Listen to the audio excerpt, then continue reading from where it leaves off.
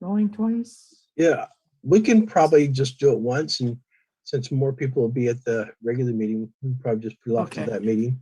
So on this one, then we'll just roll call, and then we'll turn it over to you, Lane, to introduce our speakers, et cetera. Great, thank you. Okay. I'll launch the meeting now. All right, thank you. Recording in progress.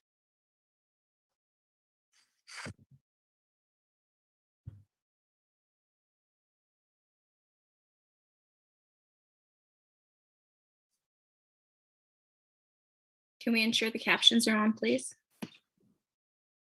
I see that the closed captioning has been enabled. So welcome, everyone. We have a bit of an unusual open session meeting today because it starts at 5, where we are right now. And we're going to start with a roll call. We could have that, Anita, please. Councilmember Marina Dirksen. Present. Councilmember Burnett. Here. Councilmember Berkeley. Here. Mayor Pro Tem Biala. Here. Mayor Delgado. Here. All right. Would someone like to volunteer to lead us in the Pledge of Allegiance after a moment of silence? Okay, Councilmember Medina Dirksen, thank you. Let's go to a moment of silence, and then Christina will lead us.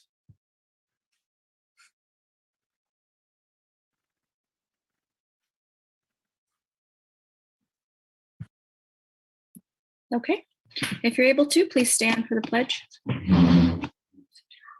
I pledge allegiance to the flag of the United States of America and to the republic for which it stands, one nation, under God, indivisible, with liberty and justice for all. Thank you, Christina.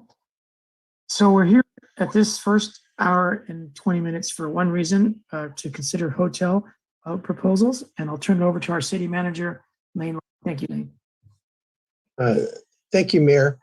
And time definitely is, it's going to be really tight tonight, but what we have is 4 proposals that we're going to have from 4 different hotel groups. And these proposals really were all initiated by the Marina Community Partners. In our development agreement with them, they had a clause in there that in December they exercised that gives the city the ability to assign this hotel property to another hotel group. And the city has up until December 31st of this year to exercise that option to assign that. So for the past few months, we have been working with these 4 different hotel groups that have made various proposals. We've been working with them to crystallize their proposals, understand what they are, and we've been trying to standardize them with the revenue and exactly what they're going to be bringing in. We have Debbie Kern with Kaiser Marston and Associates, who has been helping us on the financial end, and she's looked through what they're proposing and the whole financial end and their ability to actually build the hotels, their debt financing, et cetera. And so she's been working on that. But essentially tonight, we've given each of the groups 10 minutes to make a presentation to the council, and you'll have about 5 minutes to ask some clarifying questions of each hotel group. And we're thinking of, you'll take the one hotel group, have their 10 minutes, then you ask them 5 minutes, then we'll go to the next group. And then at the end, you should have 15 or 20 minutes just to ask questions, kind of clarify where you are. If you're in a position to narrow down the scope up to 1 or 2 groups, that would be good. If you have other feedback or information that you want, or there's some just additional information that you'd want, you can certainly give us that direction. So you don't necessarily have to make a final decision tonight, but we're definitely starting the process and would be interested in any direction, or if you feel an interest to narrow things down and focus on 1 or 2 groups. And so with that, we will start with our first group and just kind of proceed with how it is in the agenda, the Black Ridge group. Lane, may I make a comment, please, or ask a question? So it looks like there's public comment, but because we're on a very limited time frame, do we how long will we have public comment for? It may be for a very short period of time. So we'll kind of see where we are after the presentations and the questions. And at the end, depending on how much time we have, we'll open it up, and it just may be very short at that point. Okay, thank you. So Lane, let's go over this schedule again. Anita Shepherd-Sharp, our Deputy City Clerk, did you have a comment at this point? I do. I just need to let you know that when you do the presentations, I'll have the timer running off screen. So I'll have to do a 2-minute announcement when their time is running low. Okay. So Lane, we have an hour and 10 minutes. And if we have 4 10-minute presentation, that's 40 minutes. And so then we have 30 minutes left. And you said 5 minutes of questions to each developer. Correct. That would be 20 minutes. And so that would only be 5 minutes left, not accounting for any transition time. So city council comment questions will be very, very brief time, and there'd be 0 time for the public. If our city attorney can weigh in, if anything's on the city agenda, I thought they had to have a chance to comment, Bob. So how do we work this out so that the public does have participation? Yeah, I can confirm the public does have the right to comment on any matter on the agenda at a special meeting. So there needs to be, and the time allowed for the public to do so can be in accordance with the number of members of the public wishing to speak, and also with the time allotted by the council for them to speak. Okay, then We can adjust, council, we can adjust it, but doesn't have to be Okay. 4 minutes. so how about we do this? We have 10 minutes each development proposal with transition time is going to take up a little bit more than that. And then we go to the public for comment, because the city council has multiple bites at the apple with terms of conditions and sales and that kind of a thing, real estate sales, et cetera. So if the council doesn't object, would it be okay if we went to the public after the 4 presentations? Lane, is that a faux pas, fatal flaw? No, actually, I think that'd be fine. And you're absolutely correct. We have plenty of time to have other bites of the apple at this. This is our first presentation out there in the public, and we certainly have time. Okay, so let's proceed with the developers' proposals. And thank you to all the development teams for all of your work and money and time and presence tonight. So Matt, if you could bring in the Black Ridge group, if they could raise their hand on the attendee end, so Matt would know who to bring in.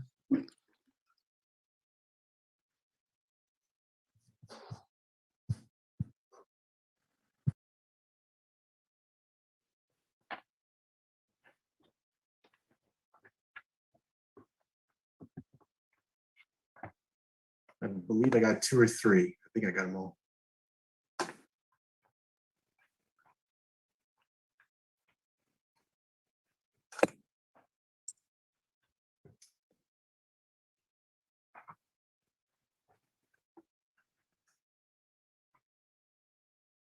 Scott, you're still muted.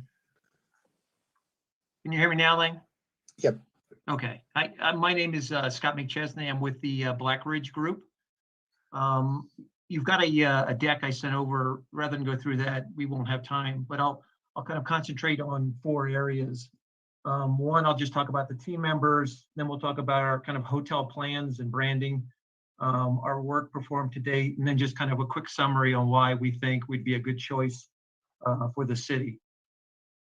First, our team members are ourselves, Black Ridge. We've done, Tim and I together, we've done about $800 million in hotel development, primarily in larger cities like New York City, Seattle, San Francisco, and Southern California and Denver.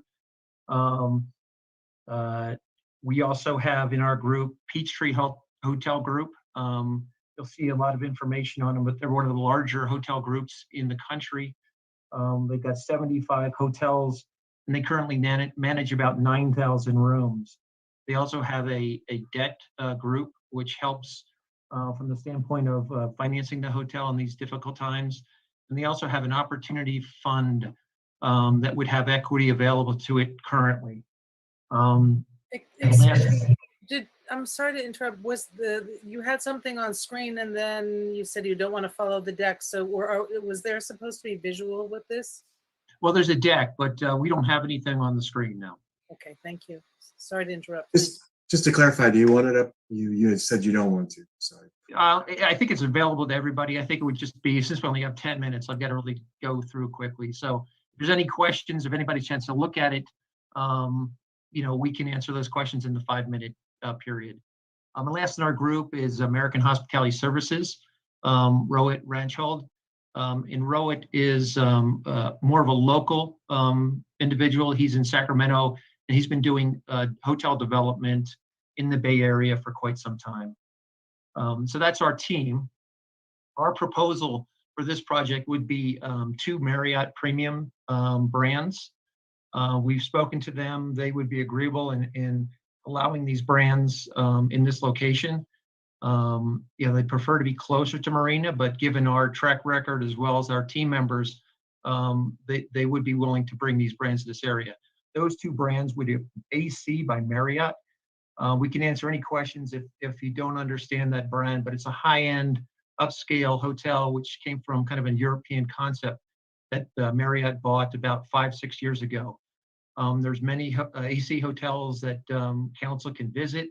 The closest probably would be in San Jose, which was built by one of the contractors we would consider using for this project.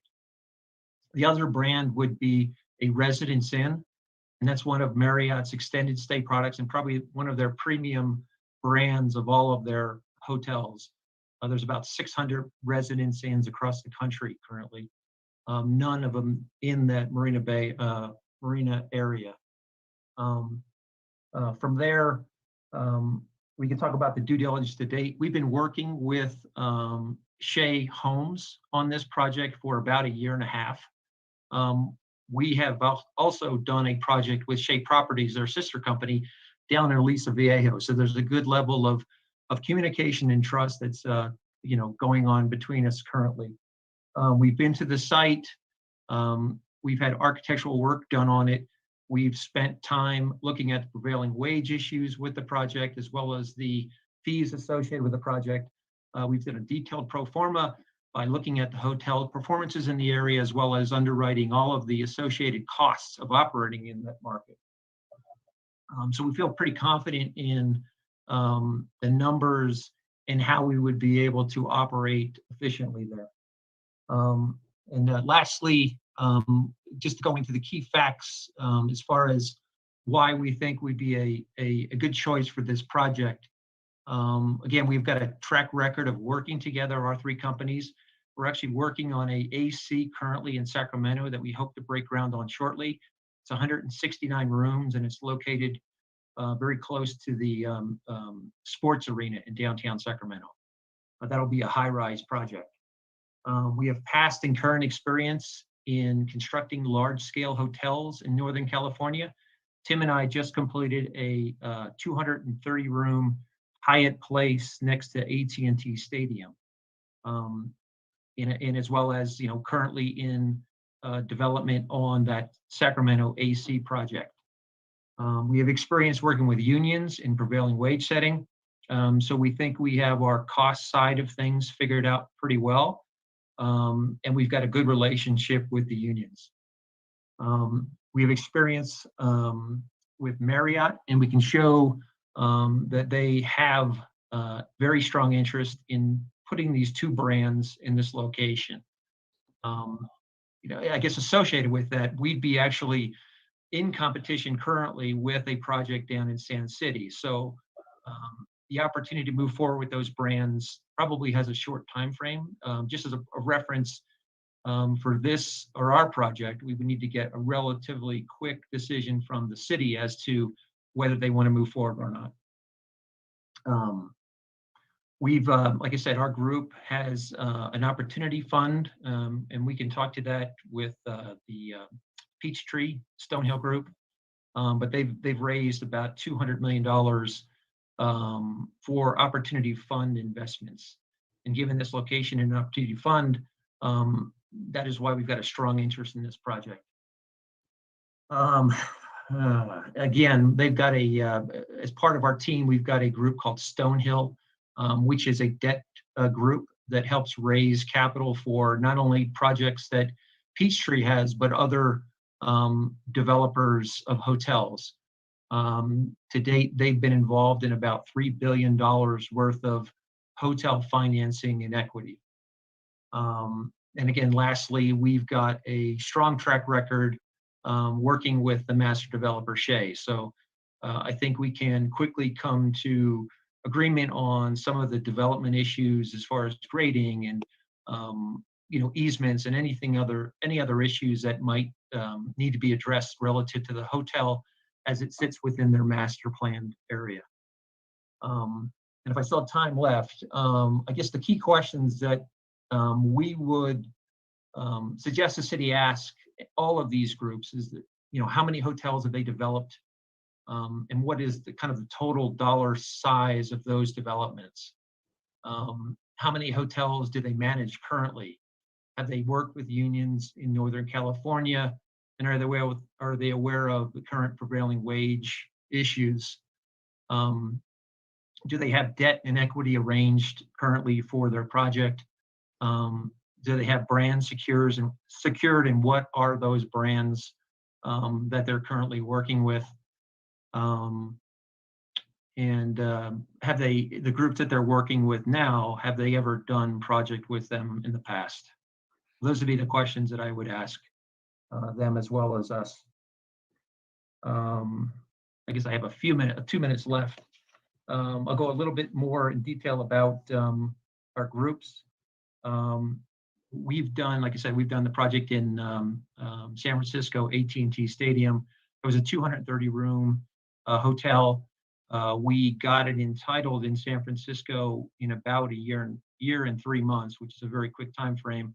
And then we built it over about a 16-month period below the budget that we had planned for the project.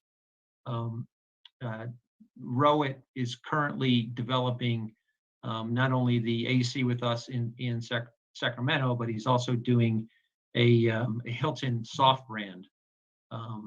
So he's got 2 or 3 projects going on currently. Peachtree not only has this project, but they've got about 7 or 8 other projects that they're currently in development with. We actually have a project that we're doing with them in Maui. It's a 136-room Hilton project. So that gives you a good feeling relative to the capacity, not only of the team, but also in the ability to raise funds in this difficult hotel environment.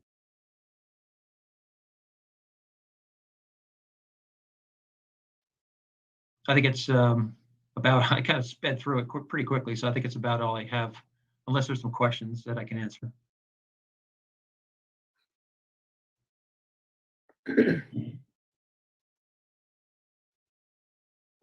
Thank you, Scott. So the agreement we agreed on to make the public engaged is to hear the developer proposals such as yours, and thank you, and then go to public comment. So let's go to the next proposal.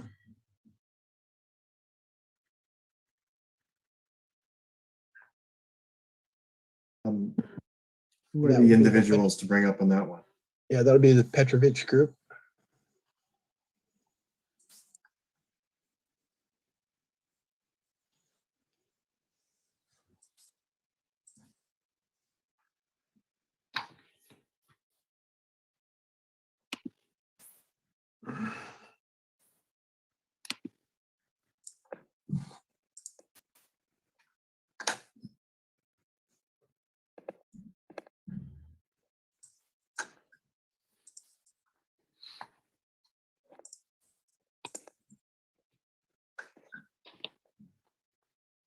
So Mr. Petrovich should be in the panelists now. Good evening, Mayor and City Council. Can you hear me? Yes. I first would like to thank you for letting us propose our project here in Marina and do something extremely special.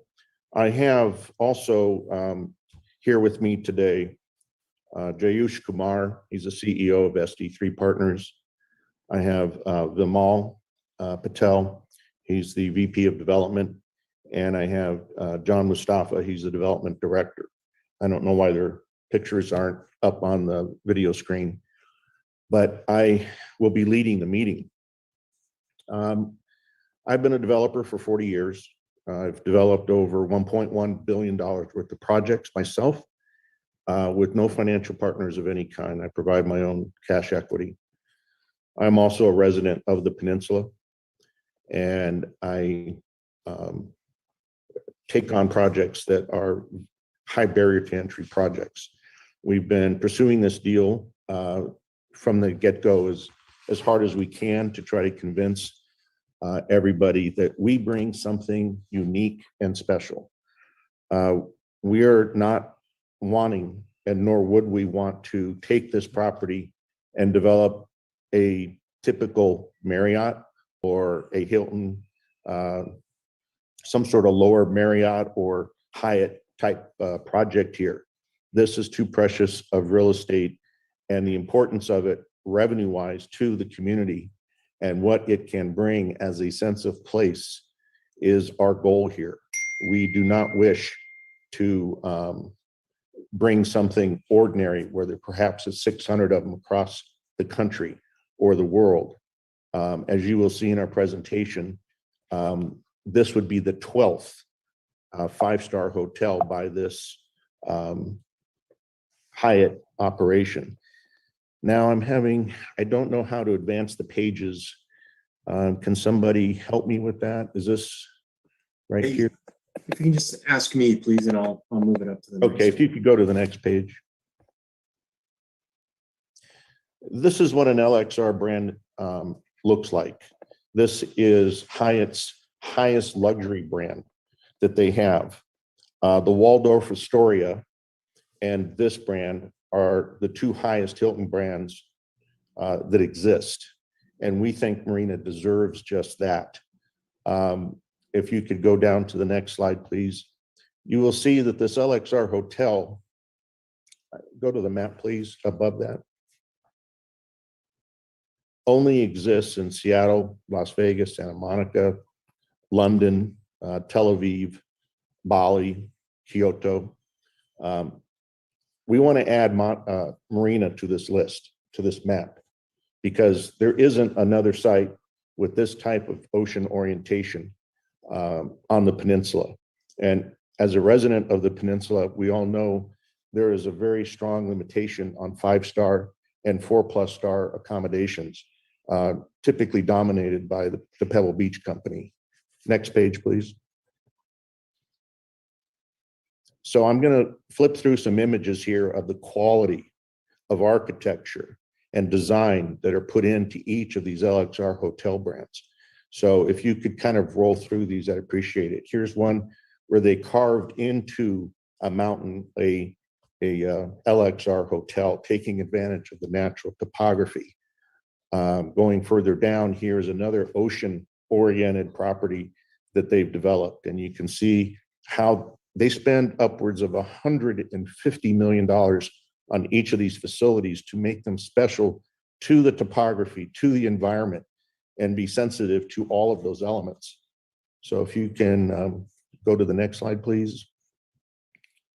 Again, you see the ocean, if you could stop there for a second, the ocean orientation of these hotels. They seek out this type of site and make it special and make it a destination, not just a drive-by type location. By the way, also on this call with me, I forgot to mention, is Michael Groves of EMC Planning. He and I have worked together for years on the peninsula, and I believe some of you know him quite well.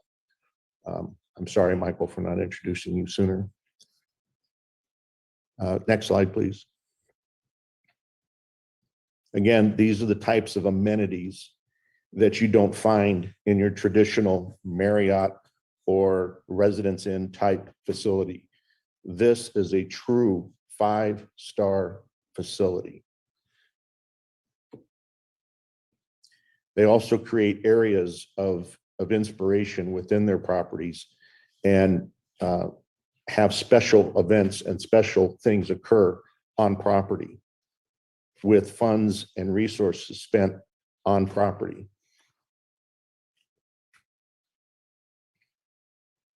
Here's an exceptional view of a cave-like structure that you could have a restaurant in overlooking the ocean. This is another grand lobby in another one of their 5-star properties. And major architectural attention to creating sometimes a European flair, but certainly little gateways and interesting places to go within the property. This is a spa facility. I believe this one is in Bali. They have world-renowned spa features within their hotel and massage and so forth. Again, not found in your typical type of hotel. This is truly, again, and excuse me if I keep repeating it, 5-star. Here's a bedroom. Here's a bedroom of a suite of one of their hotels. You don't find this anywhere on the peninsula, and you don't find it to this quality.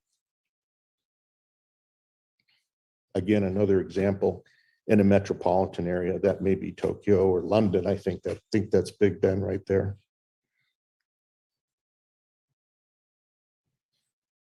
And so, you know, these pictures are not just to entice you to select us. These pictures are a true representation of what we will carry forth. There is a firm commitment to develop this property in this manner so that Marina gets exactly what we're presenting here. Now, yeah, okay, let's go through the PDC. So I'm going to skip through, go to that site plan right there. Thank you, Lane, if you're the one controlling it. Now I'd like to point out the Concourse Hall of Fame Museum and Event Center. This is something that's close to my heart. I am a car enthusiast, and I already have a commitment from car owners and my own collection, but mainly other car owners, to put over $150 million of some of the rarest automobiles that are part of the culture of this peninsula. And this would be roughly a 40,000 square foot facility. And I encourage any and all of you to visit the Black Hawk Museum in Danville, which is an event center. And it has rotating museum exhibits, and it's places where people get married. The Panetta Institute could use this. CSUMB could use this facility. And while I'm on the CSUMB part of it, I've already have an agreement with Larry Samuels, who is a very close friend of mine, to integrate the program at CSUMB. That they're one of 2 universities to have a hospitality degree, so that we can bring students into this facility and others and teach them the business so they could go on and have a real career in hospitality. Next slide, please. Basically, this is a chart of who's involved in this. And we have sustainability at the top of our list of one of the things to maintain here. The previous presenter talked about prevailing wage.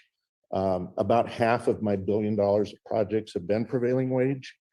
Tykert, as many of you may know, is the contractor for Shea. We have gone to the site with Tykert numerous times, and with the Shea construction people who used to work for Tykert, and we understand and have a detailed breakdown of the entire on and off site costs down to the nickel. That part of our due diligence is done. We know it's going to run about $3.6 million to bring in the infrastructure for this. And at that point, I deliver the pad to the SD3 people, the partners, and then they build vertically. Next slide, please. Mayor, we're at 10 minutes. Okay.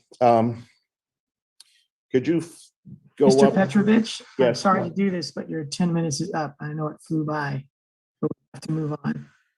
Okay, And my expectation that there'll be another meeting where you'll have 30 minutes to an hour perhaps to go into more detail should we down a little bit more than having four people. okay. If I may say that we're offering full price at no TOT participation. Thank you. So, But I do need to cut you off at that, and that's a very yeah, important. I respect that. And thank you for Okay. my time. Thank you, Mr. Petrovich. And who will be our next presenter? Matt? Wayne? Member of the Cooper Company, please raise your hand.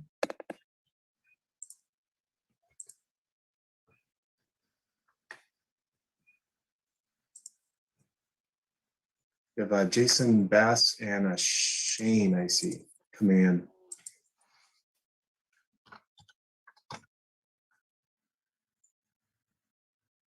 Can you see me?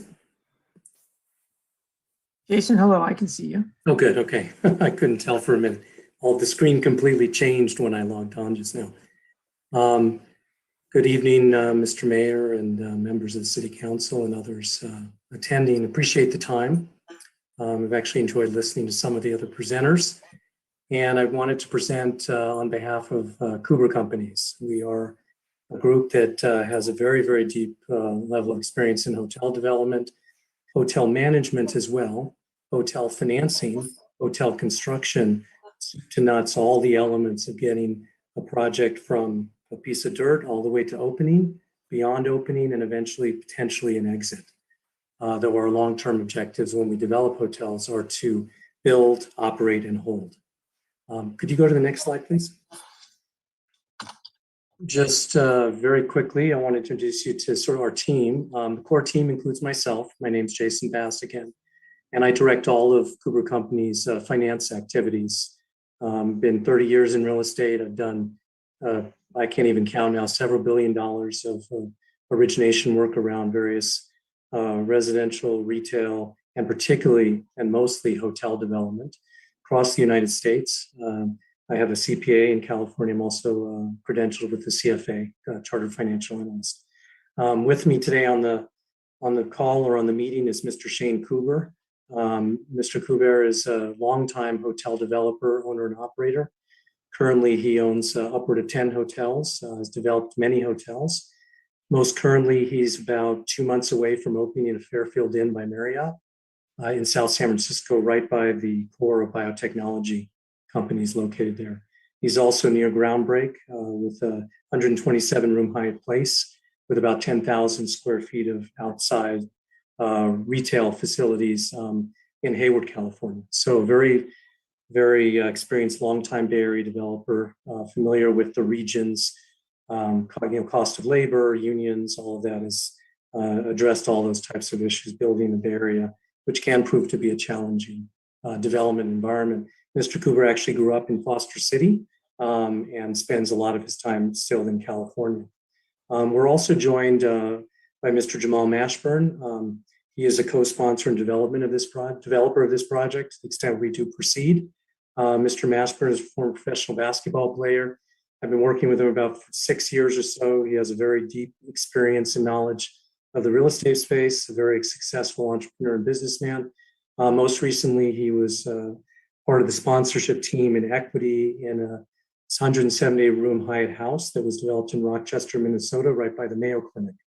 And that hotel actually just opened 2 months ago, coming out of COVID. It was a miracle we got it built. Came in under budget and actually early, and it's outperforming much of the market.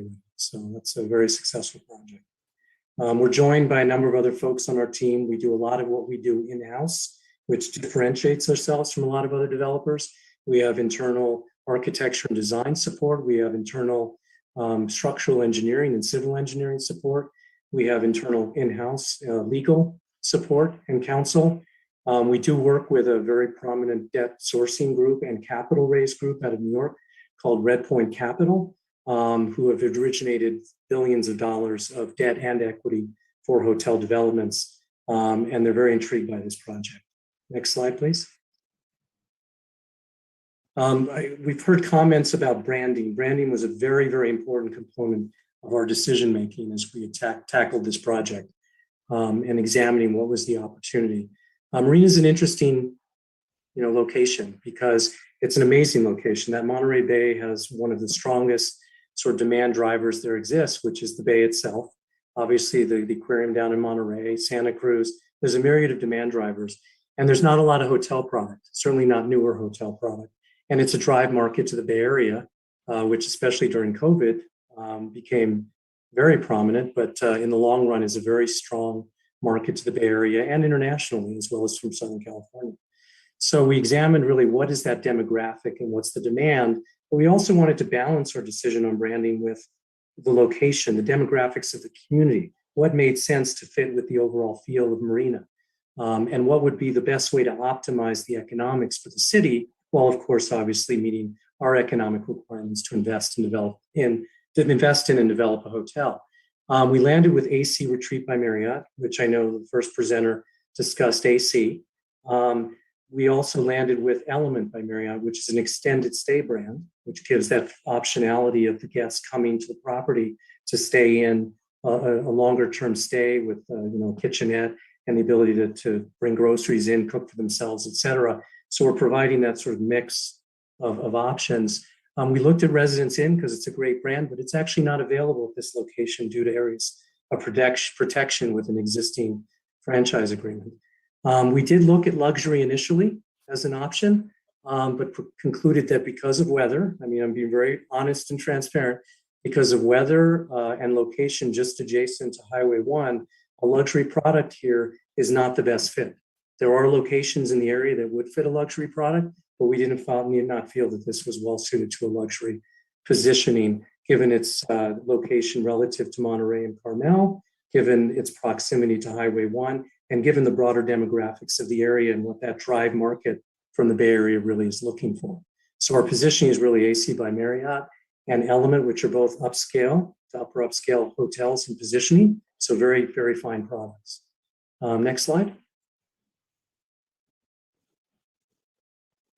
The other thing I wanted to do was just provide a general site plan we're looking at. If you look to the left area, you'll see the AC by Marriott is number 1 there. That's facing out towards the water. Number 2 is the Element. What we decided to do in our initial land planning was to create sort of a clamshell experience. Understanding the weather, the wind, all of the elements that affect this site, we wanted to create an ability to have an interior space, a sheltered space where we could have a lot of congregation of people, support our event center, which would be location 3, and have a great grand area for weddings and other events that would be well protected from the weather, while still being able to take advantage of viewpoints coming off of the AC by Marriott. The other thing we did was we really wanted to optimize the experience of the visitor. You can put into a hotel multiple food and beverage venues. You can put in spas. But our objective was to create a destination experience within the larger footprint of the property and to put in brands that made sense for this location from pricing, because price positioning standpoint. So what we did was we looked at AC and Element as the rooms product to this master development. And we put in retail space, I think it's 5 and 6, my vision isn't as good as it used to be, where we would do curated F&B. Mr. Mashburn on our team has extensive experience in food and beverage and the development of food and beverage and operation of food and beverage, and it's one of his contributions to our team. But to put in some curated food F&B, bring in a day spa operator that can provide an amenitized spa experience to our hotel guests and our conference guests.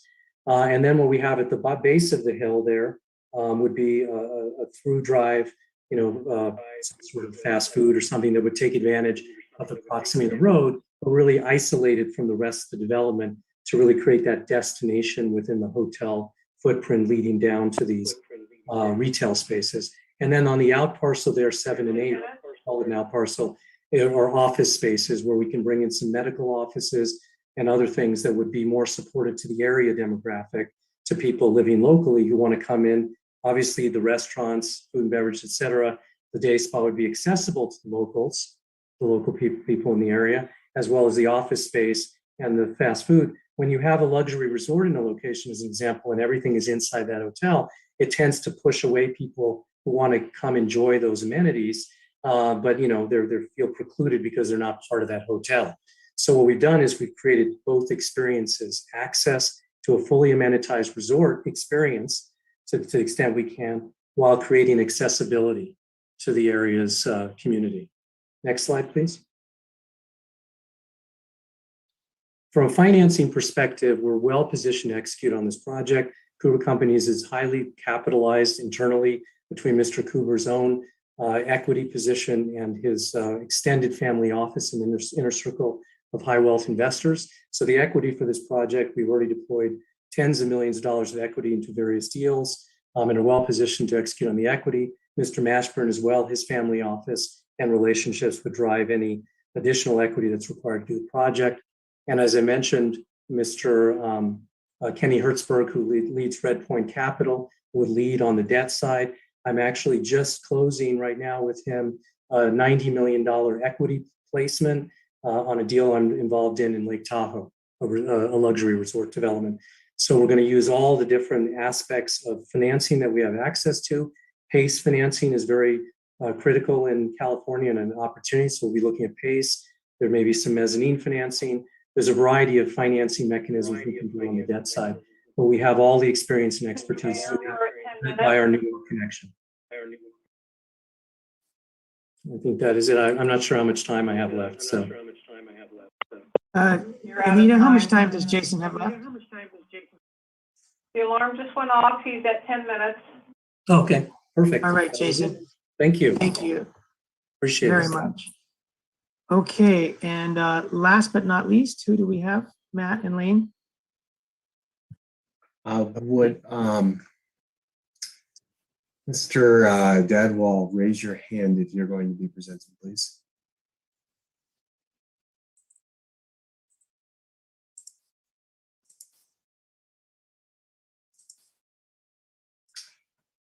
You should be coming in as a panelist. Also looking for Siam. If there's anybody else a part of that team, go ahead and raise your hand as well.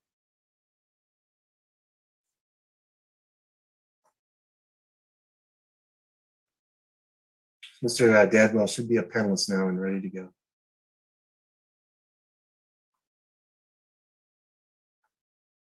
Welcome, Harvey. Thanks for joining us tonight.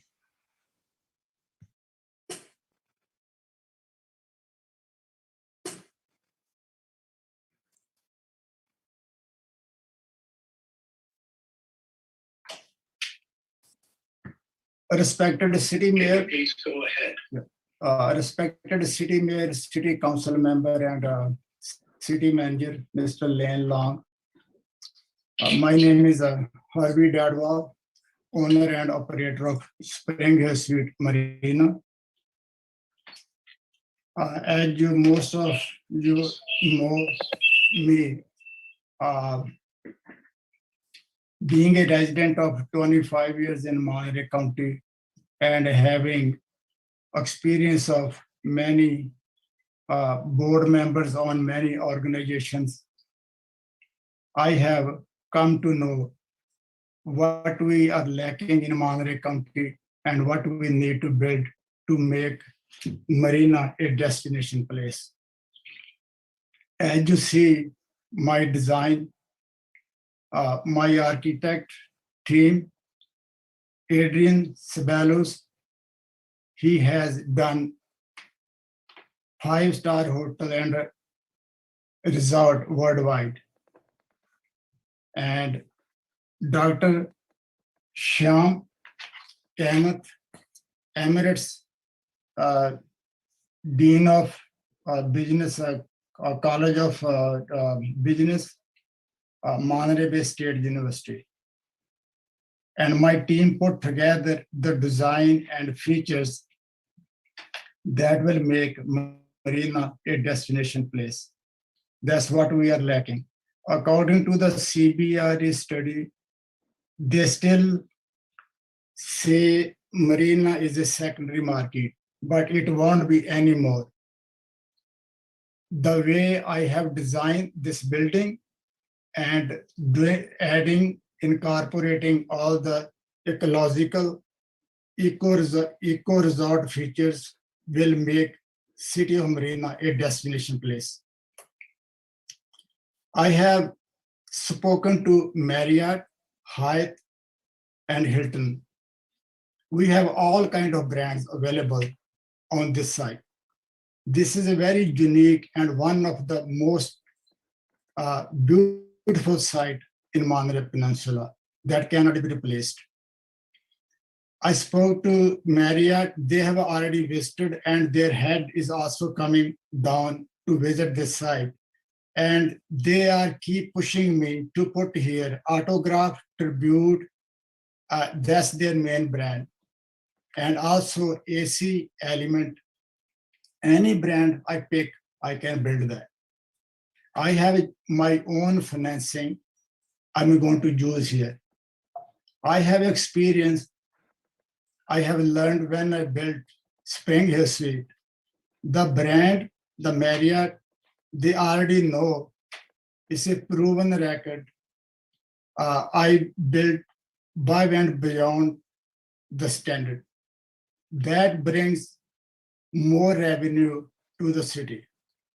As a proof, my team has done wonderful job. Even in the COVID time, the revenue we have generated, I have beaten all my competitions. I was number 1 in occupancy, ADR, and city already know how much we have produced the TOT for the city. Okay, I can go to next slide. Okay, I have listed all my experience, my memberships, like a member of a board member of Monterey County Visitor Convention and Visitor Bureau, Monterey County Business Council, Monterey County Workforce Investment Board, and member Chamber of Commerce Marina, and many more. I'm very involved in the community locally, and always there whenever people or non-profit organization or anybody needs me, and I never showed my back.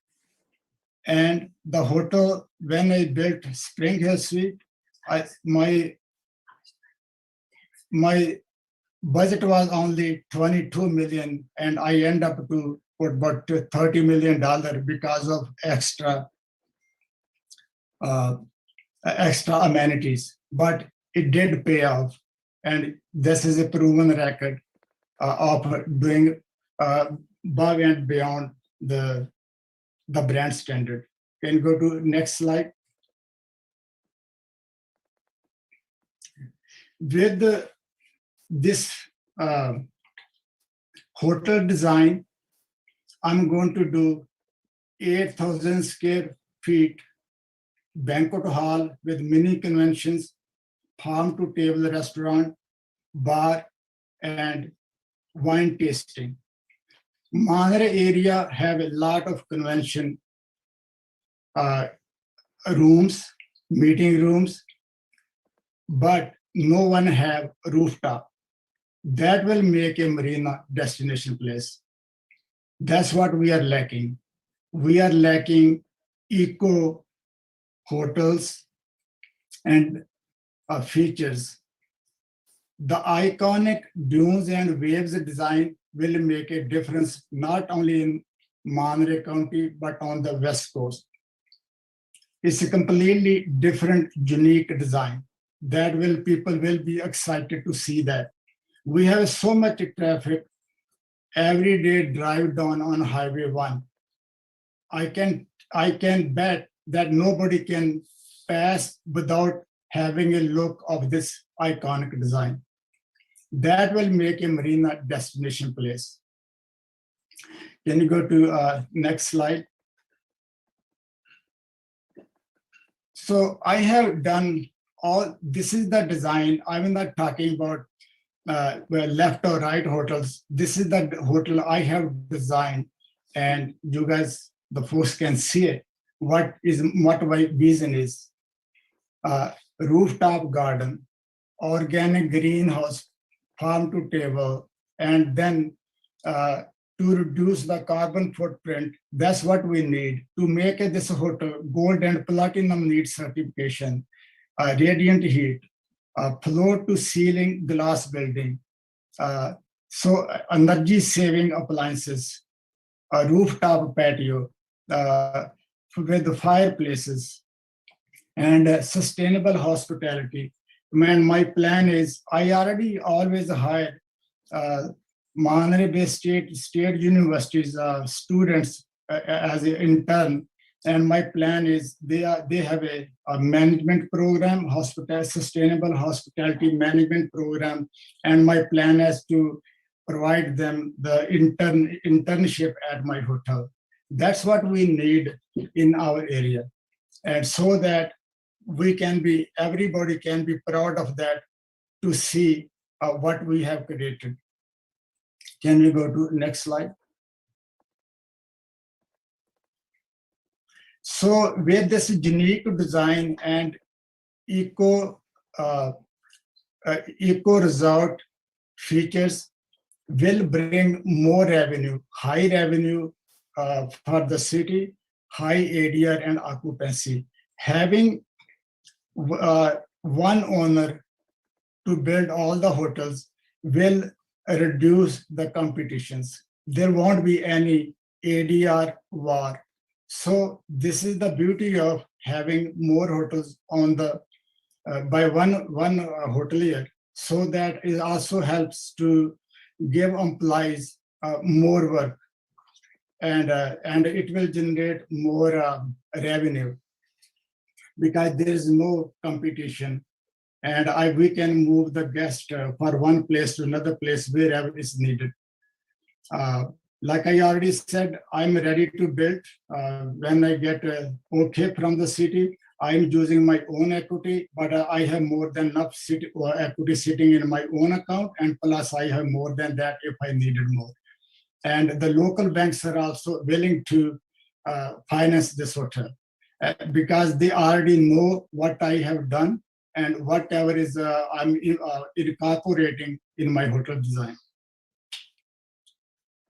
Good. Can you go to next slide? So these are the, you can see my design that will fit right on this side. Go to next slide. And I'm also use this site as every inch of this site, wherever to sit with the city staff and see what we can do, because a multi-use site. Mayor, that's time. Time finished? Yes, Harvey, thank you. Thank you. And thanks to all the groups for their presentation. Name of time, let's move to public ASAP. So if you're in the public side of the house, please raise your hand if you have questions or comments. And we'll start with Sardal Baryal. Sardal, we'll get you unmuted as soon as possible. I'm not sure what happened to Sardal. Sardal, I was trying to. Yeah, let's give everybody 2.5 minutes. So that would be 150 seconds. Do you hear me? Yes, Sardar, go ahead. Yeah, just would like to say that we would like to support and vote for Mr. Harvey, and because he's a local and his project will benefit the community as well, the Marina City. Thank you. Thank you, Sardar. Sardar. And Gabriel Sacido, let's go to you. I think you've had your hand up for a long time. I wasn't sure if it was to speak, but go ahead, Gabriel.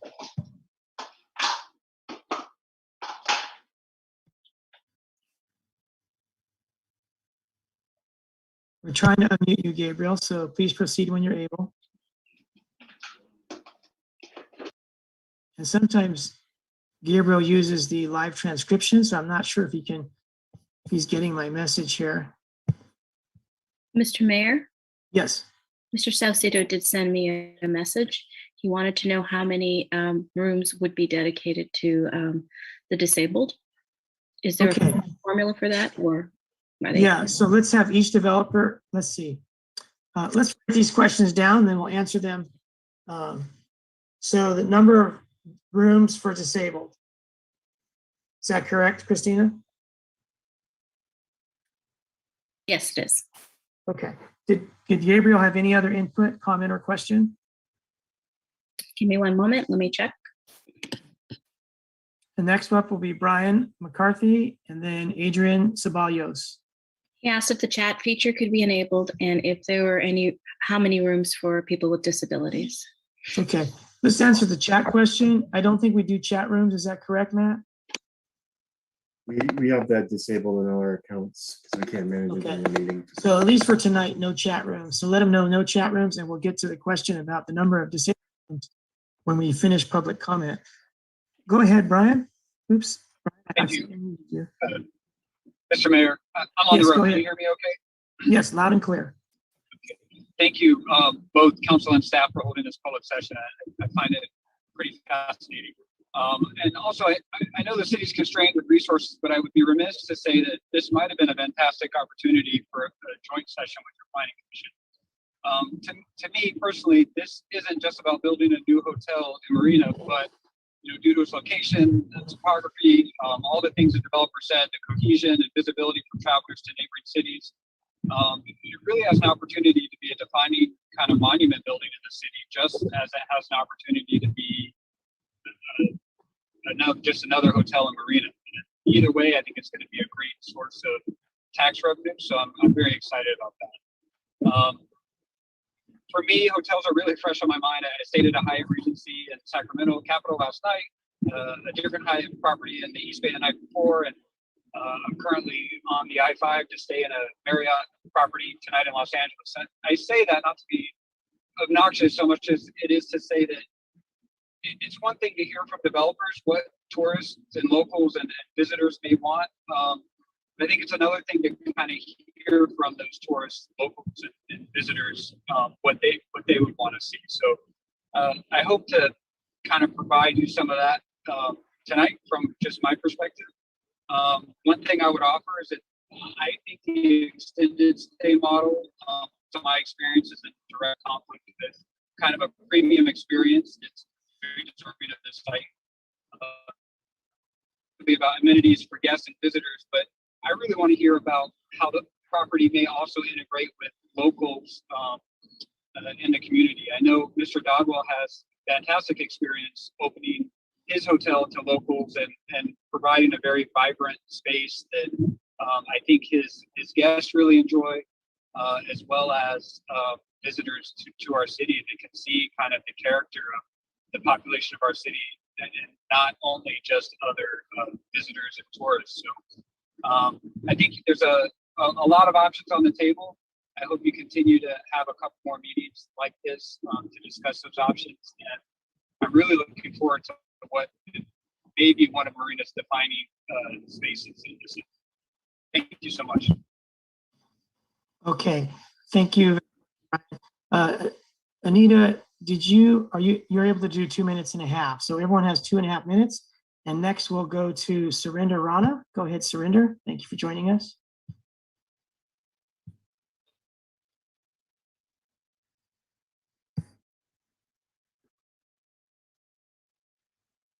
Hello, Surinder. Okay, can you hear me? We can. Okay, thank you, Mr. Mayor. My name is Surinder Rana, and it's a very nice discussion, and it's a good opportunity for Marina City. The presentations were very interesting and very engrossing.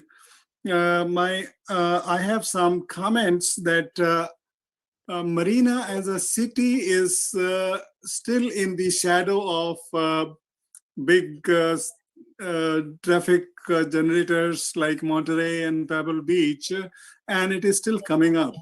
So it is good to hear that the developers from outside with a lot of experience, with big equity and very good expertise also are willing to come and work with us. But my only issue is that Marina, as I said, that it is still developing and it has its own very unique needs. And I would like to see someone who already understands these needs and is able to kind of develop a facility based on the local needs and also who understand the traffic which has been coming. And from that perspective, I see that Harvey Dadwal's proposal has a lot of merits, and also he being a local with his previous success also in developing and managing a hotel will add a lot of value to Marina as a city in terms of employment generation and experience, and also maybe saving of funds. And one other factor in his favor is the eco-friendly aspect of the development he is doing. So I will, if I have to give support to in this project, I think that will go to Harvey Dadwal. Thank you. Thank you, Surinder. And Adrian Ceballos, I didn't want to cut you off. Did you already speak? But if you haven't, try to speak now. I recall your name. I don't think you spoke though. So Adrian, I'll just give you this one last opportunity before we move on. And if you raise your hand later, go ahead, Adrian. Let's see. Yeah. Well, good afternoon, good night to everybody. Do you hear me? You hear me well? Yes, we can hear you. Well, thank you for the opportunity. Well, we are a company based in Costa Rica, Central America. We have designed projects in 16 countries in the area. And we have enjoyed a lot working in different countries and get to know the culture. I went to Monterey Bay like 3 or 4 years ago. I had the pleasure to meet Harvey and also Xiang. And I really fell in love with your area. It's fantastic. I love it so much that I took my family 1 year later to visit the property. From our experience, what we would like to bring into Monterey Bay is a new vision. With the experience we have working in different areas, we believe you have a lot of power, a lot of inspirational sources. I think this project should become more like an oasis, than the traditional city development. Our vision is to do something different here. We don't want to do the traditional city hotel. You're not a city. This is a beautiful, natural place. So the idea is to bring a lot of eco-friendly. We have done very successful state-of-the-art eco-friendly projects. And we think you have everything it needs to do something like this special. We like the vision that Harvey has also doing something different.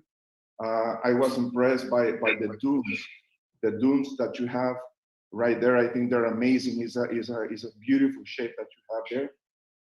And also we will get very deep into the local needs. We want to learn more about your culture, your people, and do a reinterpretation of it and create kind of a new standard, a new landmark that will bring people to Monterey Bay, just like the aquarium is doing, the aquarium, and all the beautiful things you have. So we will be more than pleased and happy to work in your beautiful area. And I think, as I mentioned before, we want to do something different, not a city hotel, even though it's a Marriott brand or whoever brand, we want to do something different. So thank you for the opportunity, and we hope we can work with this. Thank you very much. Thank you very much, Adrian. And let's go to Brad.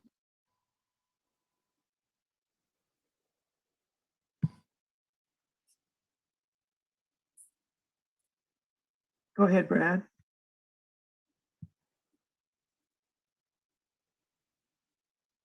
Okay, if Brad has technical difficulties, Steve Emerson will be up next. Steve, go ahead and we'll come back to Brad. Sure, thank you. And I appreciate everyone on their presentations this evening. I think I would be really interested to find out from Debbie Kern on the general financial and the strength of everyone here. I don't want to have something come back 6 months or 9 months from now and on a promise and discover that they cannot deliver what is potentially promised. So I would certainly ask that the council lean on Debbie and make sure that all of that is there. My primary concern is that we are looking at a hotel for Marina, that we do not overlook or outprice our local residents. We have long needed a facility where our own locals can actually have events and absolutely have full service events with dining, et cetera, without outpricing our local community. It's a beautiful spot. It has potential for a lot, but turning it into some sort of a five-star destination that nobody within our community can really afford to be at, I think misses the boat in my mind. So I would certainly want to look at how the facility would echo our community, obviously on the upper end, and that's fantastic. We'd love to have that. But we also want to be conscious of how we can integrate our local community, our nonprofits, and our businesses to work with the ultimate product. So just a couple of thoughts at this point, and I'm sure that there will be a lot more, and hopefully other opportunities where we can look at these a little bit more and have some more feedback. Thank you. Thank you very much, Steve. And let's go to Aga Bilal. Go ahead, Aga.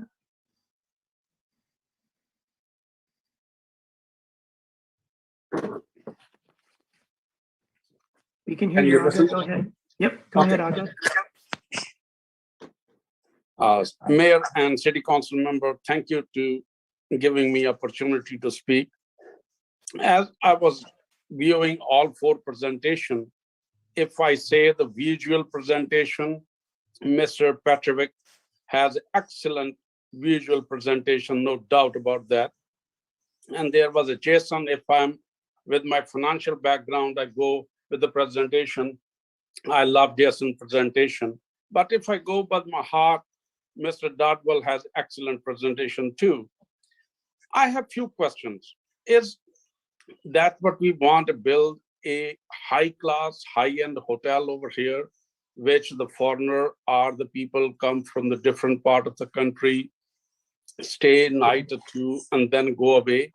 Or we can say these are the group investor of Chicago, they build a nice hotel over here. Or what is the benefit for our community? Only the tax, what we are going to get? Are there some other activities which we need to afford? I have my two daughters. When I want to get them married, I have to go to the Bay Area because no local hotel have a hall where I can go over there with my 400 guests and serve them an affordable price. So we are looking certain things which we can afford as a citizen and enjoy. As much as we want to love the city, can get more revenue as a taxes, but city also have to look that the citizen of the city also get benefited at the same way. So by that, I'm just going to be say, please select the developer who look for the local community. And there are, Mr. Dadwell, I know him for the last 30 plus years. And I run 3 or 4 nonprofit organizations. We serve the food in the local churches, and he always there whenever needed. Plus, I'm going to take the opportunity today also on the September 11th and the 425 Carmel Avenue. We have an open house where we serve the food for the homeless and the needy people. If you guys please can come over there and join us. Thank you very much. Thank you, Aga, and I would like to join you, but thank you for your comments tonight. Let's go to Asad Mohammed. Trying to unmute you, Asad Mohammadi. If we have technical problems with you, we'll go to Karen Anderson next. Assad, are you with us?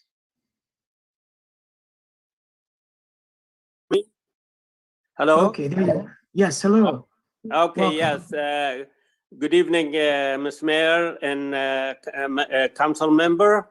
Thank you very much for the opportunity is given to me. And after listening to all four presenters, all of them was excellent. But I was impressed with Mr. RV, and I would like to support him, his bid, because he's local, and also it is for the benefit of Marina County, and I support him. And I think he has a lot of experience because he was in this business for a long time. Thank you very much. All right, thank you, Assad, for joining us tonight. Let's go to Karen Anderson. Thank you, Mayor Delgado and City Council, and to all the presenters and the city staff. I had one question after listening to all four presentations, and that's to Mr. McChesney. He mentioned that there is a Sand City project in competition time-wise, and I would like, and he mentioned that he would need a quick approval for the Marina project. So I would like to ask him to give us a little more information about what he's talking about. Well, yeah. That's my question, but I probably should wait. He should probably wait till the end. All right, thank you very much, Karen. And we'll answer those questions when we're finished, as you mentioned. Let's go to Matthew Oropesa. Go ahead, Matthew.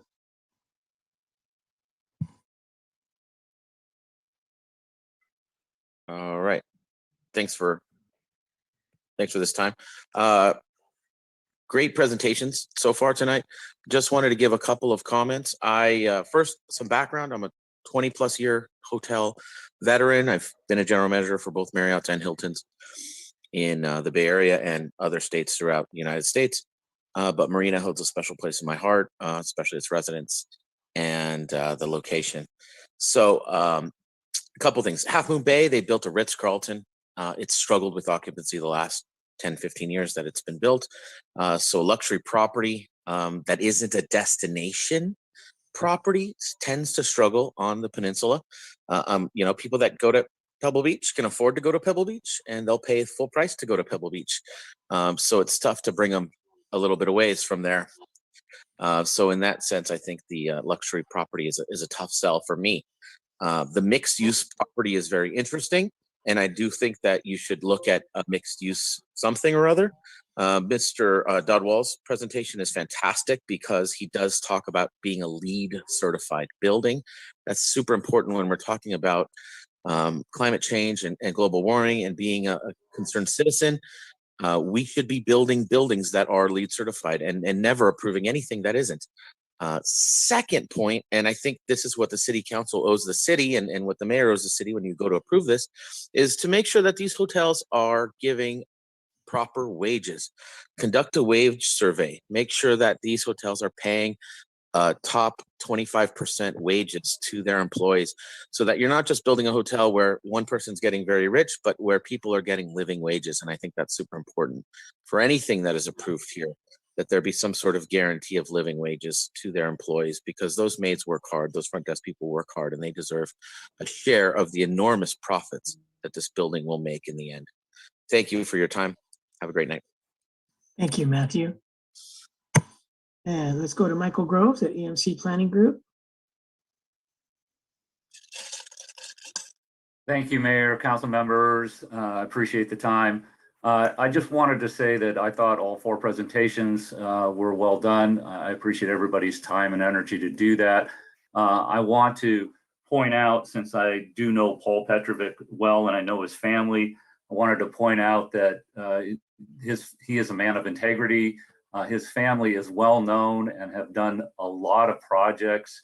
And I think it's imperative that the council dig a little deeper and look into each one of these projects that are being proposed in terms of not only the quality and type of design, but also the financing and availability of the financing to be able to actually get this project in the ground. It's definitely a high watermark project for the city of Marina and can really make a difference in the city. I'm not at all opposed to a high-end hotel, because the high-end hotel can still provide the quality that you're looking for, but also provide for the locals. It can provide restaurants and events for weddings and other types of meetings, whether it be the Panetta Institute or Cal State University Monterey Bay, to use that facility. I think one of the biggest things is the event center. And I noticed that some of the projects don't have events or a conference area. This has a very large event center. And I think it's really important to notice that, because the only other really event center that we have is the Monterey Conference Center. And to have an alternative to that event center and have it in Marina is really special. And so last thing I just want to say is Petrovic's is a family-owned business, and they have provided so much public benefit and community benefit to the communities they've worked in. I've looked at their other projects and worked with them on other projects where they have been the primary donator to the food bank. They have done a lot of benefit projects in terms of parks and other things that they have contributed to communities that they have worked in. So look at those public benefits when you look at all of the four, and you look at the four different developers and what they can bring to the community of Marina. Thank you. Thank you very much, Michael. Thanks for joining us. Let's go to Brad. Another try to see, Brad, you can connect with us. Hi, Mr. Mayor. Hope you can hear me now. Sorry for the technical difficulties, but again, thank you, Mr. Mayor, and the rest of the council. And again, I'd like to say that all four made some excellent presentations, and really appreciate the developers of even considering Marina. And I'm here and hope I can speak for my wife, Kathy, that we're property owners here, and we really welcome this type of project here. Hopefully that's going to add to the tax base. And I think we really need that. I'm going to defer, and I think my wife will agree with me. We're going to defer to the wisdom of you, Mr. Mayor, and the rest of the council to make a responsible decision on what project or what developer to go with. And we appreciate, again, all of your participation and looking out for the welfare of the city as a whole. And also, I'm hoping that, we don't get into a situation where we're doing a lot of analysis paralysis, if I can use that term, and I think you know what I mean. I think all of these have some benefits, but I think personally, if I had a choice, and I'm not by any means, recommending or telling you, what to decide, but I do like the concept of the mixed use idea. I thought that it had a lot of benefits for the mixed use, and again, appreciate all those who made presentations and proposals. And thank you for the opportunity to speak. Thank you very much, Brad, for joining us tonight. Perhaps last but not least, Shyam Kenneth. Go ahead, Shyam.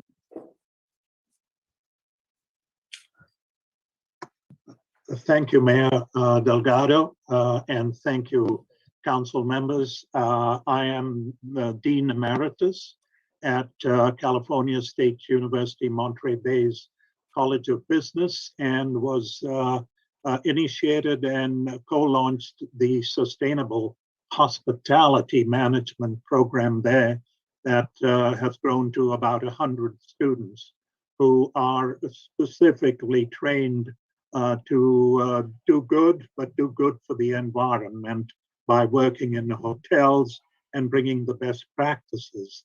And in that sense, I think Marina has a unique opportunity to become an iconic destination for bringing together environmental responsibility with responsible development.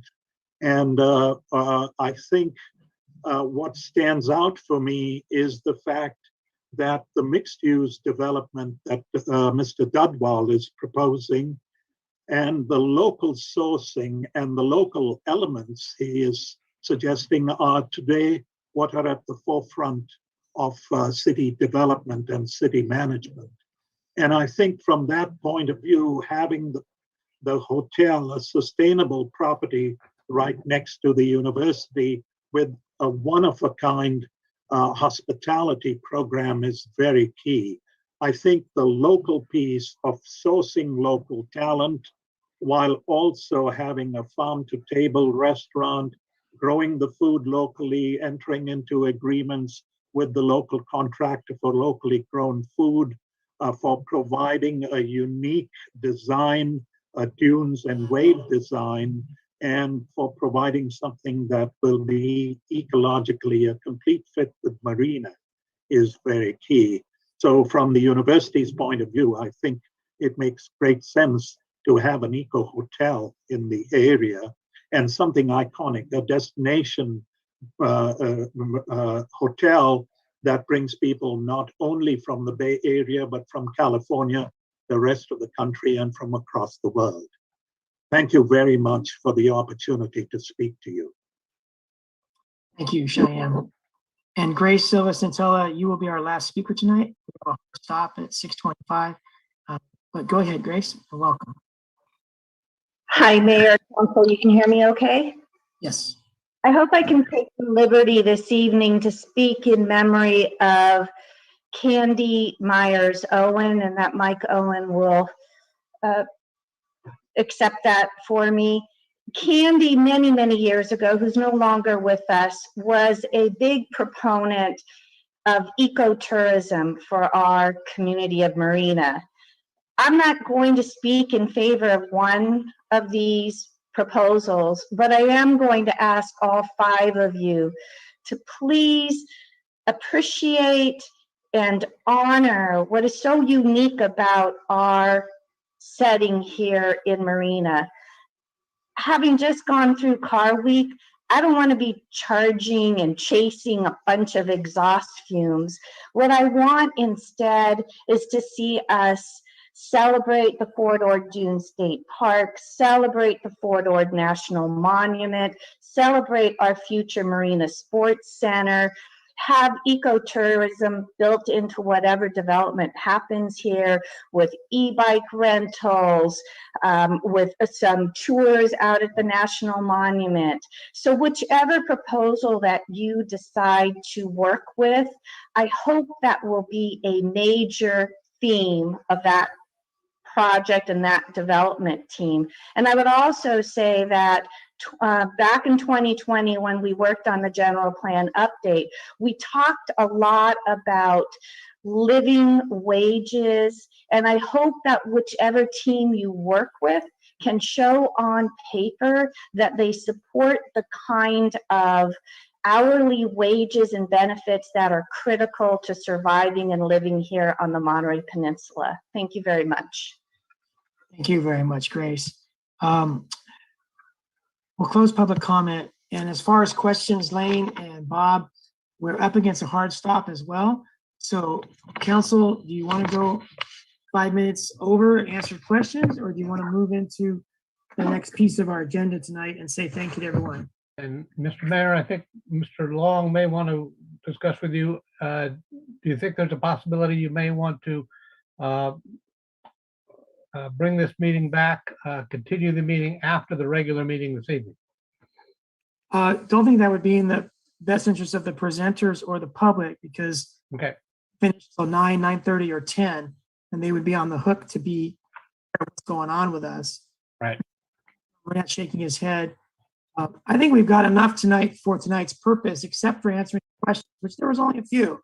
So we could send those answers out to the public, or we could try to answer them tonight if they weren't that in depth. Council, what's your preference? Go late on our schedule, or answer these questions later in some other format? Councilmember Burnett. Thank you, Mr. Mayor.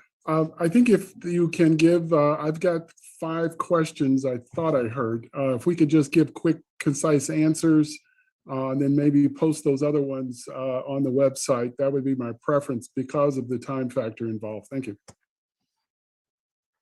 All right. Anybody else wishing to weigh in? Let's go with, I think it was Councilmember Berkeley or Councilmember Medina Dirksen.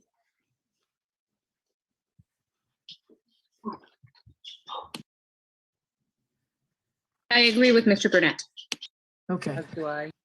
All right. Well, Scott, you're still on the line, Scott McChesney. And the first question that I'll ask is the Sand City competition comment you made. Karen Anderson wanted some brief additional information.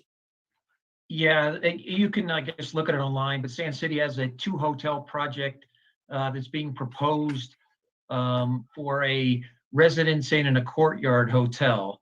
Given our relationship with Marriott, they've said if we move quickly, we'd be able to use that Residence Inn flag here in Marina. But that's what happens a lot of times is you have cities competing over brands. So, I would encourage the council members maybe to reach out to Marriott just to confirm that, as well as I know a couple other groups had proposed brands with the Marriott flag. Perhaps ask them about those conversations as well. Thank you, Scott. Now, the only other question I had was from Aga. It was kind of a blend of questions. Do we want high-class, high-end hotels? What's the benefit we're looking for besides just dollars? So that's going to be a personal opinion. Does anyone on council want to answer that question from your perspective? If not, we'll turn it over to staff to answer from their perspective. All right, let's go to you, Lane. It really is a good question. We are certainly looking at finances as a major part of this project. Hotel revenue, hotel taxes is a major part of our city tax base in this property. And we've heard it from our public as well as the presenters.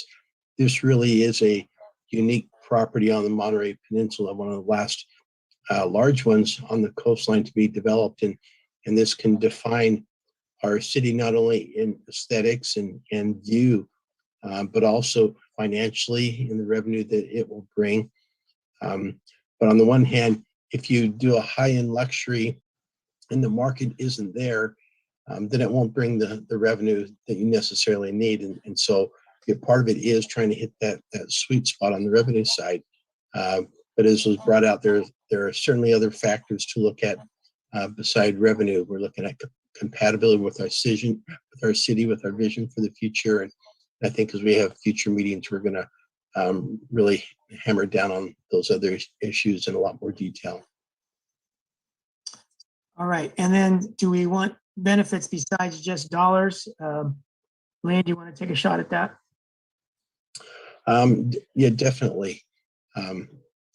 Because more than dollars, this is a very landmark property, and it will support a lot of the other developments in our city, the future developments, the properties, the commercial development, the retail, other restaurants. There's just so much more than just a hotel on this site. And I think we've heard a lot of those comments from the public that they see it the exact same way. All right, and I'll just throw my 2 cents in, and other council people can as well. I think aesthetics are important. I think sustainability, ecological considerations are extremely important. If I didn't say wages, wages are very important, labor relations, so that the people that work there are getting as much benefit out of it as possible. All right, Paul, we'd like to give you more time, but we really need to go. We're just answering questions. David, did you note any other questions or anyone else that I did not yet address? ADA. You covered them all. Yeah, that's okay. Yeah, Paul, ADA is a good question, Paul, but it didn't come up in public comment, so we're not answering that at this time. Mr. Mayor, Mr. Saucedo did ask that question. How many rooms for those accessibilities? Oh, yeah, yeah. So it wasn't exactly, yes, good, thank you. How many rooms? And I have an answer for you if you want it. Paul, go ahead and you can start off. Okay, according to the ADA, and this is what we're committed to, for hotels that have between 301 to 400 rooms, you're to have 8 rooms minimum with 88 tubs. You're to have 4 rooms with roll-in showers. You're to have 12 total mobility accessible rooms required and 20 required number of rooms with communication features. And we're prepared to exceed this requirement as required by the federal ADA laws.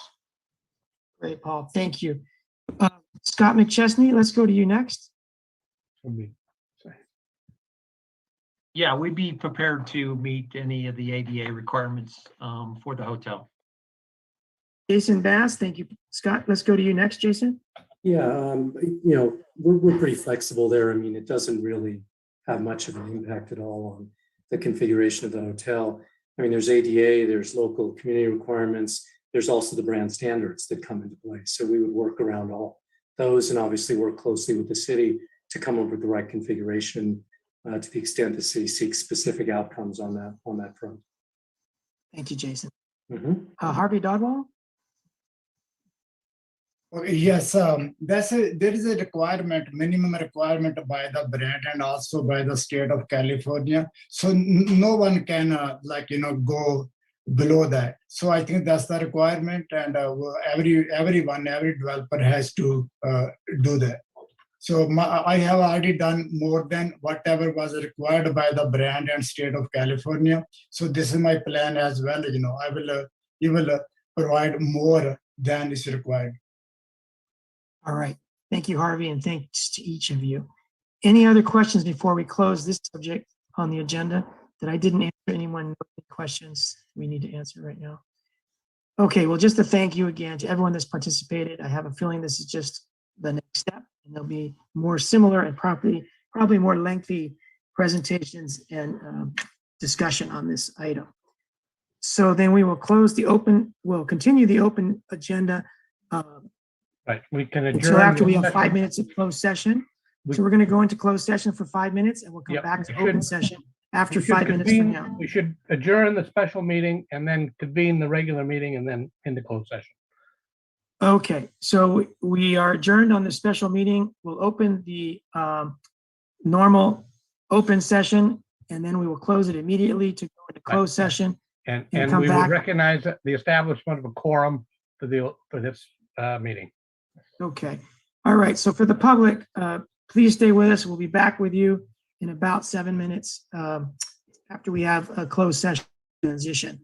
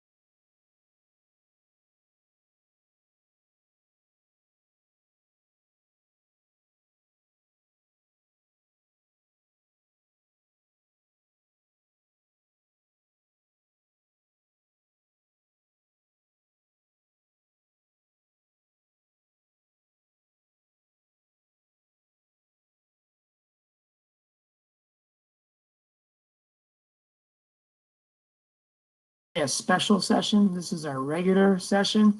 And Bob Rathie is our city attorney representative who will discuss what we just did in a short closed session. Thank you, Mr. Mayor. Yes, and it'll be a short report.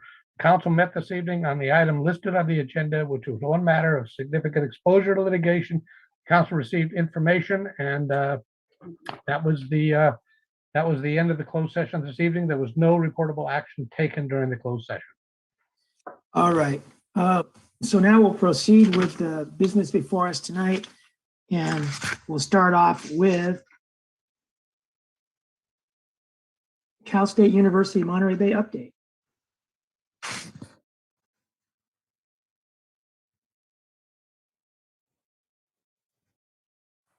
Thank you, Mayor Delgado. I'm pleased to be here today.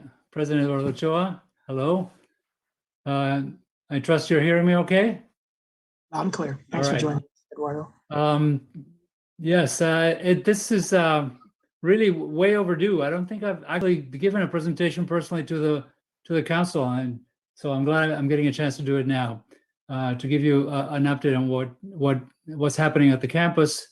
Obviously, Marina is our home for part of the campus footprint, and we are, as it were, joined at the hip. Our futures are intertwined. We share many common interests, and we need to keep the lines of communication open.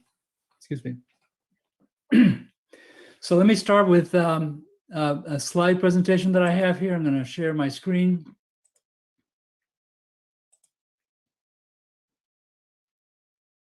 And make it full.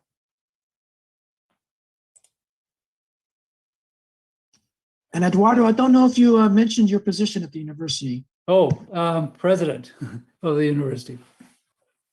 Yeah, I've been there since 2012. So let me start by talking a little bit about our students and the campus. This is what our enrollment looks like. Since shortly after I arrived in 2012, our enrollment grew fairly quickly for the first few years, and then, of course, we hit some slowdowns in state funding, so it stalled a bit. And now with the pandemic, it's gone down very slightly. But we hope to resume our growth path in the coming years. For this fall, this past fall, we had 7,417 students attending. And our students come from all over the state. 42% are from our Tri-County service area, Monterey, San Benito, and Santa Cruz counties. And then the rest come from all over California, Southern California, Central California, Northern California, pretty evenly split there. And then we have a tiny percentage of students from other states and other countries, which we do hope to grow somewhat in the future, but we will always keep contained. The local high schools that furnish high school graduates coming to us, as you can see, it's been on an upward trend. We hope to continue that. 46% of our students are first generation, and 45% are underrepresented minority.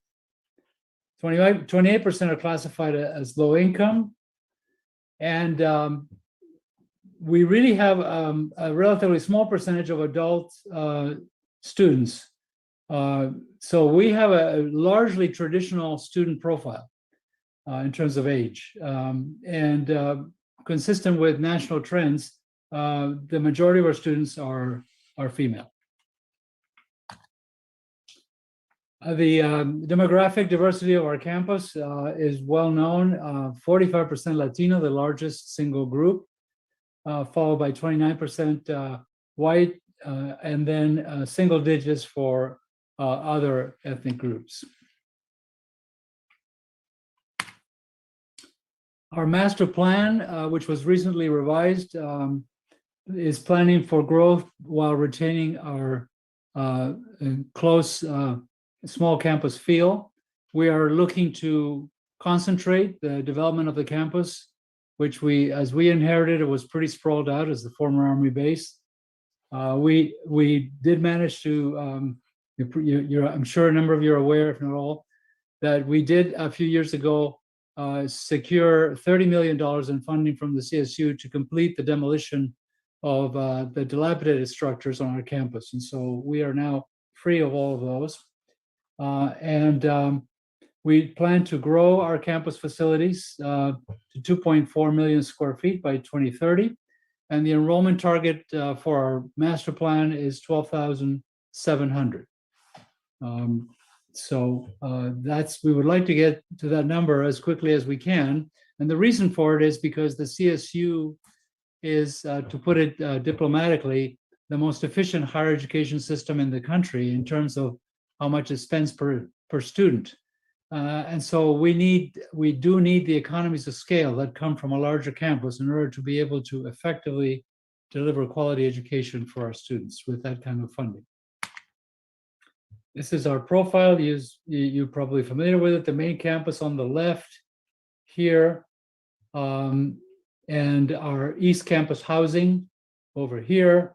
And this is space that we have designated in our planning as open space for the foreseeable future. Although, as an economic development agency, we do have the prerogative of developing the space at some point in the future.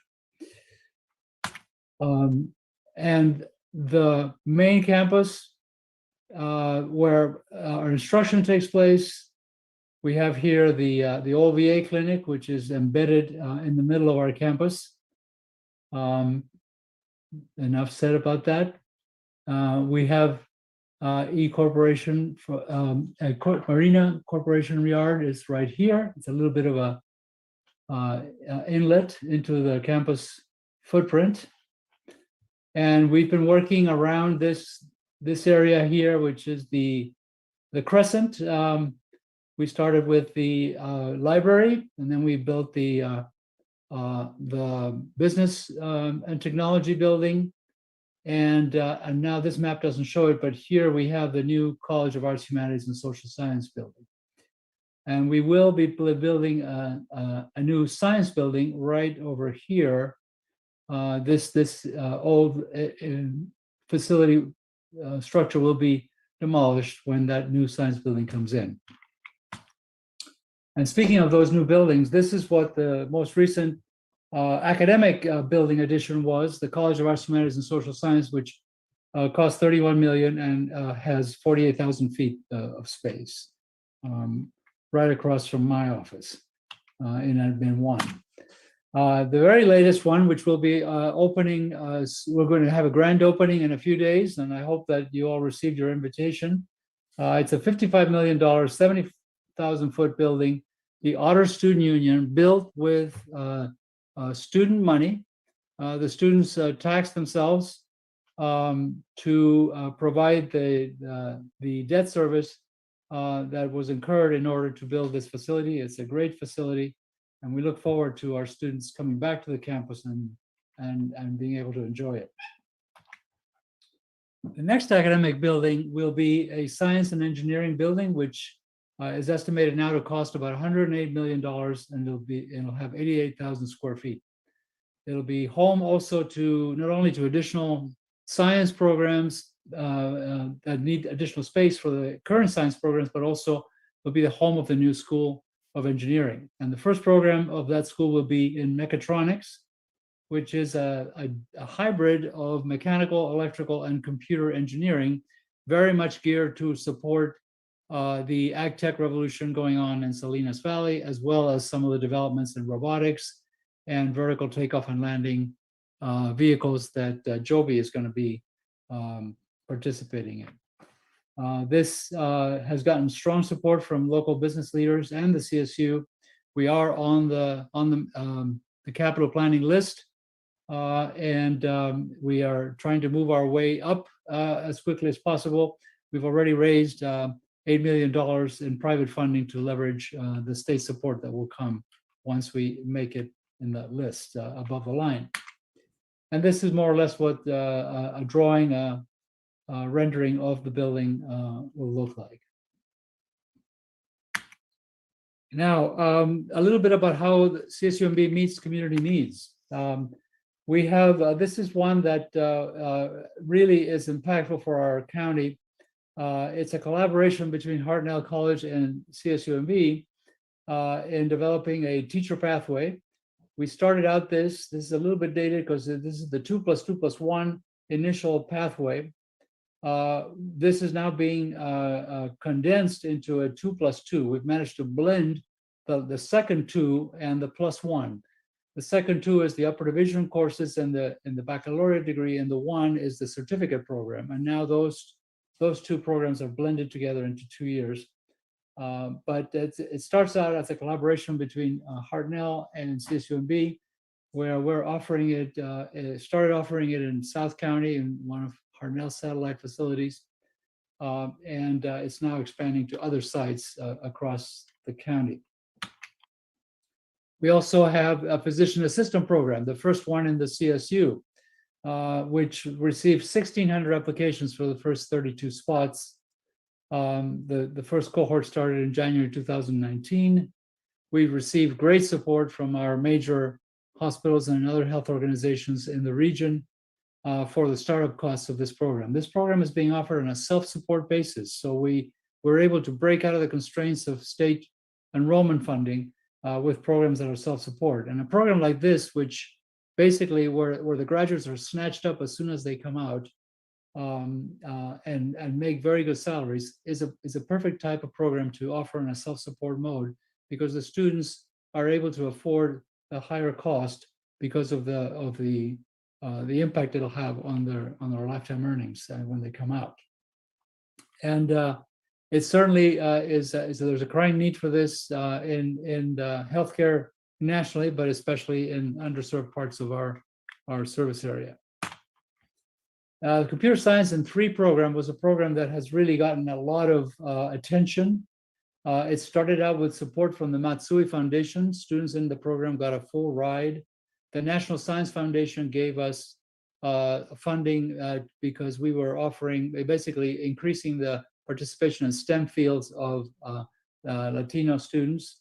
And the Governor Brown ran an innovation award in which all campuses from all 3 systems in California, the UC, the CSU, and the community colleges competed to see who had the most innovative programs. And we won with this program in partnership with Hartnell College. By the way, we also won with another program that we had for math developmental courses, which was a program that was really quite remarkable in that it achieved better results and at lower costs. And so it really fit the bill for the innovation program guidelines. And so we were the only university in California of any of the 3 systems to win 2 of the innovation awards. So since then, I have been touting CSUMB as the most innovative public university in California.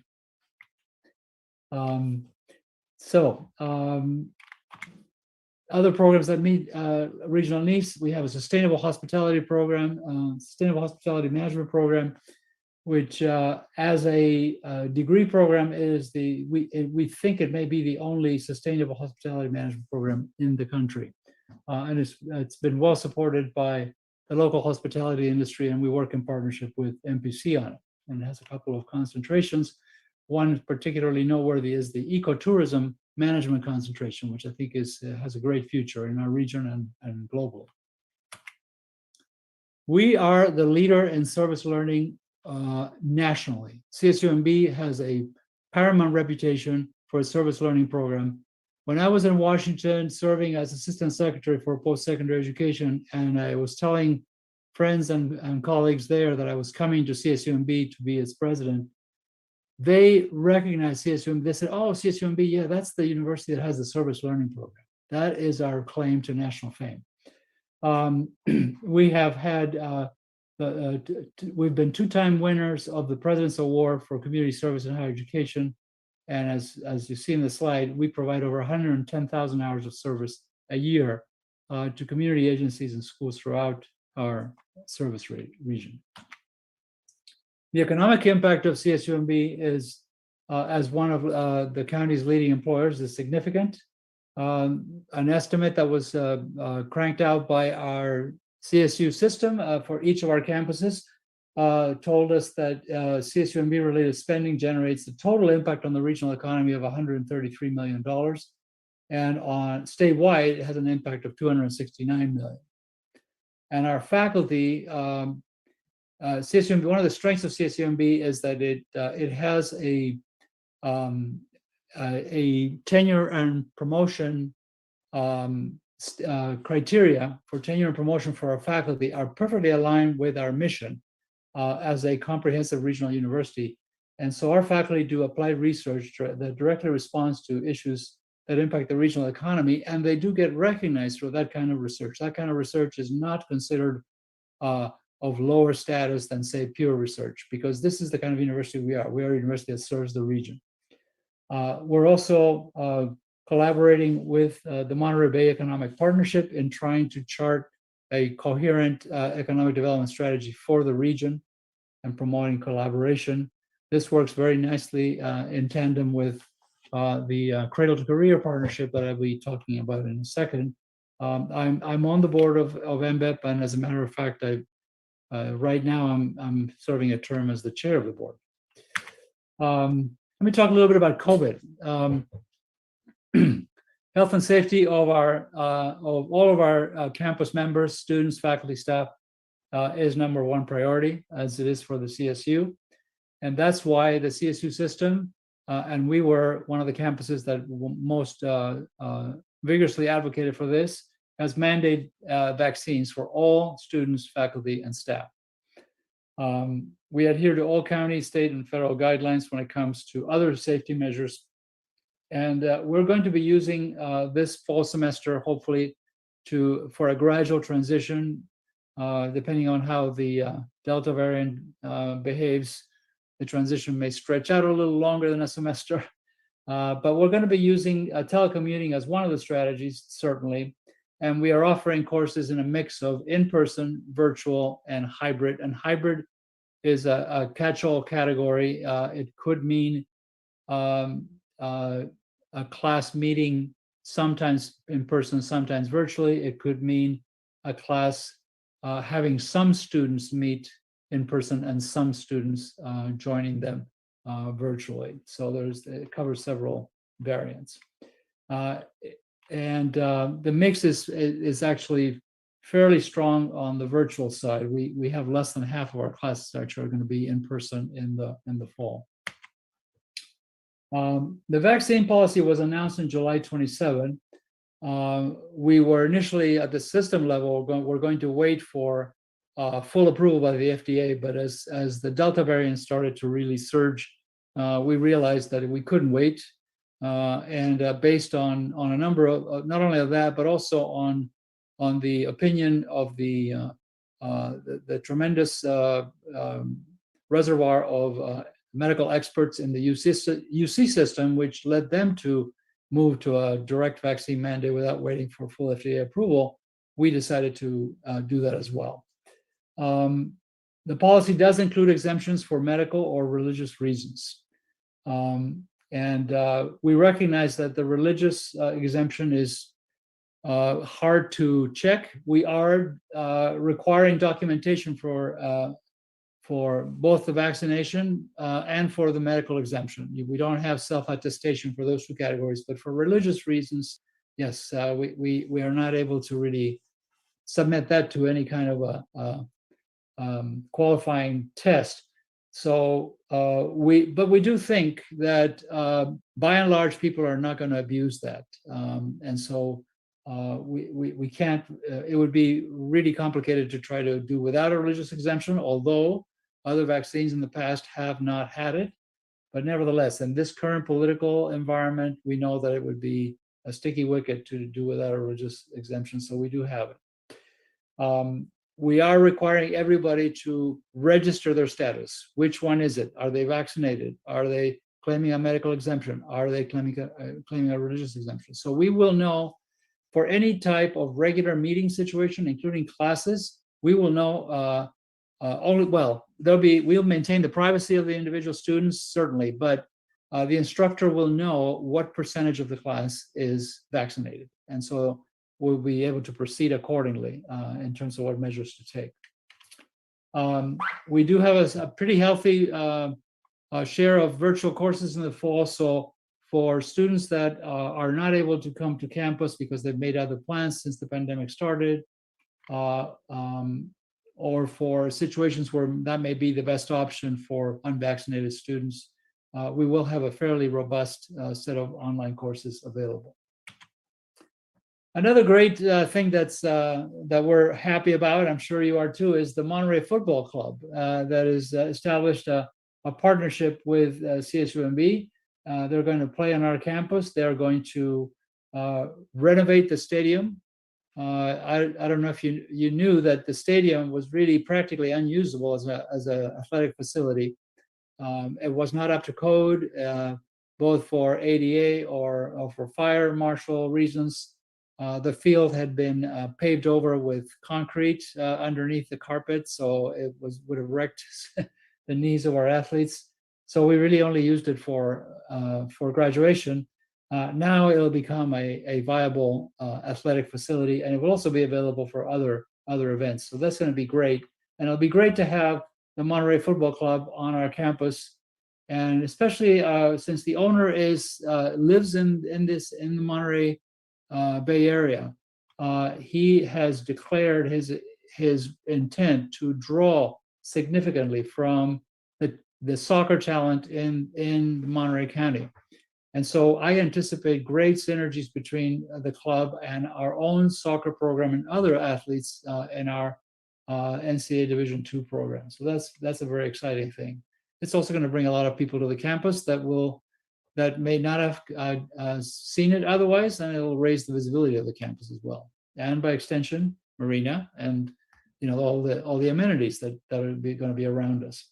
I wanted to let you know briefly about Bright Futures from Monterey County. This is the Cradle to Career partnership that we started a number of years ago in partnership with other major sectors of our region. The purpose of this collaborative partnership is to ensure that every child in the county is prepared for school, succeeds in and out of school, completes a post-high school credential, and enters a promising career. And then MBEP picks up the ball and makes sure that there's jobs for them to fill once they graduate. This partnership is based on a model that's now in place in over 70 communities across the country and is serviced by a national office that is supported by foundations called strivetogether.org. The goal is to ensure progress in educational outcomes for local students from cradle to career and to improve the pipeline of quality talent for employers in Monterey County. The Bright Futures director, who is really a terrific leader, is Cynthia Holmsky, and that's her email address, and that's the website for Bright Futures from Monterey County. What's the community goal? Well, it started out, we convened the community and shared some of this data that we gathered, which really, based on the kindergarten class of 2014 and existing trends at the time, of the 7,000 students that would enter kindergarten in Monterey County, only 1,500 were expected to complete a post-secondary program. And we wanted to really triple that and achieve a 60% progression to a post-secondary degree. We came together and we analyzed the pipeline. We broke it down into 7 segments. We developed a number of indicators to track progress in each of these segments. And since 2015, we have had 21 of the 23 indicators that we use show improvement. So we are moving the needle collectively with everybody. Okay, I kept it short because I was told I had too many slides. So for further information, we have my 2 trusty associates, Nicole Hollingsworth, our Director of Governmental and External Relations, and Larry Samuels is the VP for Strategic Initiatives, and he's also Executive Director of the University Corporation. So either one of them can be reached for any issues that you want more information about or any new opportunities. So at this point, I'd like to stop and ask for any questions that you might have. All right, thank you, President Ochoa. I think the last time we had such a presentation might have been Dan Harris's. That was a while ago. But thank you so much for bringing us up to date, and a lot of exciting components that are during your tenure and ongoing as we sit here tonight. But let's start with some of the council members. Councilmember Burnett, why don't you just kick it off for us? Thank you, Mr. Mayor. Thank you, Dr. Ochoa. It was a wonderful presentation. I wanted to sort of introduce myself, I guess. My late uncle, Dr. Milton Gordon, the past president of Cal State Fullerton, spoke highly of you. And I just wanted to also encourage you that we recognize that the success of CSUND is tied very much to the success of the city, and that we will do, or I will do, as much as we possibly can to ensure the success of the school and the programs that you've talked about this evening. Thank you. That's wonderful. Milton was a great guy and terrific president. And he was also provost at Sonoma State well before I was a provost there. So we had a connection there. All right, very nice. Christina Medina Dirksen, councilman. Thank you, Mr. Mayor. Thank you, President Ochoa, and your staff for this enlightening slideshow. I've been here 20 plus years and have seen the progress and the transformation of old barracks to promise of Institute of Higher Education. The fact that it's diverse and reflects our community is a testament to commitments made by many people. So I want to say thank you for carrying on that legacy of transforming the property and making it a learning center. I do have a couple questions. One of the things I was thinking about, I was prepared to say, how are we meeting the needs of the future with Joby Aviation? And I'm really pleased to hear about this engineering, or as you called it, a mix of engineering. Can you tell me just a little bit about the collaboration on that? Currently, Joby has over 106 jobs. The thing that worries me the most, and I look at their jobs frequently, is we don't have the skill sets to meet those needs. Everything from radar technicians to software engineers to those in the aeronautics field. So can you speak to a little bit about that collaboration? And then I have another question for you about, why don't you go ahead and answer that one first? Yeah. Please. Well, we are at the early stages of developing this program, and we've gotten support from community members for the building, and which has a fairly long lead time. We are now, the next stage for us is to secure funding for what I would like to see this coming year is for us to work on securing funding for an endowed professorship so that we can bring in a relatively senior faculty member with expertise in this area to start developing the curriculum. We do have some foundation for doing this with our computer science program. There are some elements that are in place and people. But I feel like we need to develop some demonstrated capability in our program before we can really engage in active conversations with Joby about how we can collaborate in terms of us supplying them with graduates. So I think we are still at that early stage, but we're watching what they're doing. We see how the technology is developing, and we're factoring that into our plans. I'm very happy to hear that, having been to the location and realized the potential with their robotics and their technology. It just lends itself to a marriage, as AG has done with other Hartnell and other schools. So I'm going to watch this very closely, and if I can be of any assistance, I'm very excited about that. I wanted to make a comment about your community there. I want to thank you all for having your students have embraced volunteerism. I was president of the Friends of the Marina Library, and they've stood up for us and helped us in enormous ways. So if we can continue to foster volunteering and giving back into our community, that's a win-win for all of us. So I want to thank you on that. The question I had for you was, I want to make something clear, is that Marina High School only has 2 high school counselors. I'm mentoring a young girl and trying to get her to get what she needs has been eye-opening for me. And I just looking at your numbers, and I think would you agree that we could do better in mentoring and getting more Marina High School students into CSUMB?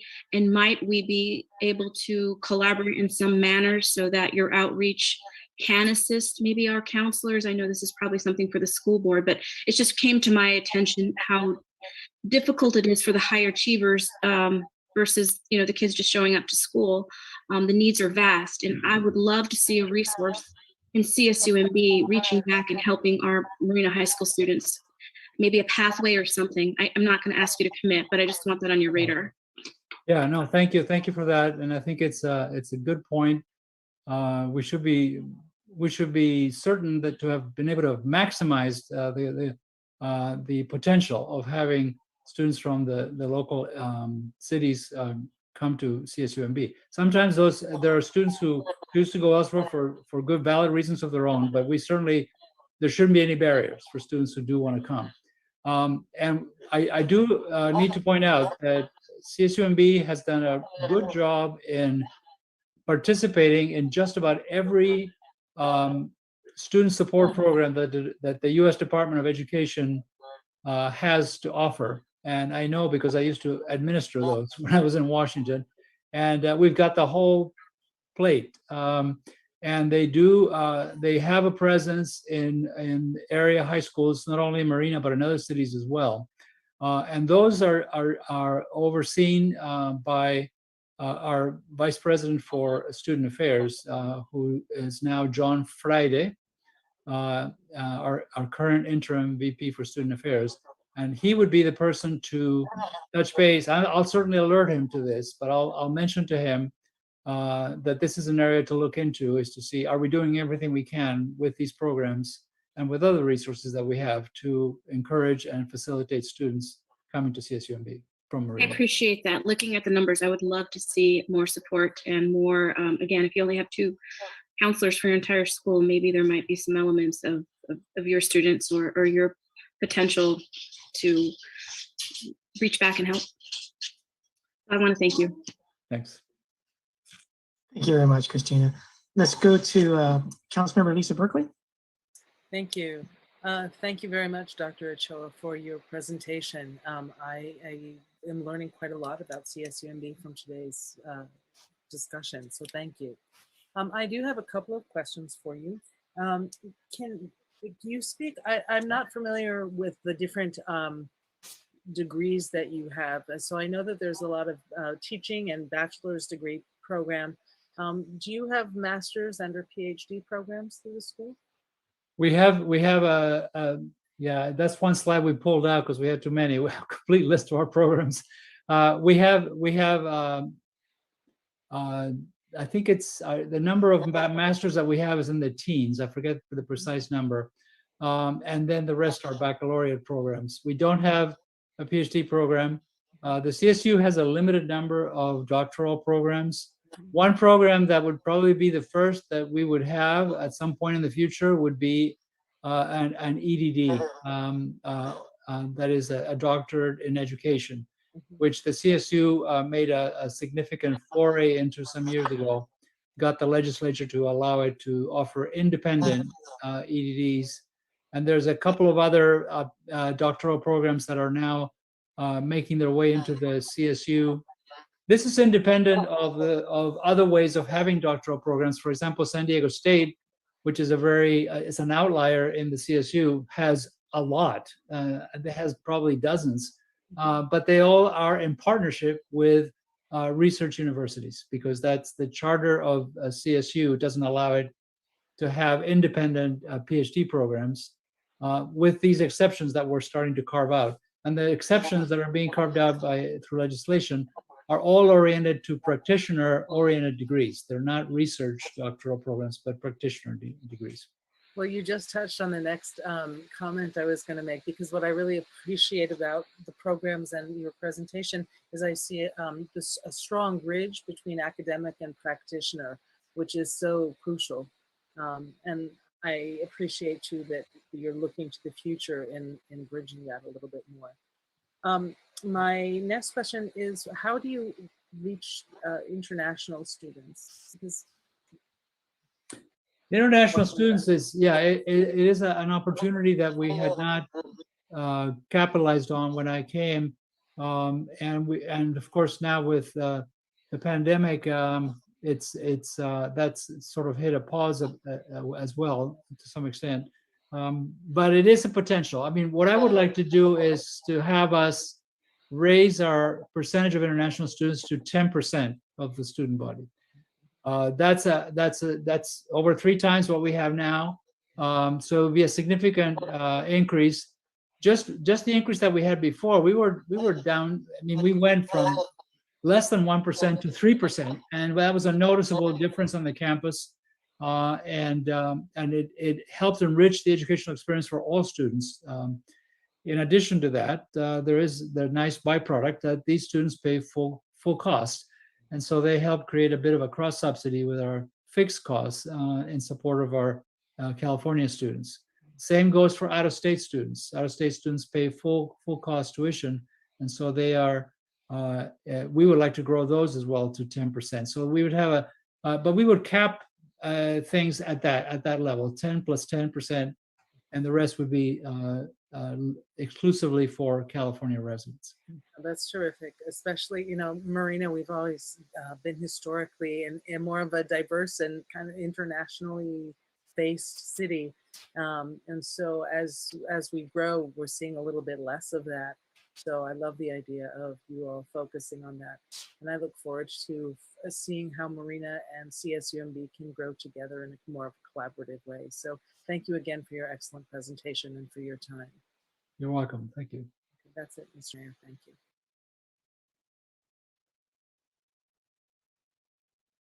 Mr. Mayor, you're muted. All right, go ahead, Kathy, Mayor Pro Tem Biala. Thank you, Mr. Mayor. Thank you, Dr. President Ochoa. I'm not sure which ones you prefer, but anyway, thank you very much for that wonderful presentation. It had very valuable updates.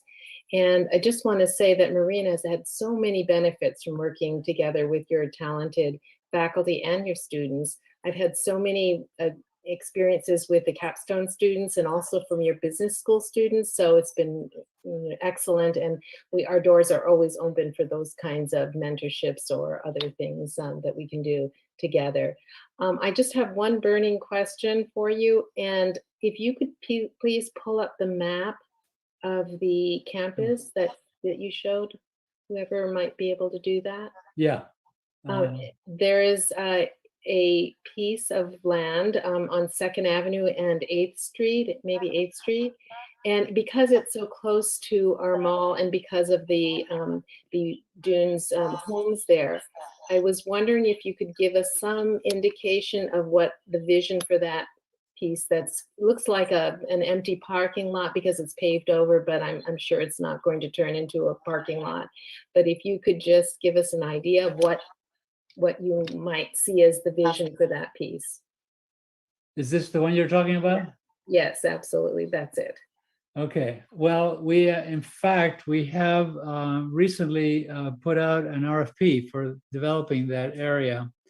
And I thought this might come up. So that's one reason why Larry has joined us today, because he's been actively involved in developing and releasing that RFP. So I'm going to turn it over to him to answer your question. Thank you.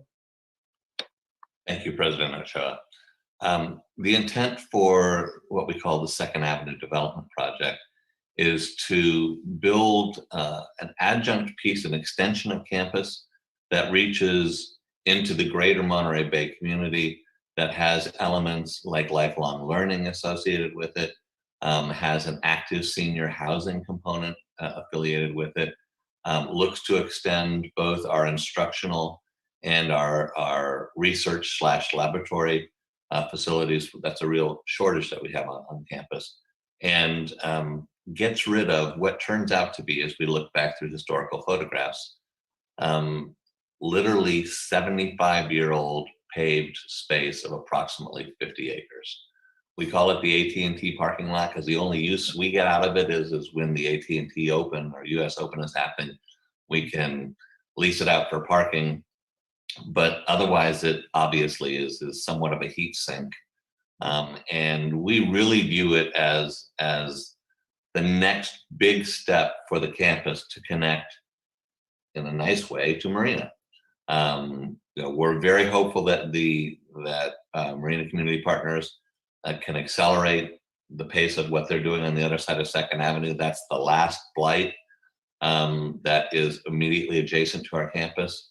And the great, and obviously the city park right there at the corner of 8th and 2nd Avenue, directly across from Mira and from this development.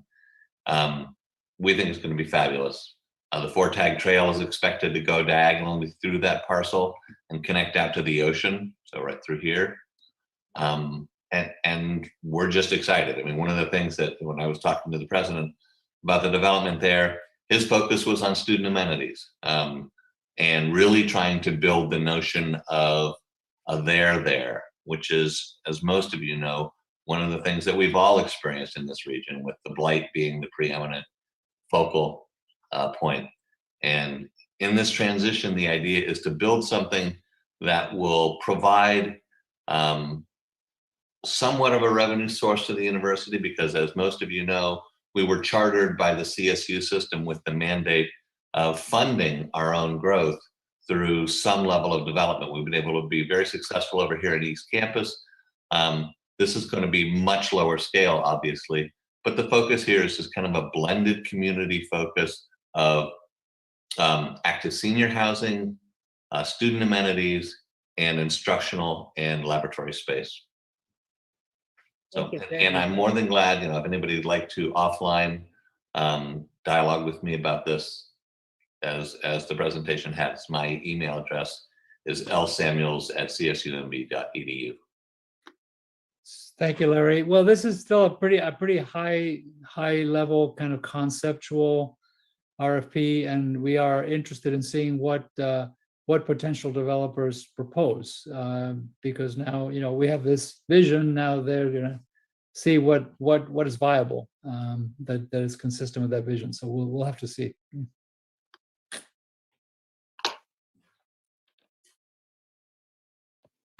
All right. Thank you, Kathy and Eduardo. So I have a few questions, President Ochoa. Are there any, can you bring that map up you just had up? Oh, okay, sure. Are there any land exchanges that the university would like to consider with the city of Marina? You mentioned the inholding of the courtyard, and then there's also this East Campus open space, not so much for land swapping in my opinion, but perhaps there's some opportunity for a 4-tag like trail, additional 4-tag trail to go through the landfill parcel that the city has recently acquired from the County of Monterey, directly north of the East Campus open space, to afford Marina residents and East Campus housing residents to get back and forth more easily from the city of Marina to the East Campus open space and the Fort National Monument. So as far as land exchanges and land use collaboratives, such as an East Campus North connection, are you at CSUMB interested at all in any of those sorts of opportunities? Well, as a matter of fact, Larry's full title is Vice President for Strategic Initiatives. And so that's one of his charges, is for him to scout opportunities for partnerships. And this would definitely fall under his wheelhouse. So I would, he may have some comments about this right now, but if not, he would certainly follow up with you. Yeah, I would simply say, and Lane will corroborate this, there's a longstanding conversation going back and forth around trying to figure out some exchanges. Now the courtyard is obviously one as a piece of parcel that juts directly into the campus. At all times, because we're looking to build a pedestrian and vehicular concentrated core, and because our housing is concentrated with the promontory here, the quad here, and then a lot of the residence halls around the main quad. Obviously, this parcel is something of interest to the university. As we work out easements along what we call the 8th Street cutoff, which is this road that goes from Inner Garrison over, I think there's going to be a few opportunities that emerge. And I mean, there's a very good relationship between Lane and myself. So I think there's reason to be optimistic that we'll have a number of opportunities. So as best as I can frame it. Thank you, Larry. And then, all right. And then specifically on the north side of your AT&T parking lot, you're probably aware that we have a future, quote, Hilltop Park, unquote, coming that the, I'm sorry if my connection is unstable here. I'm getting that. No, you're message. okay, Bruce. Anyway, okay, our developers, Shea Homes, et cetera, Monterey Community Partners, they're doing their best to provide a very nice park on the north side of our boundary, of your boundary anyway. And so is there any potential that as you're RFPing for that AT&T parking lot, that there could be some kind of partnership with the city so that that park is sort of a 360 and not cut off by a linear 8th Avenue there? Yeah, so is there some, go ahead. The answer to that is absolutely, there's nothing locked in at this point. We have an extraordinarily good relationship with the city of Marina. There's no reason to expect that we couldn't work something out. And it's going to need to be something that inures to the benefit of both parties, but we've over time been able to construct such deals in the past, and there's no reason to expect we couldn't do that. So yes, the answer is. All right, I know Lane will be all over that, or if you're probably already discussing those kinds of things. On your target population of 12.7K, what % of those would be on-campus students versus virtual students, distance learning? I think there is a proportion of that, but those numbers are going to be revised significantly now because this pandemic has really accelerated a lot of changes that have been going on much more gradually. I mean, it was mind-boggling. Within the space of 1 week, we went 100% virtual. Faculty who had been reluctant to use these technologies had no choice but to do it.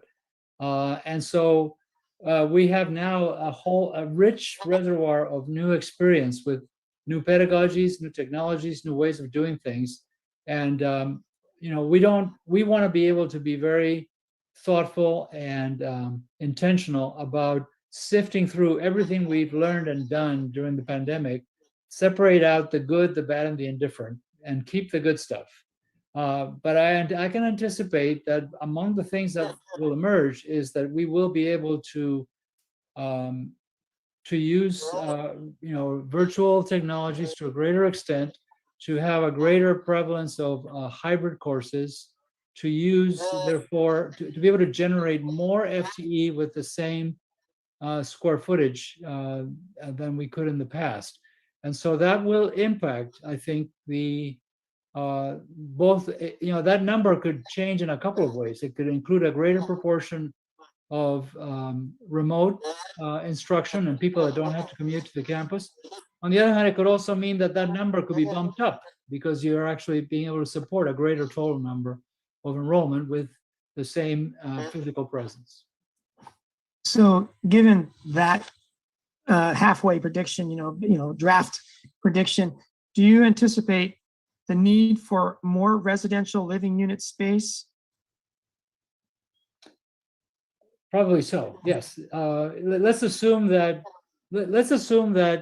we're going to aim for the same absolute number of in-person enrollment, whether that means that that total number gets bigger or not. And so within those plans, clearly, the way we've operated typically with the residential piece is in the CSU. we are able to self-finance residence halls because we're able to, the revenue that they generate can be used to service the debt that can be incurred. And the CSU has pooled all of its debt capacity across all 23 campuses, and they use that to back up any new bond issues that come out. So it gives us the ability to float very low interest debt and to be able to finance those projects that way. So that should not be a constraint. So do you expect there to be a future need beyond what you have today for residential unit space? Eduardo, I'll jump in on that since that's my bailiwick. Yeah, it is. Our current master plan slates more than 1,000 additional residential units, and when we mean that, we mean bedrooms in the campus core. So this is the document that is currently at the Chancellor's office, and it's a working document, it's a working template for the university, and is available on our website. Our current ratio of residential students versus commuter students is the highest in the CSU system, and we believe that that's part of our value proposition. We present an extraordinary financial opportunity for students looking for a residential university experience at state university cost. So that we'll continue to build out that. We'll continue to focus on that. We're more than willing to work cooperatively with adjoining municipalities and trying to augment that stock. But our focus is going to be to build our own. So it's not fair to not be clear about that. Because of the mandate of the university, because of the financing available through the system, it's in our best interest to try to build out, particularly given the land that we have, to build out our residential capacity. And that is likely, that blended with hybrid learning will really start to allow the university to reach the 12,700 number. Now, having said that, Larry, it is the fact, though, that as students go into the upper division and the graduate level, they start developing a preference for off-campus housing. And so there is an opportunity there. As the scale of our institution grows, there will be a proportionate growth in demand by students, by a portion of our students for off-campus housing. Totally agree. And that's part of our planning. Yeah. Eduardo, to that end, we have a new 54-unit apartment complex going in called Student Mosaic Housing that's being slated for students to the extent possible that the owner can get students in. So is that kind of off-campus private construction something you welcome, or do you see it as competition for your plans? Well, it works better if we coordinate our efforts. We were a little bit surprised about the market niche that housing was going for, because we were not aware of it, and we were not really we didn't have the kind of conversations that we had with, say, the promontory developer, where we were very close. Mr. Mayor, I think we may be getting a little far afield here in our discussion this evening on what is a special presentation. Okay, let's wrap this up then. I just want to say thank you. The Mechatronics and the Monterey Bay Football League is so exciting, and it can have such an impact on our older youth, but also our young youth, with the Monterey Bay Football League, as your soccer teams and other teams have had already. I always enjoy a good cry. And when I go to see your students in their uniforms working or playing with our young, 5 to 12-year-olds on the soccer field, you can just see the youngsters, lighting up like a Roman candle, interacting with your students. So it's an amazing partnership that we've gained since you've come here in 1994. And your professional services master's PSM program, your service learning, your capstone, your volunteers, your interns have made a huge impact on our city, from our teen center over to the Fort Ord National Monument. And you're doing all you can to make us a university town, and I hope that we do all that we can to provide a real good marriage for our future. So thank you, and Larry, President Ochoa, for joining us tonight. Thank you. Thank you for the opportunity. All right. So let's move on and hear about our recreation announcements. Terry Seegers, it's a tough act to follow, but I know you can do it. President Ochoa is always a pleasure to talk to and meet with. And again, Bruce, I echo what he's provided to the Recreation Department alone in service learning. It's amazing that interaction between our students in sport, academics, science. It's just been a great partnership. With that said, let's move on to recreation announcements for this evening. Mr. Mayor, members of the council, members of the public. Here is our recreation announcements for this evening. We're in week 76 of our food distribution program. Here is our food resources guide that continues to be available and updated. I would like to announce tonight that this afternoon, the Monterey Food Bank advised that we will discontinue the food distribution program at week 78, the last Friday in August. Both the Monday distribution at the library and the Friday distribution at Tate Park, they'll be providing an alternative information that will be forthcoming, but I did want to let the council know that tonight as I just received that. Things are going great in food resource. I just want to thank the school district. The fact that all meals, breakfast and lunch, are fully provided at no cost to any student this year has had a major impact positively on food support for our young people. Again, we have our Monday and Friday food distributions, Monday at the library, 8:30, Friday at Tate Park for the next 2 weeks. And then several other opportunities for food support within the city. Next slide, Matt. Marina High School continues to support our students with the Scholar Resource Center, open every day from 8 to 1. The Resource Center provides food, school supplies, toiletries, other things that our students may need, keeping in mind that we still have 360 of our students on the McKinney-Vento homeless list. So this is an excellent resource, along with All In Monterey, which has moved to Los Arblos with their facility, and they provide food access to their pantry on Wednesdays from 2 to 6. Next slide. Keeping our seniors fed is still a critical issue, especially our homebound seniors. You can see the contact number 1-800-510-2020. If we have seniors that need meals delivered to their home, that's your resource number. That's 3 meals a day, breakfast, lunch, and dinner. And so if seniors in our community need that support system, again, 1-800-510-2020. Next slide. Weekly free meal at Epiphany Church every Thursday, 4:30 to 5:30. Epiphany Church located on the corner of Carmel and California. The official address, 425 Carmel Avenue. Next slide. And then breakfast with friends, again at Epiphany Church, 425 Carmel Avenue, corner of Carmel and California. The breakfast is the second and fourth Saturday of every month from 9 until 10:30.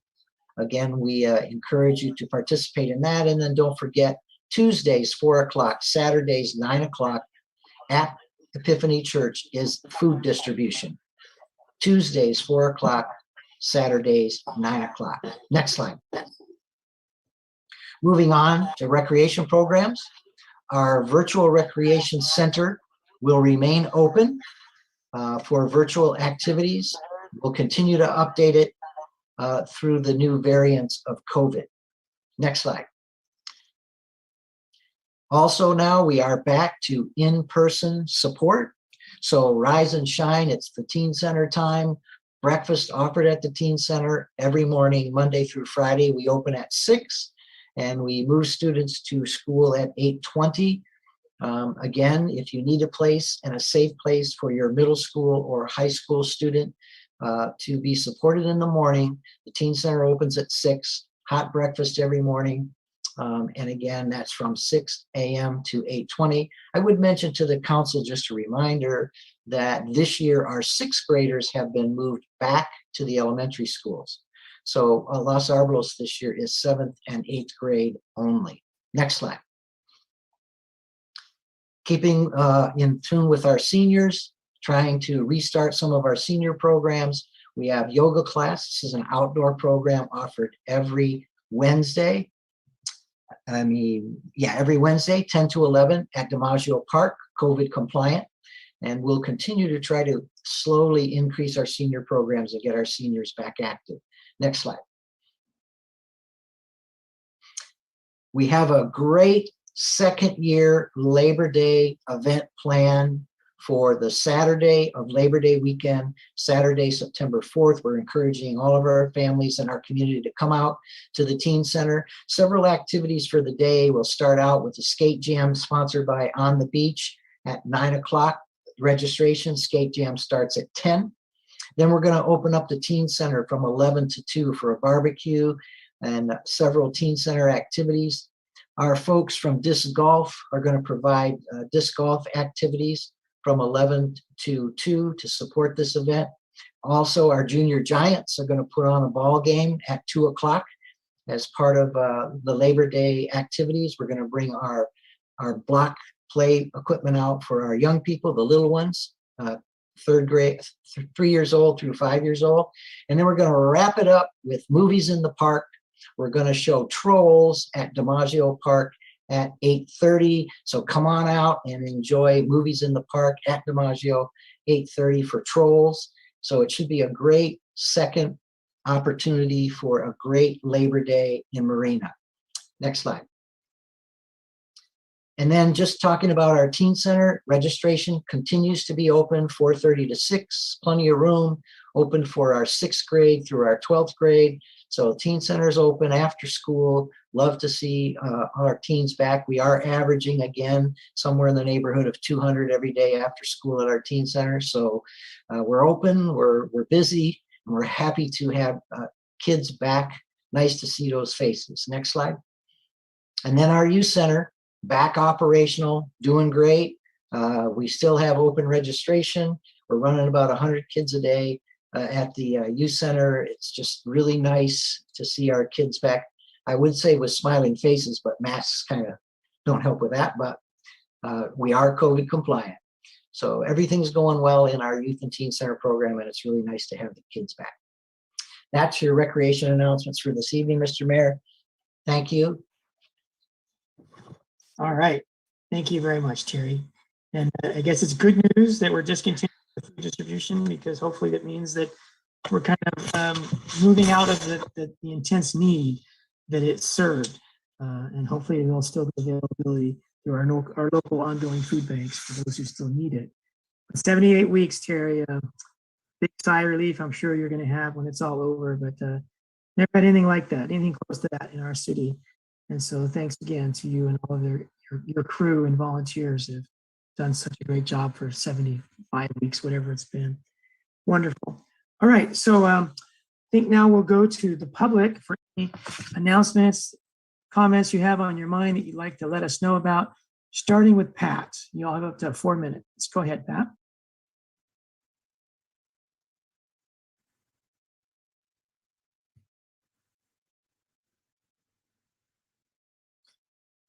And Elizabeth Fisher will go next if we can't unleash Pat's technical.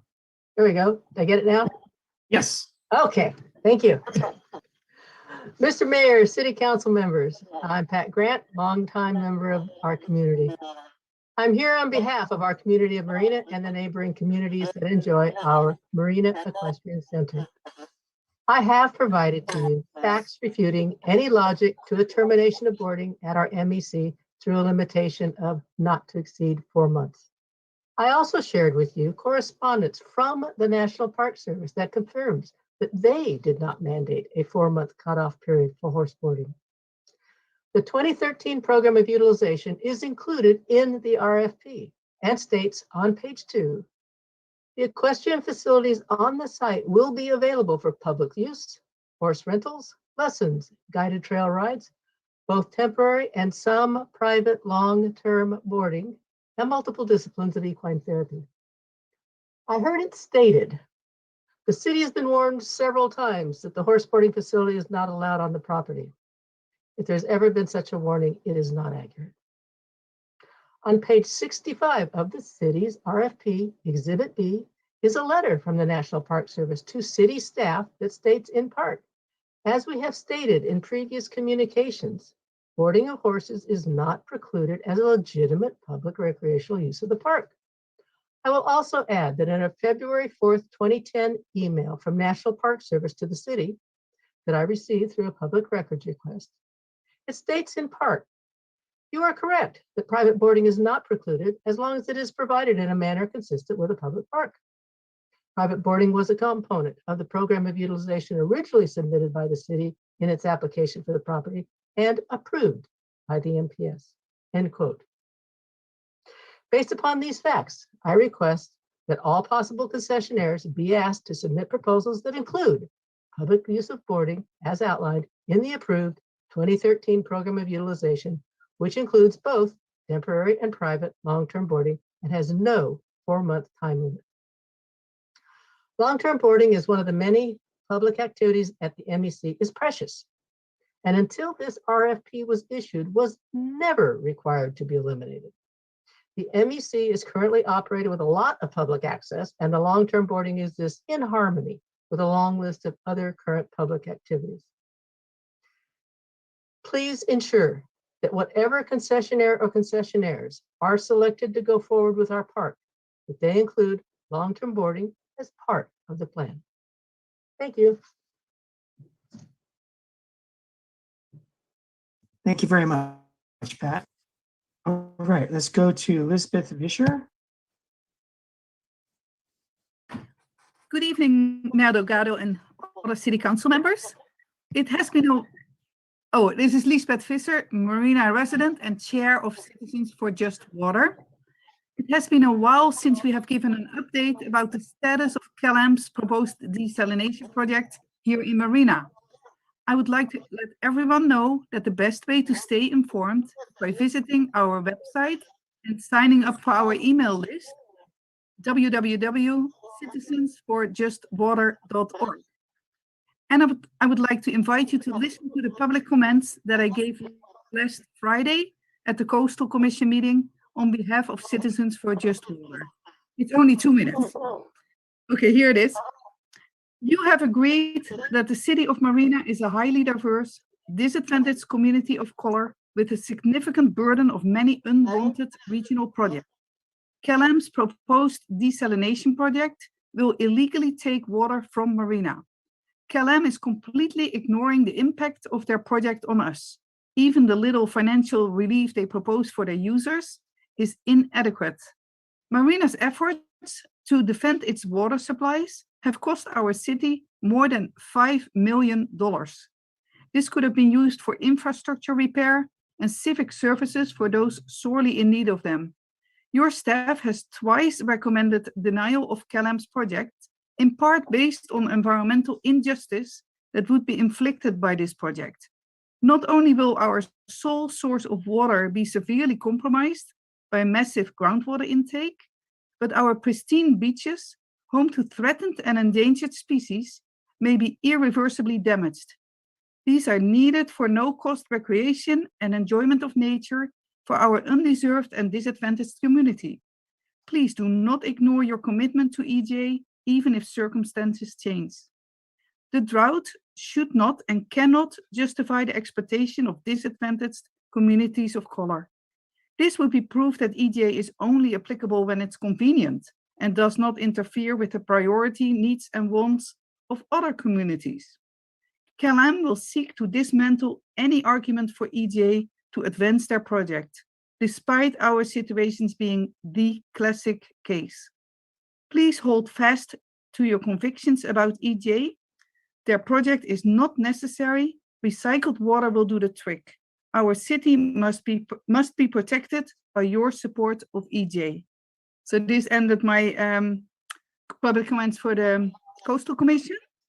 And Mayor Delgado, Councilmember Kathy Beala would like to speak next on the same subject, if possible, as a private citizen. Thank you all very much for what you're doing. Thank you, Elizabeth. Kathy Beala, please proceed. Thank you, Mr. Mayor. My name is Kathy Biala, and I don't speak right now in my role as City Council member, but as an individual resident of Marina. Just wanted to let you all know too that when Lisbeth says EJ, that means environmental justice. I think that we get so used to the acronyms. As Lisbeth just relayed in her comments, here's another citizen public comment delivered at the same Coastal Commission meeting last week, along with maybe 7 other people. I want to remind you of the issue of groundwater dependent ecosystems as it relates to the CalAm project in Marina. We address GDEs for 3 reasons. 1, it expressly Coastal Act requirement to protect the wetlands of the coastal zone, which includes vernal ponds. 2, although CalAm has always asserted that their desal project extracts primarily from the ocean, we know this not to be true. And the majority of water will come from groundwater aquifers, Marina's sole source of potable water. And 3, CalAm asserts that our vernal ponds don't depend on groundwater from the dune sand aquifer, but the city and Marina Coast Water District have demonstrated that the vernal pools are interconnected with the aquifer and will be affected by the project. There are now 2 studies, one from CalAm that studied 3 vernal ponds and one from the city of Marina that studied 6 vernal ponds located in the coastal zone. Using CalAm's own latest data, Marina and MCWD's hydrologists have both proven the ponds have hydrologic connectedness to the dune sand aquifer, subsurface water that CalAm is proposing to use for desalination. Marina's largest vernal pond is at our Loch Padden Park, that is the centerpiece of our downtown, with a unique native species oak woodland lovingly maintained by community volunteers. We ask that the Coastal Commission to help us protect these ponds. Do not allow CalAm to extract fresh water from the dune sand aquifer for their so-called ocean intake desalination project that will severely and irreversibly impact our vernal ponds. So this was one of the messages that was delivered, and just for the residents of Marina to know that we are still not out of the woods. So thank you, Mr. Mayor. Thank you very much, Kathy. Let's go to Joshua Banks. Hello, Joshua. Hello, can you hear me? Loud and clear. Welcome. Okay, awesome. All right. Good evening, citizens of Marina, City Council, and Mayor. I'm Petty Officer 2nd Class Joshua Banks, and I've been following the situation over at the Marina Equestrian Center since early August.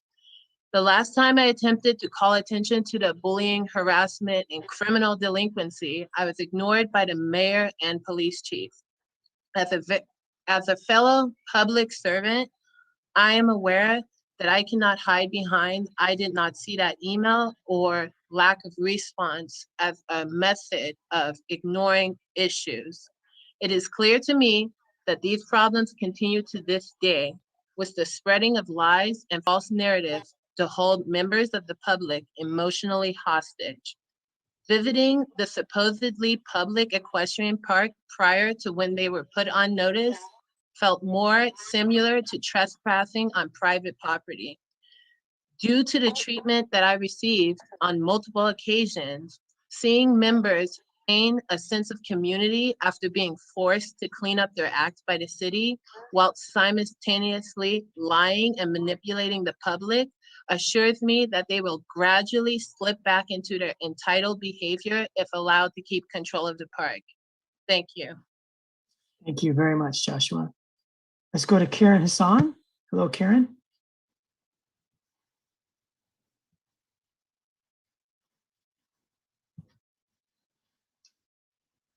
Hello, can you hear me? Yes, loud and clear. Welcome. Hi, thank you. Thank you for the opportunity to speak. Public trust in our government is vital, and yet it's very low as people express anxiety over misinformation. According to the Pew's Research Institute, what's driving Americans' doubts is, quote, their anxiety that fellow citizens are being misled in social media and the digital communication environment. Across all forms of media, Americans express deep concern over the creation and spread of made-up news. What happens when the made-up news is the only story that's being told? and if it's being echoed by the local government? Is it important to speak up? Who should speak up? Should anyone address this? This dishonesty isn't shrewd, it's often cowardly, but political courage has been in short supply. Look around, we desperately need honest leadership and not elected officials and city staff who play to the cheap seats to ensure support. We should be setting a clear direction towards transparency and towards the truth. Instead, our leadership is silent, or commonly described as blowing with the wind. We rely on factual information to be an informed electorate, and without that, our precious democracy takes a back seat. Real courage comes from speaking truth to power, telling people what they need to know, what we know to be true. Today, that's too rare, and we're all the worse for it. Again, just look around us. In our community, in our country, at a time when we need real leadership, please don't be afraid that you might lose your job if you tell the truth. Marina has given power to bullies, and yet again, another wave of lies, distortion, and cancel culture. There is one story being told about the Marina Equestrian Center Park, and it is the MEAs. And I think, as the woman spoke earlier, there's just a lot of misinformation. When I joined the park, I didn't find out, and nobody told me any of the truth. I had to dig and dig and dig. Public records requests, Freedom of Information Act requests, and still there's questions. It was Mayor Delgado who first informed my husband and I at the end of the summer in 2019 that long-term boarding is not permitted at the public park.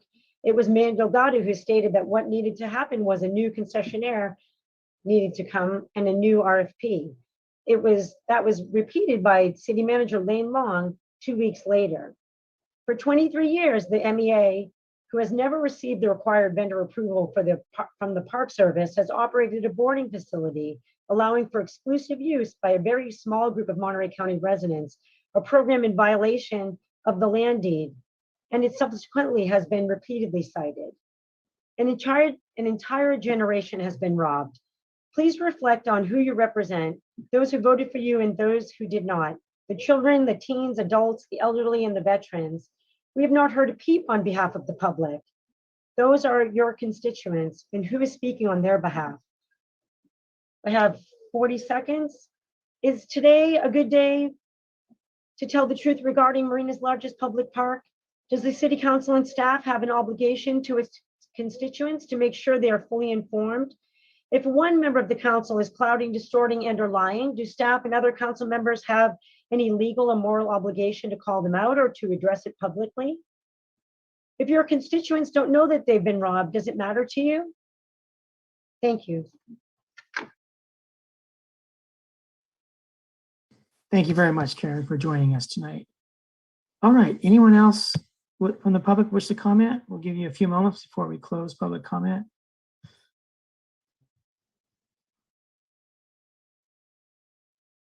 Tommy, go ahead, Tommy Bolea.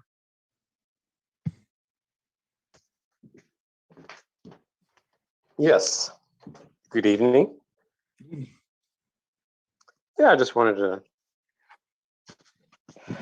You guys have a lot of projects going. City's growing.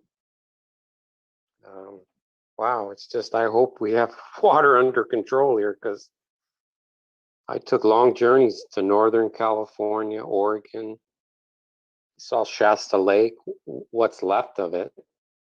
I had to go west to go around all the fires. I just hope in your budget that water is definitely, I know you guys are working on it. It sounds like you guys are working with the least amount of staff. I know you guys are under a lot of stress. I couldn't do it. I mean, it's just, and you guys want to continue to build more hotels, and that's great.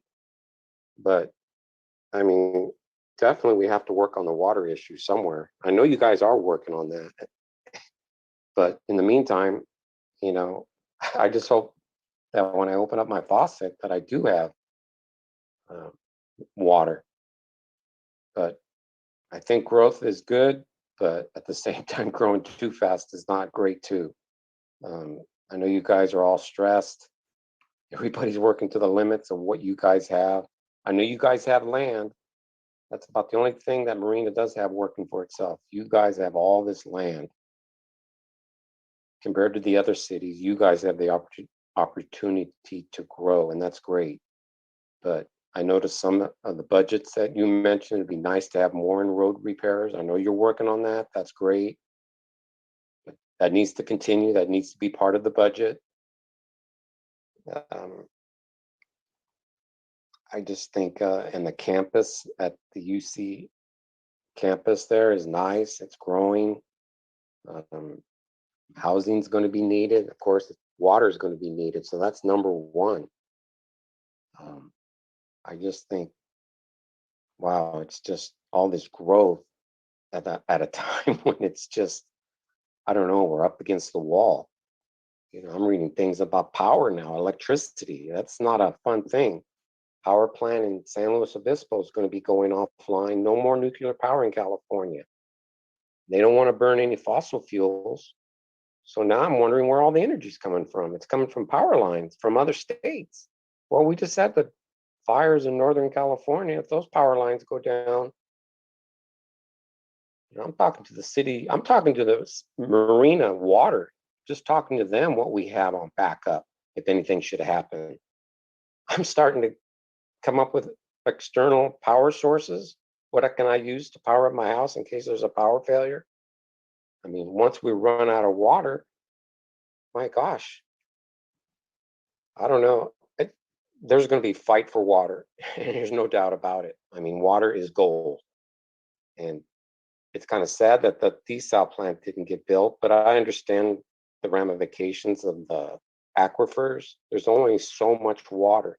But what about all that water that's being transmitted over to the Carmel River and put back into the ground?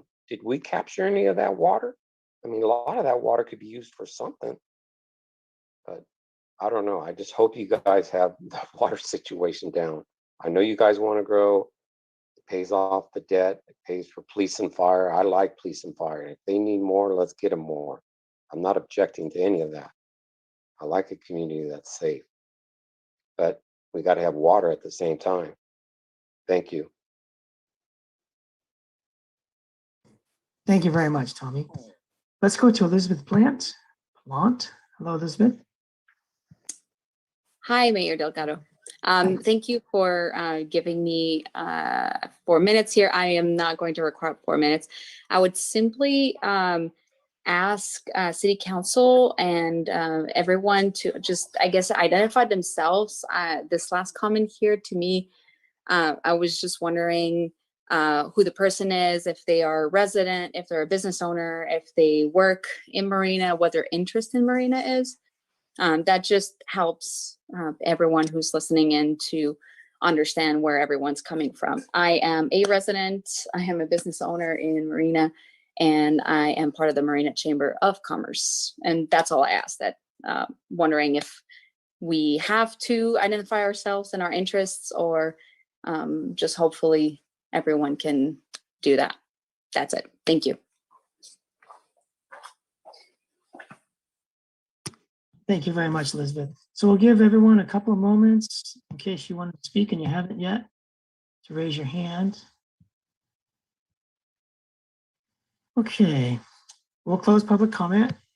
And I didn't note any questions. There was a couple of sort of hypothetical questions, but nothing that I noted as a question. Did anyone note a question that you would like us to answer that I missed? Elizabeth asked if we need to identify ourselves, our interests, where we live. I'll turn that over to the city attorney. What, if anything, is required of citizens when they Citizens, Mr. Mayor, citizens and speakers are not required to provide any identification when speaking to a public body. There's no requirement.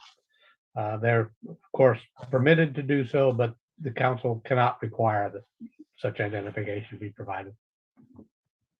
All right. Christina Medina Dirksen, did you have a question I missed you want to answer? No, I just had a comment. Okay, so let's move then to starting with Councilmember Christina Medina Dirksen. Comments from council members. Go ahead, Christina. Thank you, Mr. Mayor, and thank you to everybody who's here. It's nice to see so many people attending our meetings. I just wanted to make a comment and a thank you to our fire department who, in conjunction with the Monterey Fire Department, put on a vaccine clinic at Los Arboles. They did it almost 3 weeks ago, and then this yesterday. So there's a schedule. I think we should probably put it on our website or something, because as school goes back to school, it was noticeably, as students go back to school, it was noticeably busier. And so they were giving vaccines to 12 and over. So I greatly appreciate the collaboration and just a little bit of a peace of mind that you can get yourself or your child over 12 vaccinated here in Marina. That made it very easy. I'd like to see some rapid testing if we can. As kids are going back to school, there's a lot of germs out there, and with the Delta variant, it's very concerning. It's concerning to me. It's concerning to our community. So if we can just continue to push out the information where the vaccine clinics are and where the testing sites are. And again, kudos for the fire department for coordinating that with our city. Thank you very much, Christina. I wanted to mention that we have an ongoing opportunity in Marina. I have this yellow bracelet that you get when you ride the railroad in Marina. I rode it with 3 friends over the weekend on the hand cars, and it was just a wonderful experience, a lot of fun. It was challenging physically, but everybody has been able to do it. So it's that mix of challenge plus success when you get back. It's a real hoot, and it's beautiful, and it shows what greatness we have in Marina as far as recreation and open space and opportunities to have fun with family type of engagements.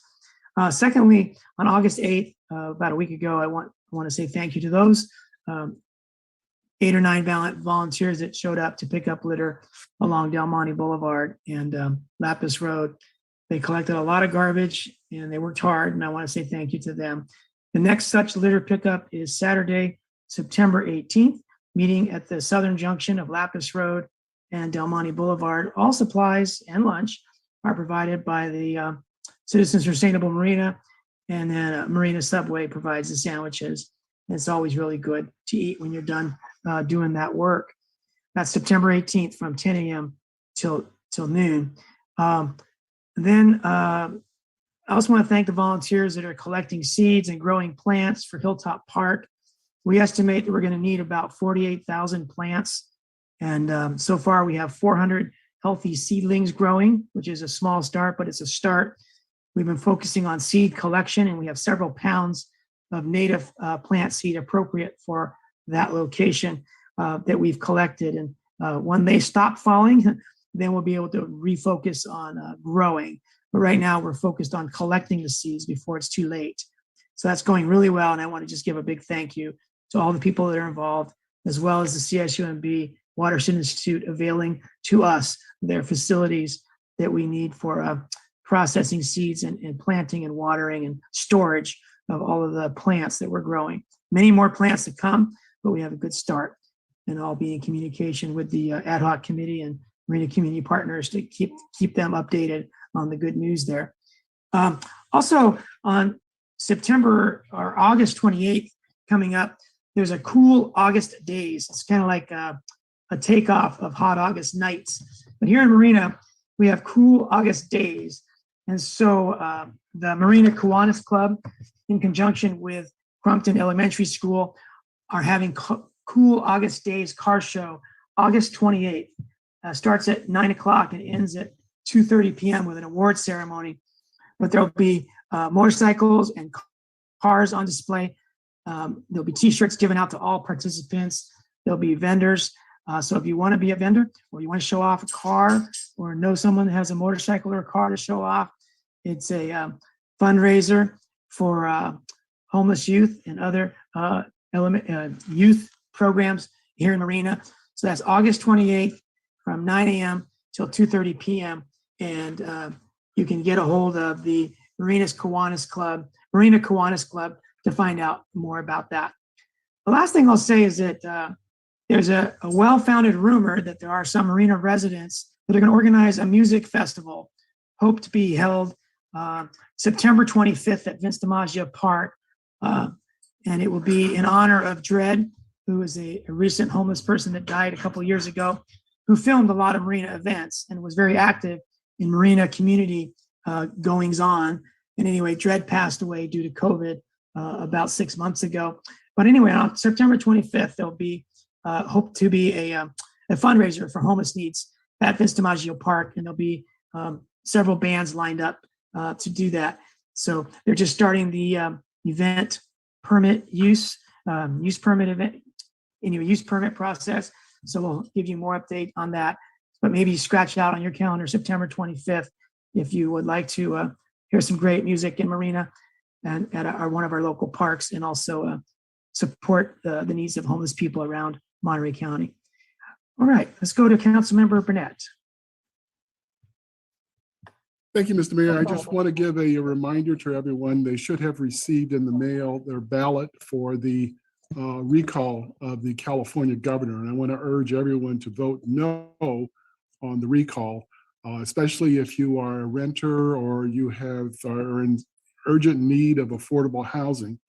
The programs that the Democratic legislation has put forward and that our governor has sponsored have been targeted to try to alleviate and build as much housing as possible. So again, I want to encourage everyone to vote no on the recall. Thank you very much.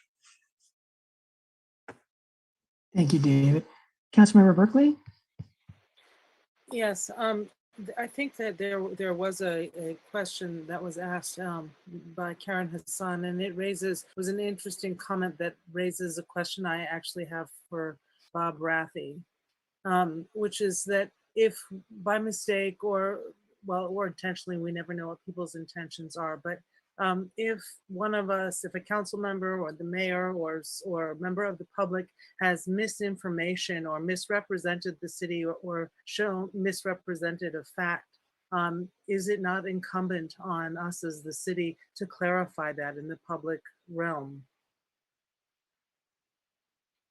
So if I say something that's not true on behalf of the city, is it not your responsibility or city manager's responsibility to correct me, even publicly? No, I don't think the city council members have First Amendment rights, and whether something is patently false or not can sometimes be in the eye of the beholder, I'll say. I don't think city staff can or should act as arbiters of truth or falsity in that context. In your role as council members, you do have immunities when speaking in that role for any misinformation you may unintentionally provide. So if I say, oh, this property, for example, is our property and it's not, that I can have that go out in the public? I would caution you to make, I'm assuming here that when you're speaking in good faith. Sure. You're not intentionally, for intentional misrepresentation in your role as a council member, there could be some liability, but I'm not anticipating that that's what we're talking about here. If you make a misstatement in public, I think it would be corrected at some point when the matter came before the full council, I would hope. But as far as fact checking every statement by every council member, I don't think we have the capability to do that. Okay, thank you. This actually is a question that has actually come up before. I understand. Yeah, and certainly in political discourse, there's a great number of things that are said that at some point may prove to be untrue, which at the time the speaker believed to be true. So I don't know that we would want to intersperse or recommend that staff or somebody do a fact checking behind the council statement. We all assume that you're speaking in good faith and stating the truth as you understand it. Thank you for Certainly. clarification. It's an interesting Thank you, Mr. Mayor. conundrum. Truth is an important commodity and we need to safeguard it very carefully, especially in this day and age. All right. Well, I just got a text from Karen Anderson that I misspoke the truth when I said that Dredd died of COVID complications about 6 months ago. He actually died of heart-related conditions about a year ago. So thank you, Karen, for letting me know that. Okay, we move on to our consent agenda. Would any member of the public wish to make a brief comment or question or request a deeper dive into any item on our consent agenda? I'll give you a couple moments. Put your hand up so we know. Question, comment, or deeper discussion. Let's come back to council then. Not seeing any public input. Same question to council members, or someone can make a motion regarding our consent agenda. I'd like to make a motion that we approve the consent agenda. I'll second, and let's go to Kathy Bayala, Mayor Pro Tem. Oh, no, I was going to make a motion. Okay. All right. Can we have a roll call, please, Anita? Councilmember Medina Dirksen. Yes. Councilmember Burnett. Yes. Councilmember Berkeley. Yes. Mayor Pro Tem Viola. Yes. Mayor Delgado. Yes. All right. So that motion passes unanimously 5-0. Thank you, everybody. We move on to a couple of public hearings. The first regarding Starbucks Burger King location. Who will be leading us through this? Christy Hopper will be handling that one tonight, Mayor. Good evening, Christy. Thanks for joining us. Mr. Mayor, may I please be recognized? Yes, Mayor Pro Tem, go ahead. Yes, I would like to recuse myself from the discussion and the vote on this particular agenda item. I held some strong views on the issue and had expressed my opinion at the Planning Commission as an individual in public comment. But as such, I may not be able to be impartial on the matter, so I will be recusing myself, and I believe that I will just stop my video, but I still may listen to the discussion. Thank you so much. That is correct. Mayor Pro Tem, that's correct. We would ask that you stop the video and use your mute feature, but you may listen to the discussion. Great, thank you. Thank you. And before Christy presents the staff report, I think I should just take a couple of minutes to remind everyone that this matter before you tonight comes to you on appeal. And as such, it is a quasi-judicial matter, which is a little bit different than a legislative or administrative matter, in that tonight you would be applying rules and standards as they exist. In this matter, the applicant, the appellant in this case, Starbucks, is entitled to due process, which entitles the appellant to a fair hearing by an impartial decision-making body. And so that as Mayor Pro Tem has pointed out, it's very important that the council this evening be free from bias.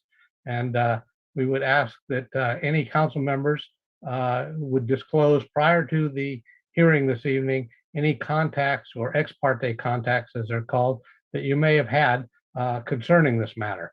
And we would also ask that you if you do have a bias for or against the project, that be revealed at this time. I would point out that notice was properly given, published in the paper, and also provided to landowners in the vicinity. And the hearing tonight before you on this appeal is de novo, which means that you are hearing the matter as if you were the original hearing body, although it is on an appeal from a planning commission decision. And that planning commission decision was made on March 11th. Any decision that you might make tonight, and I'm not saying that you're required to, must be documented with findings in support of the decision. And findings have often been described as the bridge between the analytical gap that exists between the evidence and the decision. So once we get on the record about any ex parte contacts and any bias issues for any other council members, then I think we just establish a quorum is present for the matter and proceed. Thank you. Councilmember Burnett? Thank you, Mr. Mayor. I just wanted to alert the public that we are down one council representative. And Mr. Rathie, could you explain that a tie vote, what the outcome would be? Certainly. Tie vote is no action. And in that case, the action of the planning commission below would be sustained. That would be provided we have a 2-2 council this evening. That would be 2 votes in favor and 2 votes no. Councilmember Medina Dirksen? I wanted to disclose a conversation that I had with a property owner at Walmart, Mr. Terry Talon, in the regular course of speaking with business owners. He mentioned possible ideas that might include a Starbucks for that location or some other business. And so I just want to say that I had that conversation with him about that and many other things. But as we're bringing it up, I wanted to make sure that was known. Thank you, Christina. And I spoke last night for about a half hour or so with the Starbucks team representatives, Doug Murphy and Tim, whose name I can't remember at the moment. And we went over the staff report. We went over the sketches that are in the staff report. I got questions answered about how the cars are going to queue up and how the Burger King is going to connect with the Starbucks lot, the current Starbucks lot. So they kind of function a little bit more like a one lot instead of being separated as they have been in the past as 2 separate lots so that you can drive between. That is at least the proposal before us tonight. So we did talk about several aspects of the project, all of which were included in the staff report. We were just reviewing the staff report. And I have disclosed at previous meetings that we had previous similar locations, meetings, sorry. So always when they have a staff report coming up, they call me, we talk about it, and then I disclose it. And last night was a good conversation. And I appreciate when the project proponents are able to find time to talk with me about their projects. That saves me time here during public meetings and not to ask so many questions of staff. But anyway, that's my disclosure. So let's move on. And Lane, Christy Hopper, why don't you take it away? Great. Thank you, Mayor, council members, members of the public, and distinguished staff. I will share my screen and we'll get started with this.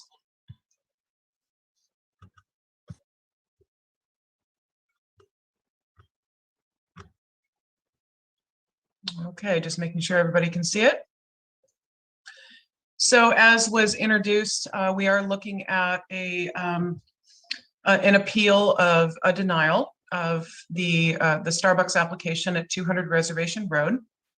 And that was from the March 11th, 2021 Planning Commission decision. Oh, and for the rest of the public, because there was a request, my name is Christy Hopper. I am the Planning Services Manager for Marina. And it was to deny the application for a conditional use permit to convert an existing fast food restaurant with a drive-through, and that's the existing Burger King, to a more intensified takeout establishment with a drive-through, the Starbucks coffee.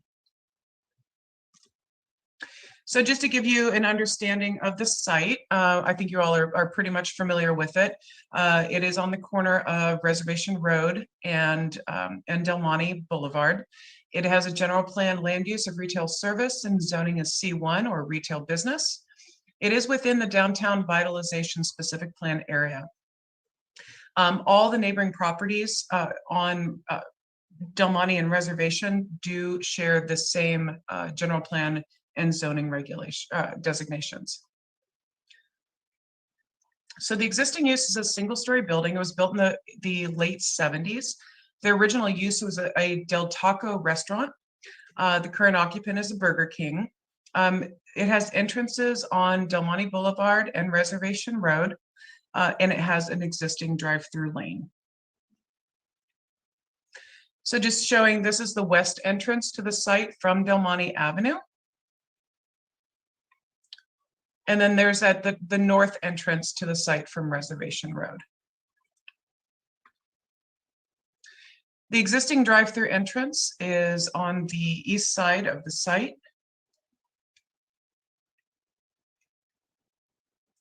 So just a background, in August of '78, the Planning Commission approved a use permit for an 1,855 square foot drive-through restaurant takeout facility. It was actually quite an interesting staff report. A variance at that time was approved to reduce the parking spaces that would have been required from 27 to 26 due to the physical shape of the lot. And also there was a notification that 25% of the business would be drive-through. So as we said, in the current site, it's accessed by Del Monte and Reservation Road. Both are two-way in and out. The existing drive-through can accommodate a total of 5 cars with extra queuing area in the parking lot. We'll go over that in just a minute. There's pedestrian access from Reservation Road and Del Monte Avenue. In 1984, Burger King took over the site and made some modifications to the landscaping. There was a later expansion to 1,920 square feet with a restroom addition for ADA. So this is the site plan from the Burger King. As you can see, and I'm not sure if my cursor shows up, but there's the two-way in and out coming off of Del Monte Avenue. There's a queuing lane. You can see it says wait here. And then the cars would go into the drive-through and then queue up to go to the window, as well as a two-way on Reservation Road. So the proposal is to convert the Burger King to, that would be the restaurant takeout, to Starbucks coffee. Staff had determined that it is an intensification of use for the takeout food establishment with the drive-through. And a lot of that has to do with the fact that when you have a Burger King, the restaurant, and a Starbucks coffee, they have different peak hours of operation. Starbucks, in general, their peak hours are predominantly in the morning. So the applications that were required with the original proposal, site and architectural design review, and those are deferred because they're going through this process right now. A conditional use permit to convert the use to that more intensified takeout food establishment. And also originally was a variance, and that the variance was to permit a reconfigured drive-through lane to allow additional queuing to encroach into a required 10-foot front yard setback. The site plan proposed a reduction in floor area from 1,920 square feet to 1,790 square feet to reduce the parking requirement that is required in our zoning ordinance from 28 to 26 spaces. There was also an addition of a pedestrian path from Reservation Road to the building. Site modifications were recommended by a queuing analysis that I'll go into that the city did require, and also a reconfigured drive-through in the front yard setback. With vehicular and pedestrian circulation, the project included alterations to the parking and pedestrian vehicular access, reconfigured drive-through. And as I said, the daily pattern of use is different from the existing fast food use to a coffee shop, especially during the peak morning hours. And so the queuing analysis was required by the city to evaluate the queuing requirements for this new use. The queuing analysis was based on the original proposal. There was a proposed 185-foot drive-through that would be adequate for 9 vehicles, so 20 feet per vehicle.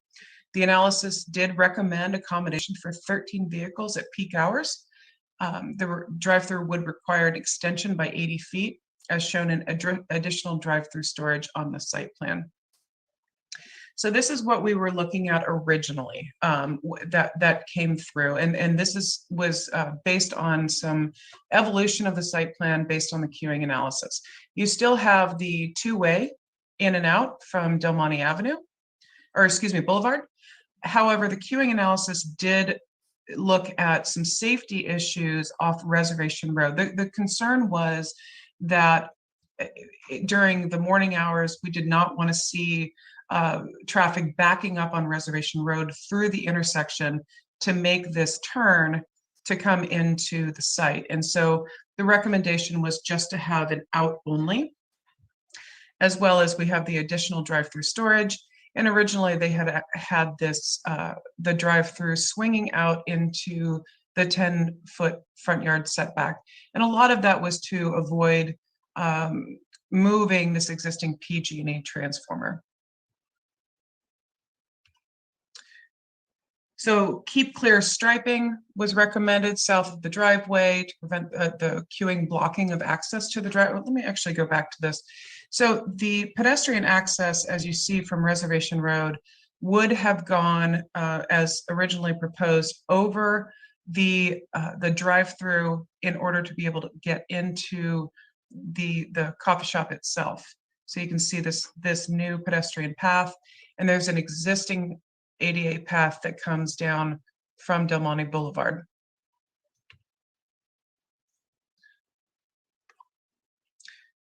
So the revised drive-through lane, as I said, encroaches 5 feet into the front yard setback.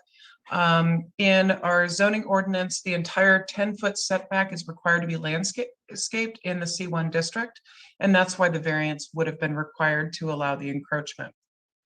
Also, the pickup window is proposed to be moved from the existing location to approximately 13 feet from the crosswalk. And so this shows the existing, in the orange, existing pickup window to be removed and the proposed pickup window to be moved closer to that crosswalk. The revised pedestrian path at Reservation, as I said, would have gone over the proposed drive-through just in front, just behind or in front of the new order menu. So Planning Commission reviewed this proposal on March 11th of this year on the conditional use permit and the variance. The staff report had recommended approval of the use permit, but denial of the variance. Planning Commission and public comment concerns were really focused on pedestrian safety and traffic related to this intensified use of the site, and impacts the proposed use could have on the yet to be adopted downtown vitalization specific plan, which is calling for a much more intensified use of this site, in the core retail district up to 5-story buildings and really starting to create that downtown feel. The Planning Commission unanimously denied both the conditional use permit and variance. And I'm only putting the finding for the conditional use permit because the variance is not being appealed under this appeal. And the finding was that the project would be detrimental to the health and welfare of citizens, and that the more vehicle-friendly drive-through proposed in the project is diametrically opposed to the city's objective of creating a more pedestrian-friendly community. March 24th, a timely appeal was filed with the city within the 10-day appeal period. The points of appeal, and I know that the appellant will have a lot more to say on this, but we're summarizing it here, that the Planning Commission's action to deny the conditional use permit was without legal merit, an abuse of discretion, and in violation of the applicant's due process and equal protection rights. And also that the staff prepared a resolution for approval of the use permit with legal findings. Changes have been made to the site plan to conform with parking standards and provision of state safe and adequate vehicular and pedestrian access and drive-through queuing. Also, that the city's traffic consultant determined that the originally proposed drive-through was adequate to satisfy the 85th percentile standard, and revised project plans, which you'll see later, include modifications to the drive-through to meet the development standards and to meet the 95th percentile standard. Number 6 was that other than anecdotal public comments and speculation about pedestrian access and walkability, which the appellant says comments do not constitute substantial evidence legally sufficient to support a denial of the project. The record contains no evidence the project would cause detriment or injury to the general welfare of the city. The appellant is also stating that all access issues are addressed in accordance with the expert report commissioned by the staff, as well as the numerous and iterative recommendations and conditions proposed by staff, all of which are reflected in a further revised project plan. And also, if the project is denied or not allowed to proceed, the site will remain as a burger restaurant that would be inconsistent with the existing city regulation and ordinances as far as non-conforming parking, drive-through, and pedestrian access amenities, and would be arguably less consistent with the future downtown vitalization specific plan. April 22nd of this year, the Planning Commission adopted a resolution for denial of the CUP as a resolution for denial was not presented to the Planning Commission at their original March meeting. And the Planning Commission approved that resolution and approved the minutes from the March meeting. As Assistant City Attorney Bob Rathie said, the appeal of this denial is coming to the City Council de novo, so the council is permitted to review the application for the conditional use permit afresh for a second time. Since the Planning Commission denial of the use permit and the variance, the applicant indicated willingness to make further changes to the site plan. These changes were not before the Planning Commission in March and were not formally submitted to the Planning Division until this appeal hearing. Staff did review the Planning Commission concerns for the appeal hearing regarding the intensification use as is inconsistent with the future downtown vitalization specific plan. This also was not presented to the Planning Commission. So the general plan, we reviewed the general plan and adopted visioning plans before this appeal hearing. The three general plan policies that came to light was looking at the policy 1.18.5, looking at a city designed for and attractive to pedestrians, which are with facilities that are within easy walking distance of each other. 1.18.6, a balanced land use transportation system, minimizing traffic congestion, noise, excessive energy consumption, air pollution, and also 2.40, looking at designated retail service areas developed to a minimum floor area of 0.25 and I believe this one is much less than 0.25 to avoid economic underutilization of the site. So the appeal was scheduled for May 18th that it should be 2021. I apologize, and it was publicly noticed. The appellant did request a postponement to a date uncertain, and it was decided between working with the staff and the appellant to come to this particular meeting of August 17th. August 12th, supplemental information was received by the city from the appellant related to the appeal. So it's a revised site plan to address staff's initial concerns regarding parking and safety. The appellant has also included some revised conditions that they're suggesting for the project should the City Council approve the project. There is a memorandum from staff that it would be attachment 5 to the staff report. So a conditional use permit finding, that's really what we're looking at. So if the City Council determines that the establishment, maintenance, or operation of the use will not be detrimental to the health, safety, peace, morals, comfort, general welfare of persons residing in the neighborhood of such proposed use, or be detrimental or injurious to property and improvements in the neighborhood or the general welfare of the city, then a conditional use permit can be approved.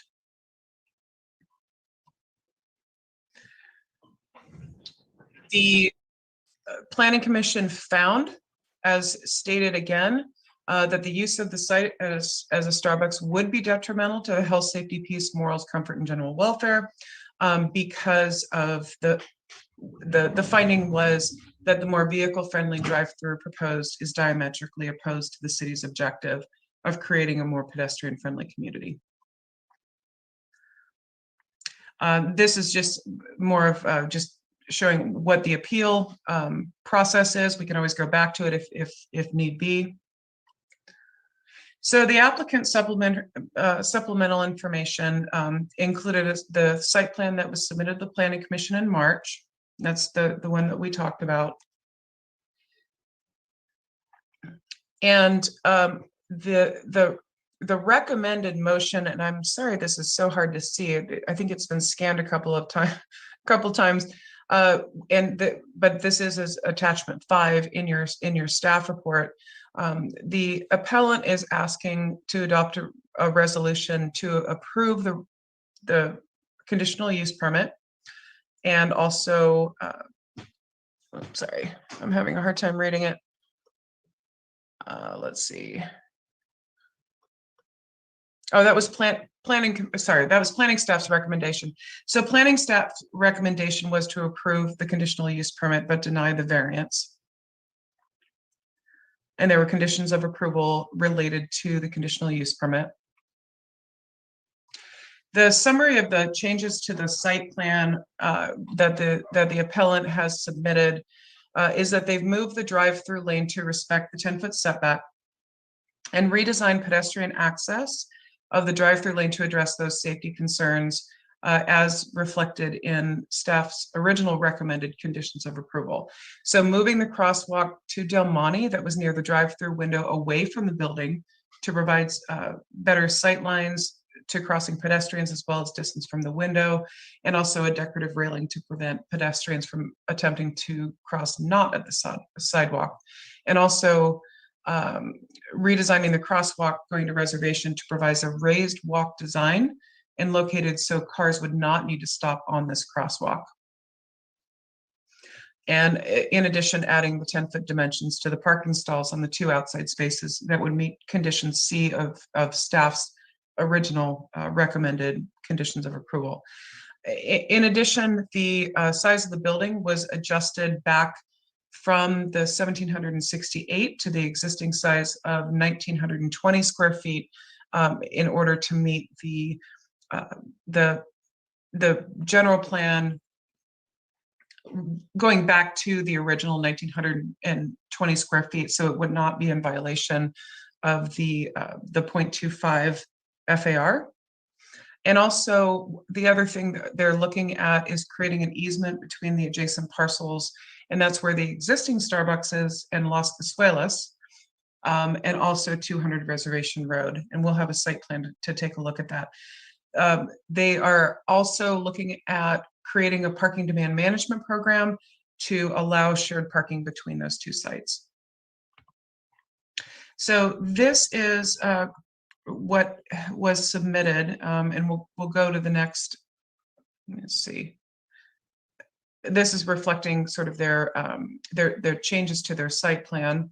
And let me go to this one. I think it shows it a little bit better. So the parking spaces that would be in agreement for a shared parking plan.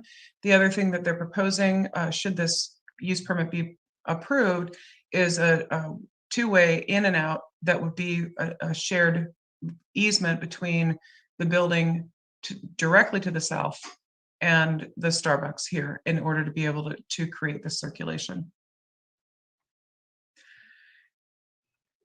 Staff is forwarding, as appropriate, the Planning Commission decision to deny the appeal de novo of this proposed conditional use permit, and that would be to therefore denying the project. And that concludes my presentation. I will take any questions.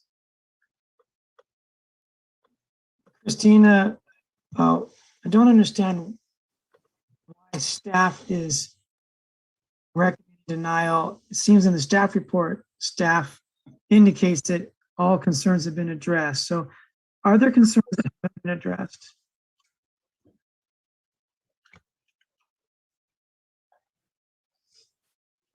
So typically, staff will take the recommendation of the Planning Commission forward to the City Council. I will actually defer to Assistant City Attorney Bob Rathie if you have any comments on our recommendation. Specifically, if there's any outstanding concerns that were not addressed. Not according to staff, no.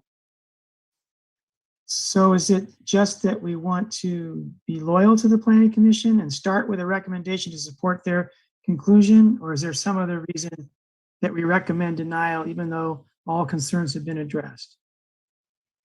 All concerns have been addressed. Well, outside of the where we know that the city wants to go to with the downtown plan and a couple of, some sort of fuzzy things within the general plan, all initial concerns from staff on a safety perspective have been addressed with the revised site plan. And I would point out the downtown revitalization specific plan has not been adopted. So it does not have the force of law in that context. And in this context, I should say. Okay.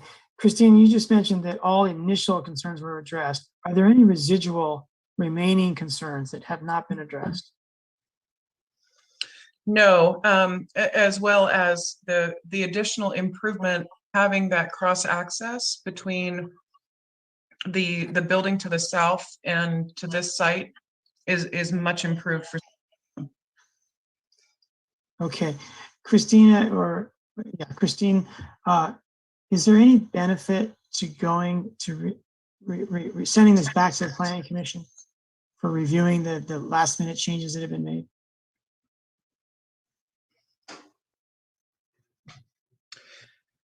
I think that there could be a benefit. However, I don't really know how to speak to that because I'm not sure. I don't have my crystal ball to see how the Planning Commission would react to that. I think the last thing that we want is to have this continuing to go back and forth between Planning Commission and Council. But we can have that discussion on whether or not there's a benefit. Mayor, go ahead. If you want to, I could answer that I think a little bit.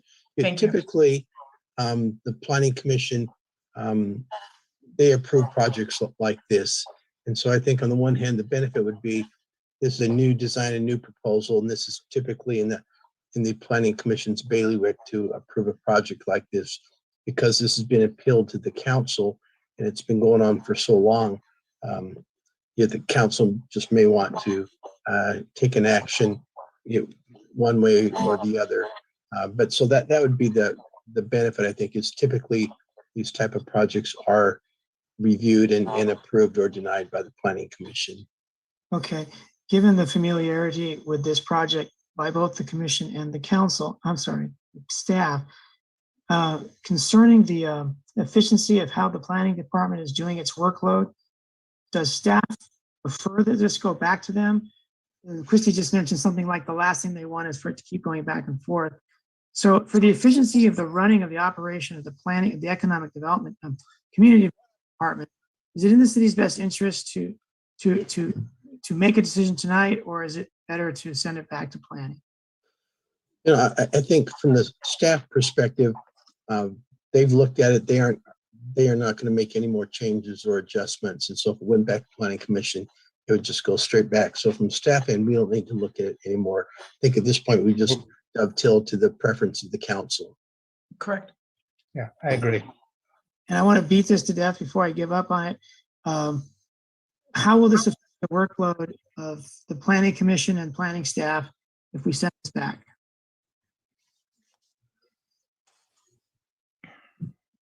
Well, I mean, several hours potentially. I mean, with holding the meeting and noticing and that type of thing. So it ends up being, there's a little bit of money that's being spent with noticing to go back. We have a new associate planner that's been hired, so that sort of helps out a little bit, but we're still super busy. So I don't really know how to answer that. Let me answer, Mayor, if I could. This would be no different than the situation when Planning Commission reviews information and then they ask for us to come back with further information for like ordinance development or what have you. So again, we experience this with the commission whenever they make a decision to ask us to bring something back to them. And that's the same type of workload that it would be in terms of we have new information, so we would incorporate financial staff reports. So again, that's what the consideration would be. Yeah, it's more work for the staff, but it's something that we continue to do. For instance, on the ADU ordinance, the planning commission has seen that 3 times. So again, that's typical. Yep, Okay. and it is typical. All right, thank you both. Let's go to Christina Medina Dirksen. Thank you, Christy and staff, for this presentation. I have 2 questions. Do we have a practice or a custom for dealing with future designations? In the context here, we have an applicant who will be unconforming when and if the downtown revitalization passes. I don't find that particularly fair to hold the applicant to a different standard, but is that something that we normally do? Is that legal?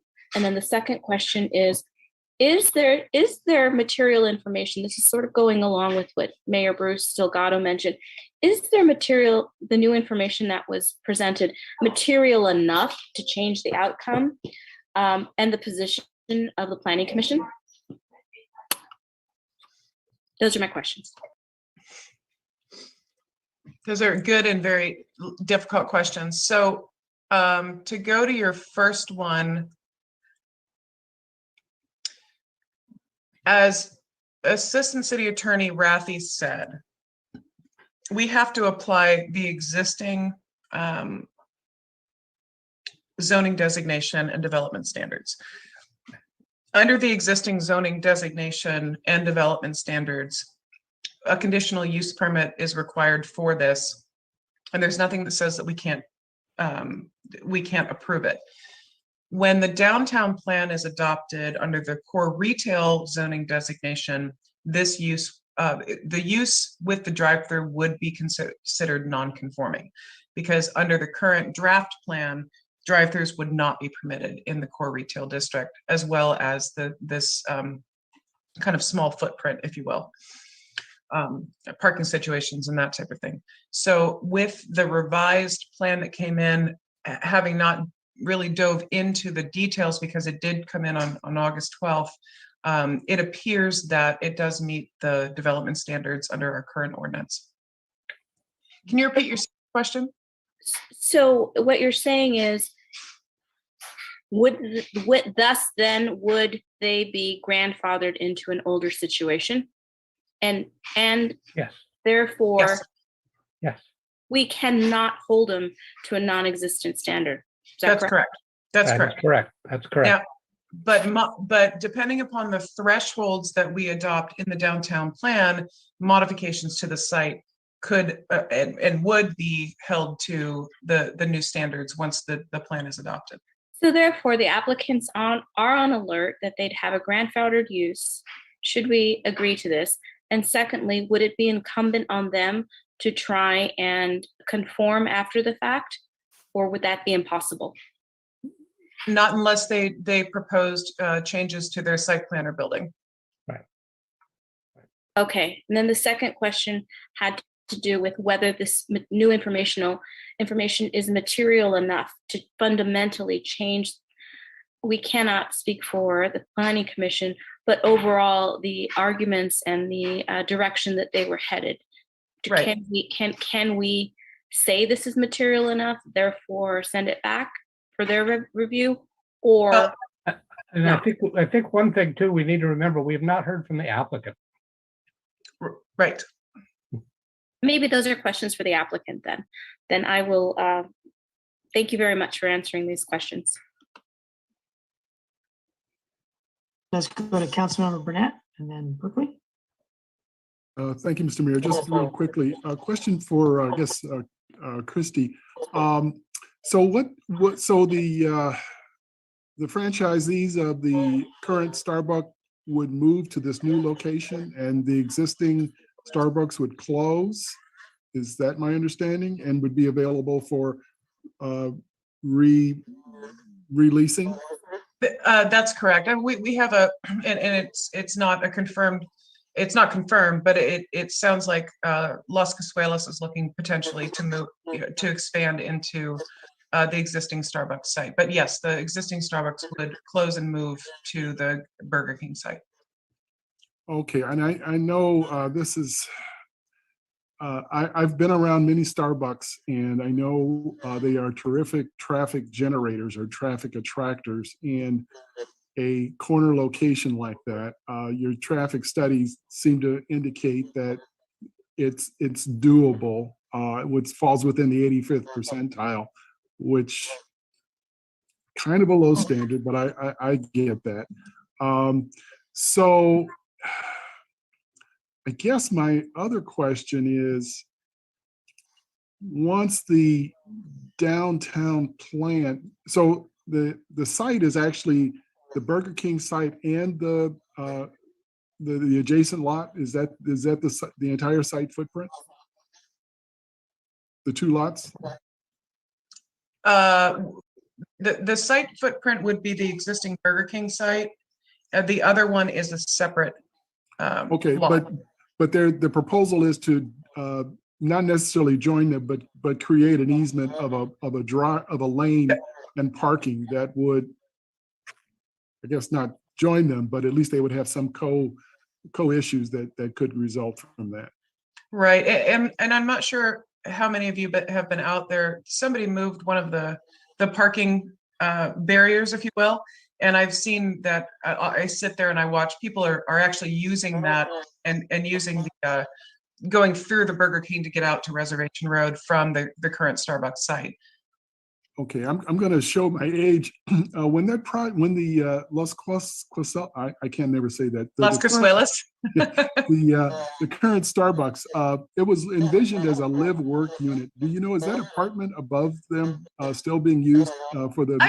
I believe so, yeah. So is the manager of the Starbucks or employees of the Starbucks using that unit, or is it just somebody completely unrelated? I'm not sure. I'm not sure who lives there. Okay. Those are my questions. Thank you. All right, Councilmember Berkeley. Thank you. So to continue where Councilmember Medina Dirksen left off, just and for clarification, so the easement would go with the land or the tenant, so that if for the rare chance that Starbucks decided to close there, then it would be on the owner of the property would then automatically have to comply with downtown specific plan. Is that correct? Or does it go with the land and the easement would run with the land? The land, yeah.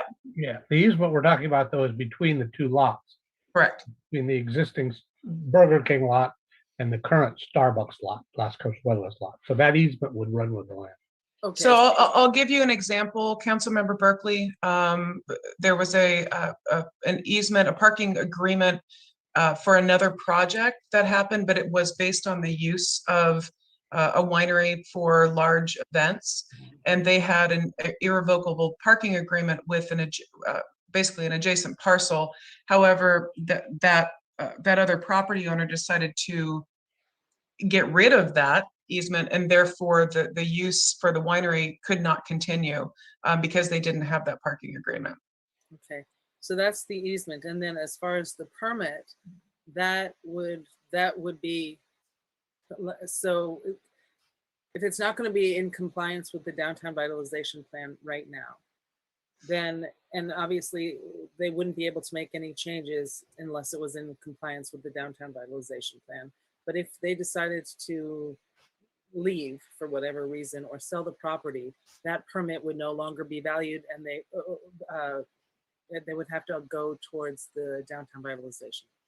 So under our current ordinance, if a use that is non-conforming is abandoned for a period of 6 months, then it cannot be reestablished without further action of the Planning Commission. That's what's in our ordinance. So there's the abandonment of use. And also, if we look at a change of use and expansion of use, we would then go with the current plan. So if Starbucks. But otherwise, the conditional use permit runs with the land. Correct.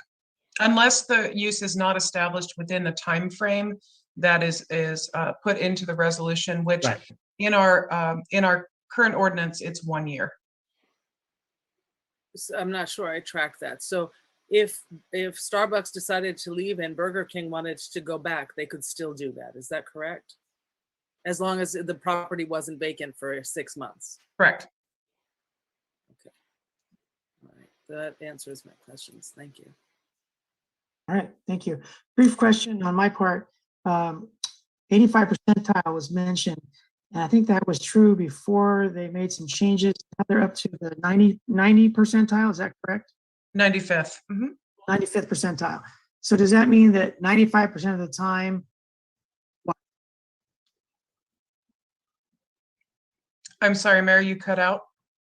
I'm sorry, what does that mean in this case? What's the result of 95 percentile? What is it? What does it refer to? From what I understand is that they can accommodate additional queuing. So that would not spill out onto Del Monte Avenue or Boulevard, sorry. Okay, so does that mean that 5% of the time it might spill out? Yeah. Okay. Do you consider that a high bar, a low bar, or a medium bar? I think it's as far as the 5%, I think it's pretty low bar. I mean, the 85% is a pretty strong threshold. So having potentially 5% of the time, you never know how many people want to get their coffee at one time. But it's an improvement on the 85th percentile. Right. I think you always, even looking at how the existing Starbucks works, every once in a while it's super congested and other times it's not. Okay, so would you like to see 100% or is 95% normal or good compared to the industry standard? Based on the traffic analysis, 85% is adequate. And that means 95% is very good? Yes. Okay. Are there instances where you have 100% or is that a really hard bar that's not usually met? I have not reviewed plans that have 100% or a threshold that requires 100%. All right, thank you. Okay, let's go to the developer presentation. Doug Yes. Murphy, Yeah, Tim we should Darnell, hear thank you from- for joining us. Should hear from the Starbucks folks.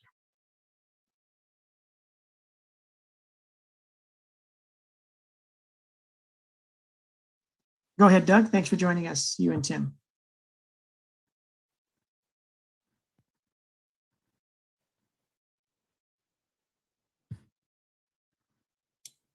Hi, I believe I'm unmuted now. Can you hear me? Yes. All right, and I'm going to turn my.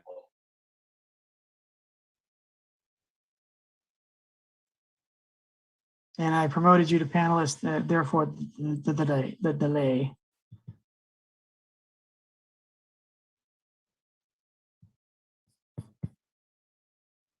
And go ahead, you should be able to unmute yourself.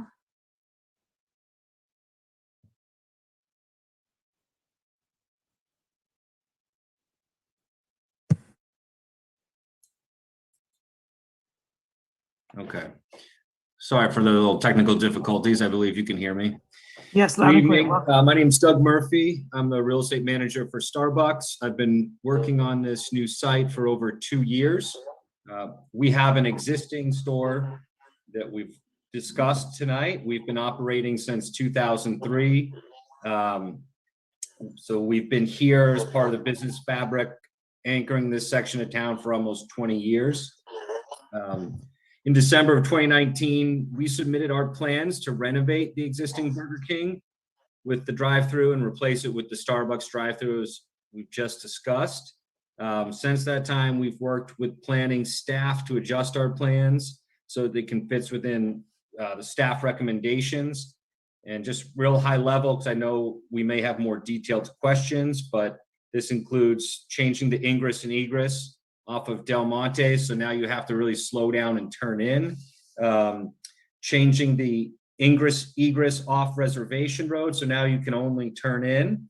We elongated the drive-through and I think to speak to that 85 and 95 percentile, the methodology of the queuing study was that 85% of the time we would need 8 cars during our peak, and 95 at the 95%, we would need 13 cars. So I think if we look at the site plan itself, you can see that cars could back up even further there without going on to Reservation or Del Monte Road. So there's more room outside of the extra buildup, for the drive-through queue. So we feel like we've more than adequately addressed any queuing issues during our peak times. Ultimately, the report found that our site plan would meet the trip generations, and they had a few recommendations from the queuing study, which Christine spoke to, and we've addressed those. I don't know if we can share a screen here, but just to jump down to the site plan changes that were made following Planning Commission's review of our project, they're very minimal. When we spoke with planning staff after the commission meeting, they had told us that we would not be able to reduce the square footage of the building. And so when it was determined it would need to remain at 1,920 square feet, we would then need more parking spaces. So we looked at some solutions for that, which is this parking demand management plan. And we created the easement between the sites as well. So we can now accommodate 28 parking spaces during our peak times, as Las Cazuelas has a more of an afternoon generated peak, while we're more of a morning peak, roughly between 7 to 9:30, sometimes a little longer, depends on the day. So we have been able to achieve the parking needs of the site. Essentially, we feel like we've solved all the technical issues here with these especially with these minor updates after the fact of the last meeting. And we're coming here to City Council to seek your appeal of the Planning Commission's denial of our CUP. All right. Thank you very much. Happy to address some questions. I'll just introduce a couple other people. And you know what? I think I can turn my camera on. If I can figure that out, I will. I don't want to shut this down.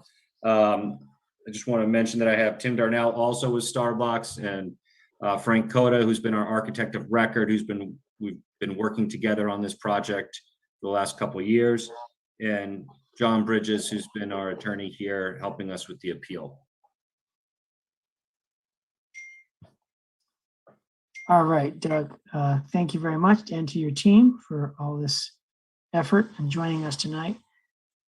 So questions, I think one or two of us had questions that were most appropriate for the developer. Do you want to ask those now? I think it was Christina or Lisa. It was Christina, I think. Yes, it was me. The two questions I had was, I think one of the questions was if there was enough information to really change the position of the Planning Commission. So I guess it's for the applicant to what new information really will change or has a potential to change minds, or is it material information that is changing that you're bringing to the table that can add? We feel that their decision was incorrect. And so there's two things that have happened. One is that we made modifications to the site plan based upon information from planning staff after the fact.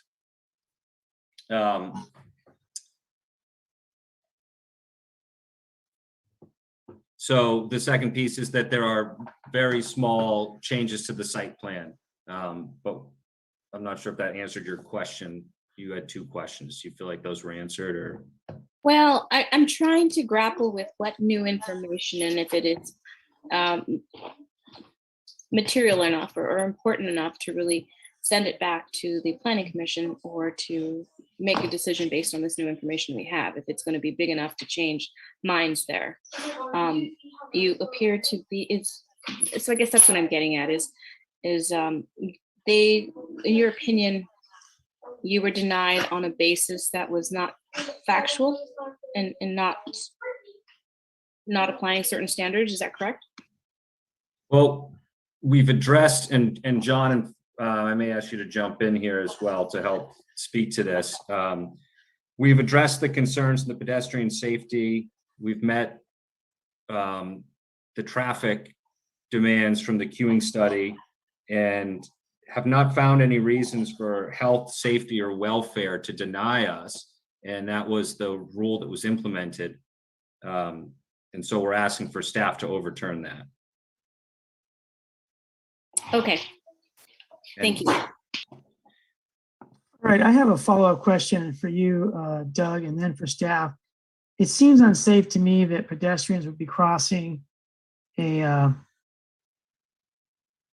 pickup order line. It's unusual for me to see people walking across a line of cars that are there to order fast food. So that's unsafe, but it's been grandfathered in. Is that why you think we shouldn't deny it?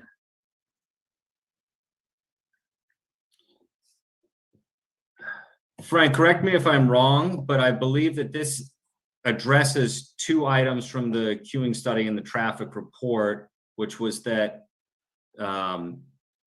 there's already the crosswalk there, and the concern, there's already the crosswalk and there's already the drive-through window. The concern was brought up that people would be walking perhaps too closely to these cars and someone may just grab their drinks and food and drive right off. And so to address that, we moved the pedestrian crosswalk. There are two, both of which would be raised. And the one that I believe you're speaking about off Del Monte Boulevard would be raised, and additionally, it is set farther back. So we've moved it farther from the cars that are exiting. Doug, good evening, Mr. Mayor. This is, and City Council. This is Frank Cota, the architect for the project.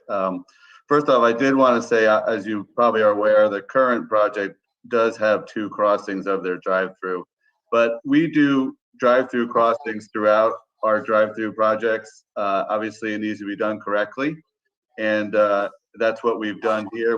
The concern of the one by Del Monte was too close to the drive-through window. I did agree, and we moved that crossing away from the window, provided a railing to not have people run out in front of the car. And we have proposed a stop sign.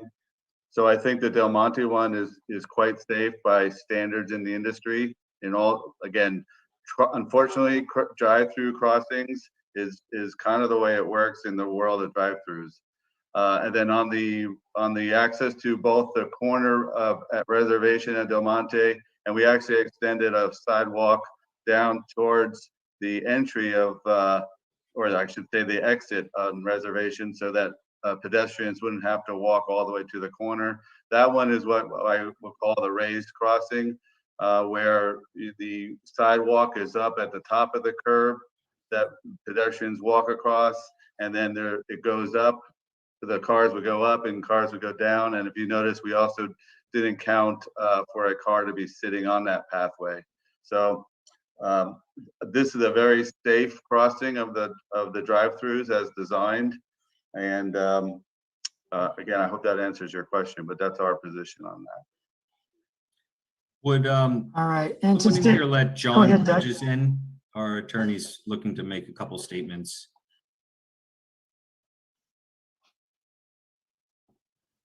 I believe he has his hand up.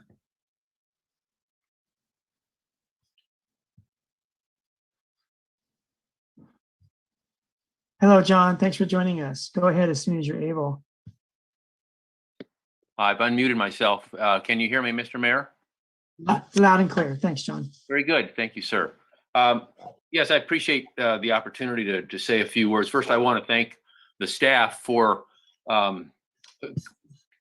acknowledging, if you will, that the Planning Commission's basis for denial was in error with respect to the need to follow the applicable rules.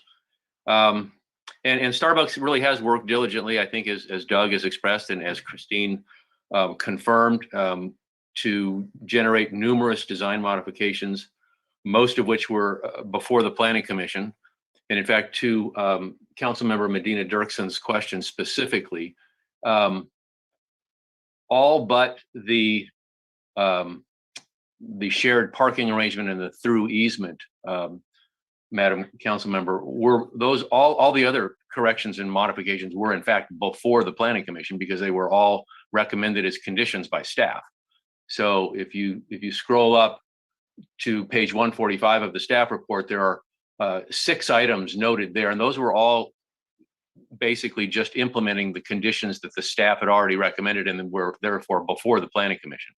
It's the additional modifications on page 146 of the staff report that show the shared parking and the through easement. And as staff has noted in response to the mayor's question, that through easement is a very significant benefit. And in fact, I think this entire design looked at as a whole is a vast improvement over the existing Burger King circumstance and from a design standpoint, and is even far more consistent with the future possible yet to be developed or yet to be approved specific plan, even though that's not the standard of review here. This project is far closer to that in terms of its pedestrian accommodations and safety issues and all of those things. So the second reason the Planning Commission intended or attempted to recommend denial or to deny the project was that they said there were safety concerns. Again, if you look on page 145, all of those safety concerns have been addressed, and there really isn't any evidence in the record to support that finding. In fact, all the evidence in the record, the professional evidence, the substantial evidence, according to the legal standards, it would actually support the finding that there is no detriment to the health, safety, or welfare. And as City Attorney Rathie mentioned, this is a quasi-judicial proceeding. I very much appreciated that. And the fact is that you are kind of here called upon to apply the law. And the project changes, although several are minor and they are reflected in attachment 5 to the staff report. And you actually have before you on paper tonight, staff report pages 113 and 114 is a staff generated resolution for approval. All you would need to do is substitute City Council for Planning Commission and add the single condition that we offered, which has been vetted by staff. And it was included at the very bottom of my letter submitted this morning. We discussed this with staff last week, that basically would require final staff approval of the details of the traffic management program in accordance with the city ordinance. I think with that additional condition, this is imminently approvable by you tonight, and we would actually urge that you do that so we don't have to do the back and forth. And I think staff has, this project is really a Starbucks / Marina City staff project in terms of design. And I think that it works well. Everyone's worked hard, and it would be a good project both for the city and for the applicant Starbucks. So if you have any questions on the legal front, I'd be happy to further articulate. Thank you. All right. Thank you very much, Frank, for that articulate perspective. Okay. Council, if there's no further questions, we'll we'll open the public hearing for the public to speak. So let's go now to the public. Please raise your hands if you'd like to speak. You have up to 4 minutes. Let's go to Elizabeth Fisher. Hello, Elizabeth. Welcome back. Hi, good evening again. Just a quick question. Is the exterior design part of the review, since this will be actually the first commercial building that you see when you enter downtown? And will you, or also the public, will you have the ability to make recommendations on how the building will be designed? It is a very prominent location, and I think it deserves a beautiful, strong design. Thank you. Thank you, Elizabeth. Anyone else wishing to speak on this matter? Tommy Bolea. Hello, Tommy. Welcome back. Thank you. Thank you. Tommy Bolea, 439 Andrew Circle. Well, as I ride my bike from city to city, some of the most traffic congested places are Starbucks. Hence, Canyon Del Rey and Del Monte in Seaside or Sand City. That is a total nightmare. And since it's morning driven, it's crucial that there's plenty of parking. And it looks like this has been well planned out. It's got some good forethought in it. Unfortunately, I won't be riding my bike through there. It's just too much pollution, too much smog, cars idling. I know you're making it all friendly for pedestrians, and that's great, but I just can't be there. I mean, it's a focal point of Marina. It's going to have a lot of congestion. I'm not blaming Starbucks, but it's just that there needs to be crosswalks on all four of those intersections there at Del Monte and Reservation. I mean, it's just, I don't know. And then what's going to happen, since it's a morning driven business, all the people coming down Del Monte and then making a left, or I'm sorry, going down Reservation and then making a left on Del Monte, they're going to end up making a U-turn at some location, and that's going to be the weak point. Hence, Reservation Road at where the grocery store there is, El Rancho. Everybody making U-turns there, and there's no intersection, no street light, no stop sign. I think what's going to happen is everybody's going to end up making a U-turn to get to Starbucks. And then how they're going to get out of there, it's not the design. It's excellent what they did. What I'm seeing, what I saw, it's perfect.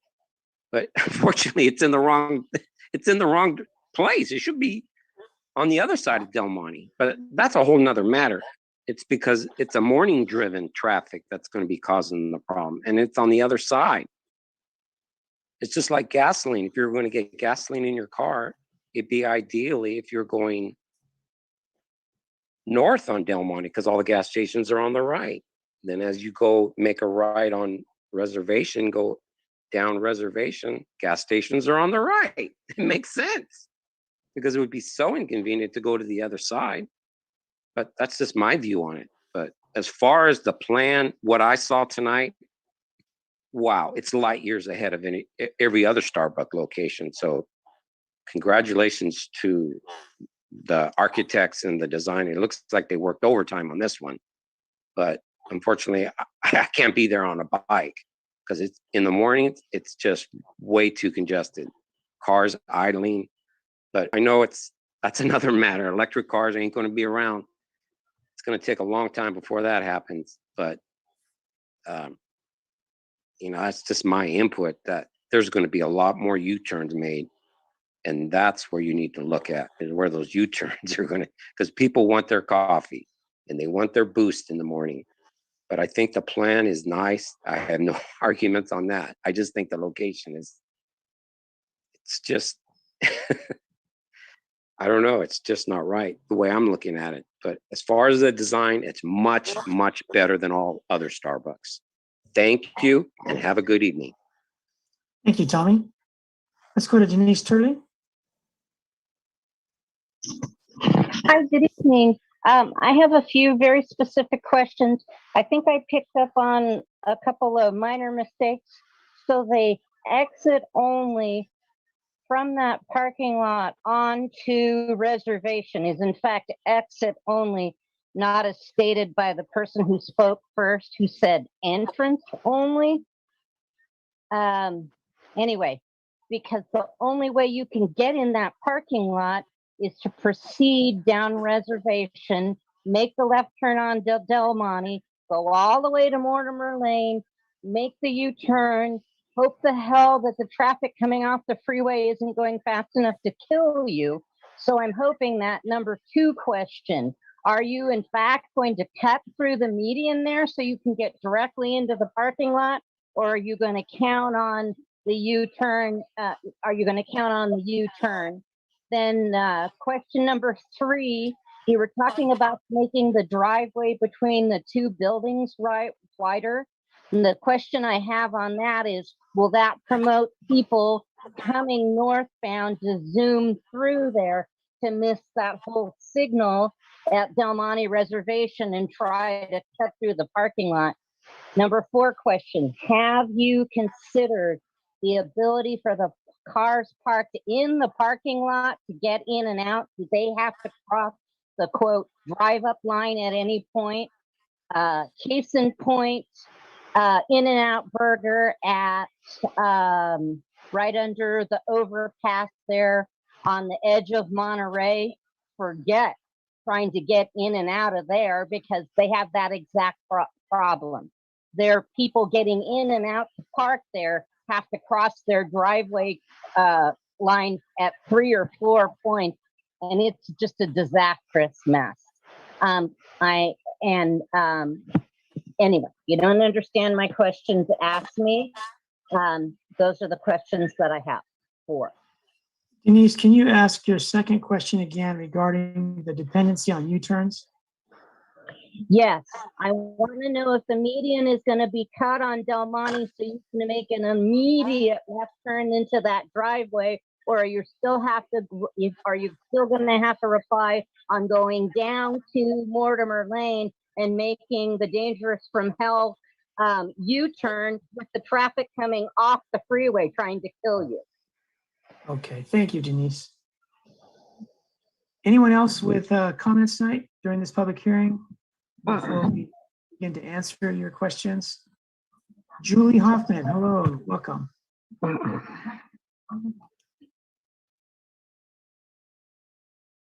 Oops, something happened to Julie Hoffman. Julie, let's try to get you back. Go ahead, Julie.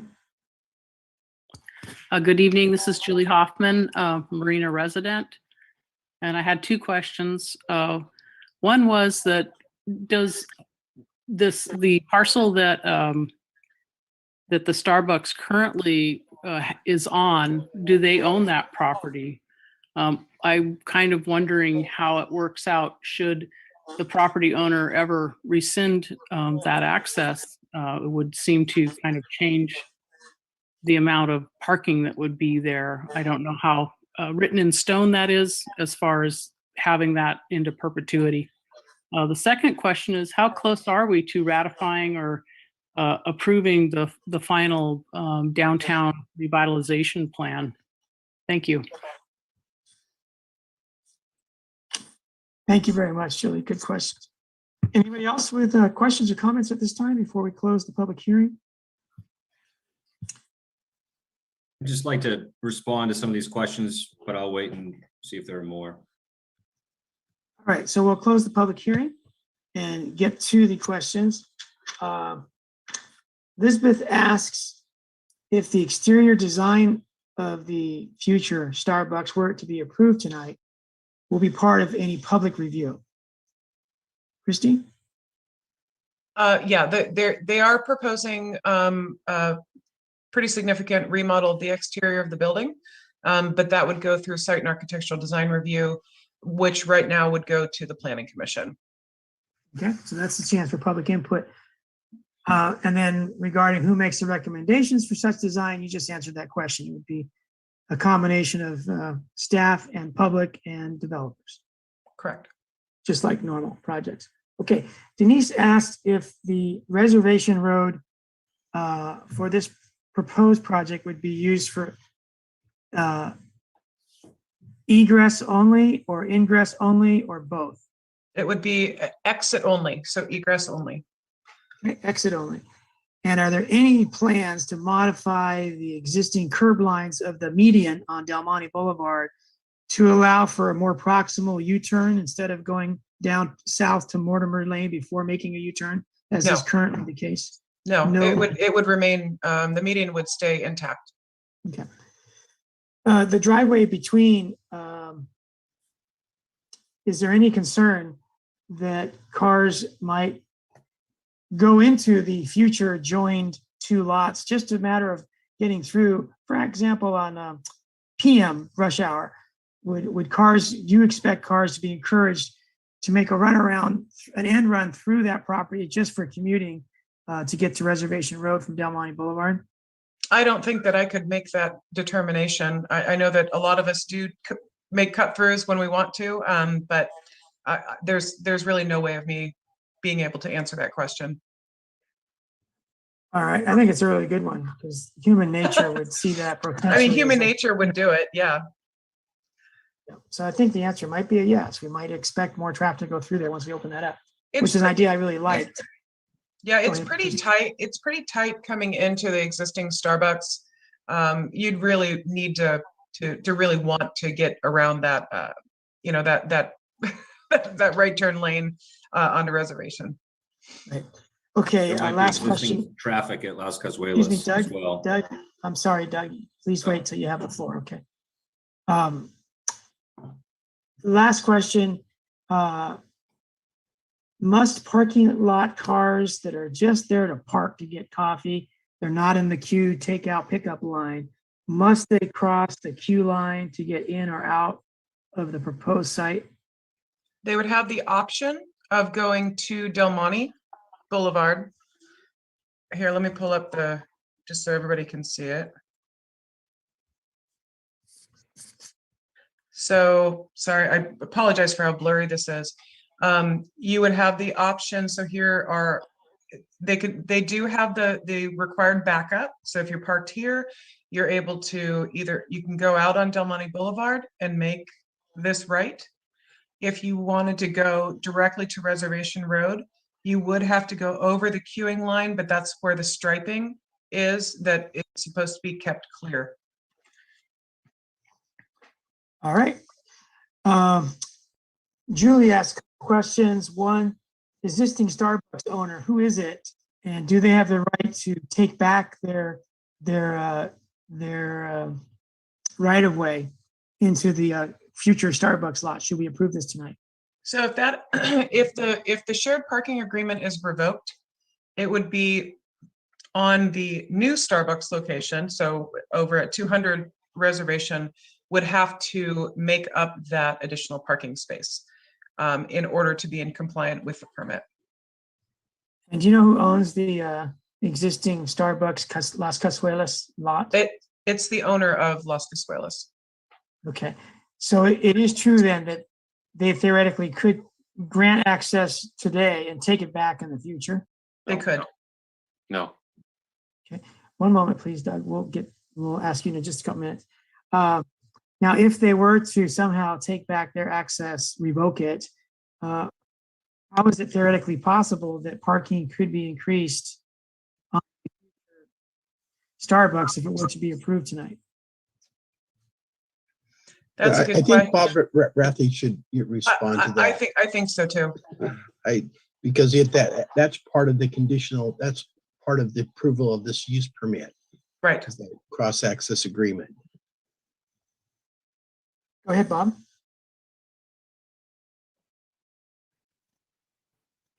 You're muted, Bob, but go ahead.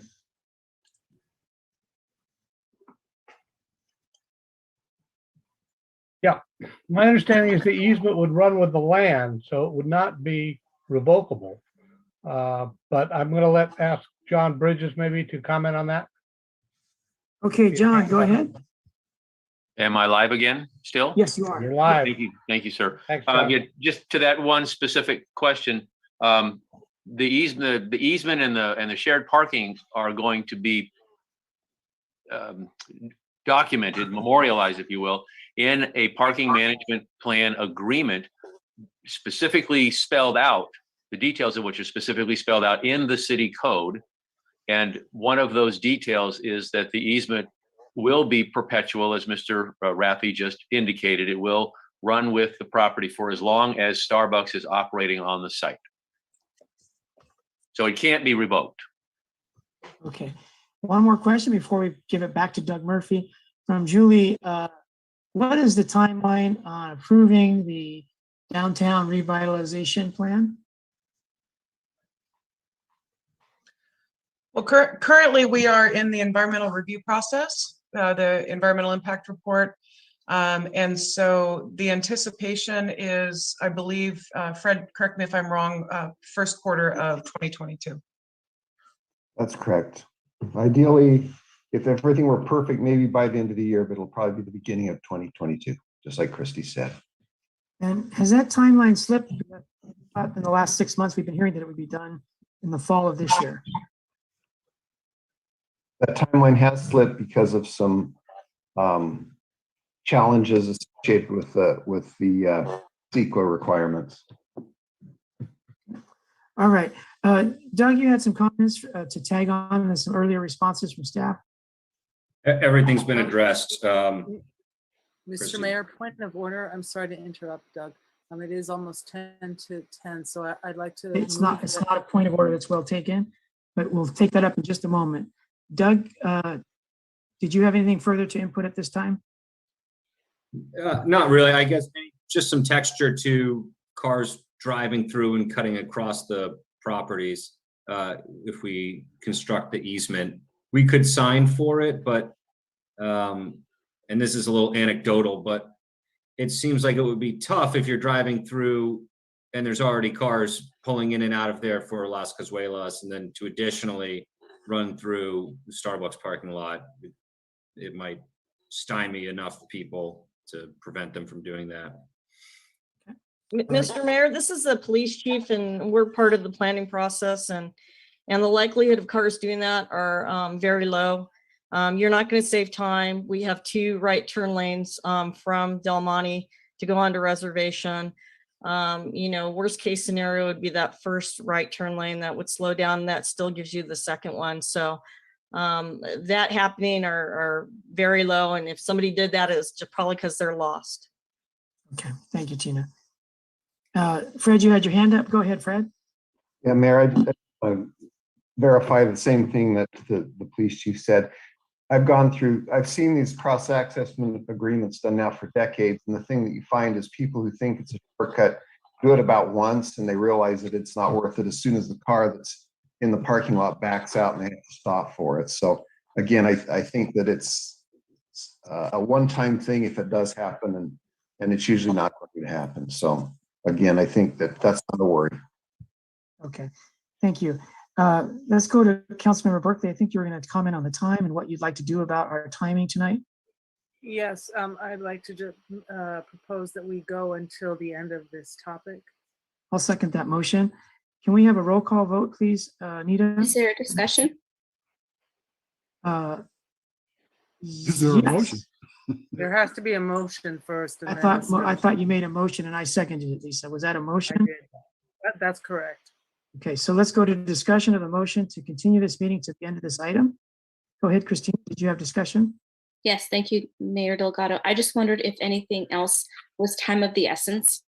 It's been a long day, I understand that, but we do have a couple other matters. And if there is something that is holding up that we may mess up the timeline, we need to be aware of that. Right. Lane, on the outreach for redistricting, is that something that you'd want to do tonight or urgent? Yeah, that's not urgent, but we do have a, but on the cannabis, that expires on September 8th. And so that one, Bob may need to jump in. So it expires September 8th. If the council, it was on this meeting and they continue it, how does that impact that? Well, you could not continue it beyond September 8th, if that's when it expires. You would have to hear it before then. Don't we have a special meeting on August 31st? Yes, Lane, is our next meeting September 3rd, is it? No, the next meeting is September 8th. And we are contemplating a special meeting on August 31st, but that's for one dedicated topic. Yeah, and that'll take all the evening. Yes. Just that one topic. Yeah. So Lisa, hearing what you've just heard, would you like to modify your motion or not? One moment, please, Bob. Yeah, certainly. Is there any other way, because we really heard a few meetings ago that the public was not happy that we go so late. So is there any other way that we can address this topic before the We have a 8th? special meeting for just this topic. Because that conversation will likely be a long one about the cannabis, I would imagine. Yeah, maybe not. But we could have a special meeting just to address that. Or you could adjourn this meeting to a date certain. Or let's go, we finish this topic and then don't go any later than 10:30 for the cannabis. Can I make a friendly amendment and make that to 10:45, please? Sure, so as Thank long as you. it's a hard stop at 10:45. Thank you. Okay. All right, so we have a motion to go 10:45. Let's have a roll call, please, Anita. Councilmember Medina Dirksen, Yes. Councilmember Burnett, Aye. Member Berkeley, Yes. Mayor Delgado. Yes, thank you. That motion passes, and we'll pick up where we left off. Lisa, did you have other input at this time? Or would like to make a motion on this matter? Sure. In light of the fact that the likelihood of sending this back to Planning Commission will just add more time and not many changes, I'd like to make a motion that we go ahead and approve this project. Would that include the resolution on page 113 that gives whereases and findings or conditions of approval? Yes. I would like to second with the adding addition that staff approve the traffic study or the final, there was that one caveat about the staff. The traffic management program conditions. Yes. That's right. Yes. Thank you. Amendment accepted. Okay. Any final discussion before we go to a roll call vote? Christina, your hand is still up. Is that something you have input? No, I was ready to make the motion, but Councilmember Berkeley went ahead and did it. I'll lower my hand. All right, Anita, can we have a roll call vote, please? Councilmember Medina Dirksen, Yes. Councilmember Burnett, Abstain. Councilmember Berkeley, Yes. Mayor Delgado. Yes. All right, thank you to all involved. It's been a long haul on all sides, and we appreciate the Planning Commission and everybody that had a hand in this project. All right, we're going to move on then to our next public hearing item regarding cannabis. Who's going to lead us through that? That would be me. 1 second, let me just bring it up. And Christy, while you bring that up, given the late hour, can you kind of go quicker through that presentation? Absolutely. Or maybe we can get it. That would be her pleasure. It would definitely be my pleasure. I'm getting a little sleepy here too. So what we're looking at tonight is looking at the Planning Commission recommendation for a 120-day extension of a cannabis conditional use permit for medical and adult use dispensary at 3100 Del Monte. And that would be beyond an approved administrative 90-day extension, like was said, is expiring on September 8th. And this would be for a new substantial action time limit expiration date of January 6th, 2022. I won't, if we want to go back and look at the history of the adoption of the ordinance, we can. But this project falls under an ordinance that was adopted by Marina voters in 2018 that allowed these businesses subject to the issuance of a conditional use permit. That ordinance was in effect in 2019 and provided that regulatory framework. 3 medical and 3 adult use cannabis dispensaries under that ordinance would have been allowed at any one time. And with the combined medical and adult use was a maximum of 3 businesses. So the city did look at applications that were submitted to the city of Marina between April and June of 2019. The applications were reviewed by HDL companies and went through the selection criteria process. There was an initial scoring and the final scoring was submitted to the city. There were 5 groups that went forward that were determined eligible to apply for conditional use permits, and each group received a perfect or near perfect score. So in June of 2020, the council approved 3 cannabis conditional use permits. They were all adult use and medical combined at 3100 Del Monte, 3170 Del Monte, and 234 Reservation Road. There is a condition of approval that was put on all 3 permits that talked about a substantial action time limit that had wanted the permittee to commence operation within 1 year of the issue date. And the city manager had the opportunity or option to grant a 90-day extension to the time limit if the permittee can demonstrate that the delay was due to situations beyond their control and that they have made significant progress toward establishing the use and cause to believe that the permittee can be ready to commence operations in accordance with the permit within that 90-day period. The 90-day extension was approved for all 3 permits on June 20th of 2021 with that new expiration date of September 8th. The applicant for 3100 Del Monte did apply for a permit amendment which is allowed under conditional use permits to extend that substantial action time limit for that 120 days. So that January 6, 2022 expiration. And that was due to delays and complications with parking constraints. There was a substantial conversation with the applicant on trying to resolve some parking issues. We had a traffic study that needed to be prepared. They've been exploring shared parking agreements, meetings with staff and neighbors, and they're also cite the COVID pandemic. Last Thursday, the Planning Commission did hold a public hearing and adopted a resolution recommending the City Council approve the 120-day extension. And they also added an option of an additional 30-day administrative extension if by January 6th, the business was already ready for final inspections.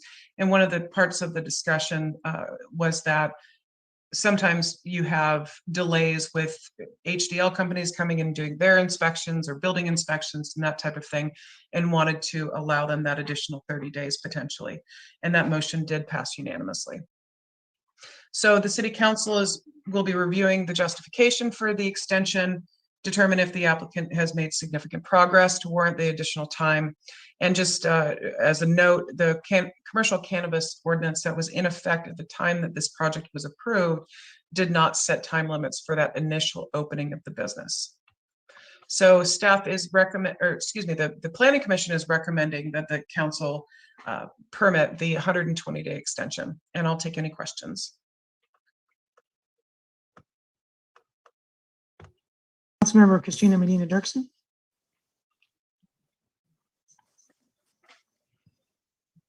Thank you. I just wanted to disclose that I had meetings with Tony Raffel, who is with the Element, and with Brandon Kosecki as check-ins as to where we were with cannabis dispensaries. I just wanted to make everybody aware of that. Thank you, Christina. I do have a question, though. Go ahead, Christina. Thank you very much. Thank you, Christy, for that. My question is, we know that the planning department could use more staffing. Has there been any, on our part, delays that have held up the process a little bit? And the fact that there was no time frame in the original ordinance, how come it's coming back for a request for a extension? You know, I think that's a good question to ask the applicant when they're on. They did submit the letter citing kind of extenuating circumstances for the delay. There wasn't a lot of movement that happened for a good period of time, and then there was a lot of lot of things that happened. They've got substantial constraints on that site, and so there was working with their engineers on even the interim local improvements that the city is going to be requiring at some point for them to create that more of that safe pedestrian environment, because there is no curb, gutter, and sidewalk on Carmel or on Del Monte. So this is a harder site, and so they did have some challenges in working through that. But no, not on the part of the council. Council, or do you mean staff? Well, we've been under constraints on staff as well, but no, it wasn't a staff delay. Okay. You made a good point. They have different hoops to jump through in terms of more. Is it correct to say that this site has had more work to be done than Yes. other sites? Okay. Yeah. Thank you. Mm-hmm. Mayor Pro Tem Cathfiala, welcome back. You, Mr. Mayor. So I watched the entire meeting for the Planning Commission, and I have to say that it was a very well-considered meeting, and there was a lot of problem solving, and I have to say that I was very impressed by the final decision to allow the 120-day extension plus the 30 for administrative inspection. So, you know, it was very thorough. If after the 30-day period of time, they're not ready to open, do we have the ability to provide another extension, or what is the process if we decide that we are not going to execute another extension, and how long will that take? Because I do appreciate the fact that there are people who are denied a permit and are waiting in the wings, but if our process will take another 6 months, for example, to decide what our process is, whether we open it up as a kind of de novo a selection process, or whether we settle on the two remaining ones and make a decision, and how is that made? So what is our process?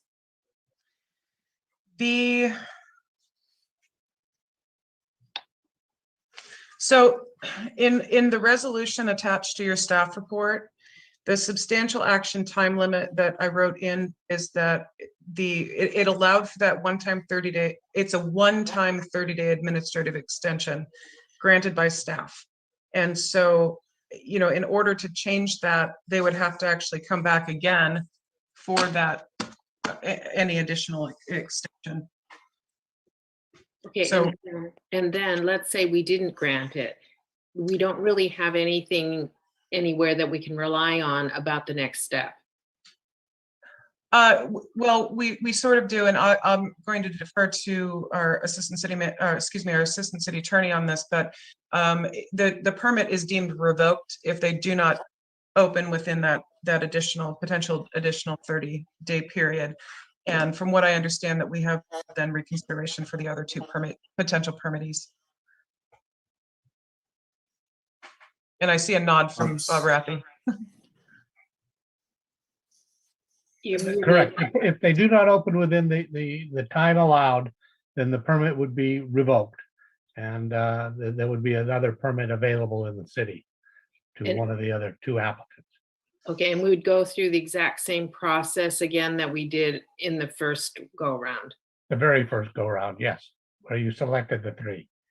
It's essentially, as referred to by staff as the beauty contest. Right. Okay, thank you very much. Thank you.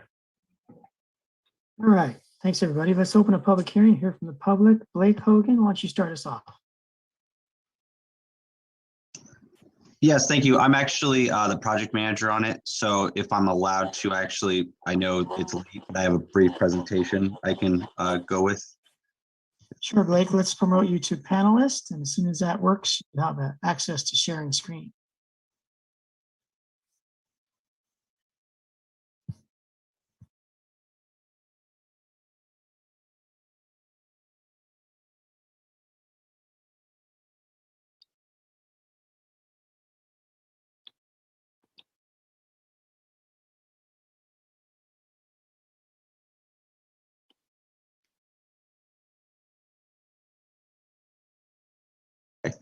Can everyone see my screen? So sorry. Yes, we can see it. Perfect. All right, I'll be brief, just as Christy was brief. So thank you so much. As I said, my name is Blake Hogan. I'm the project manager working with the owners of Pacific Roots Marina. I just wanted to kind of give a brief recap, kind of show you where we're at to give kind of some context of why we're here. So as you kind of, as Christy already explained, you know, the resolution happened in 2020.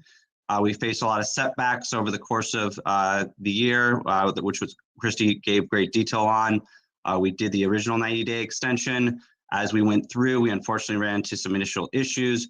We unfortunately ran into asbestos when we were looking to start construction, and that did remediation.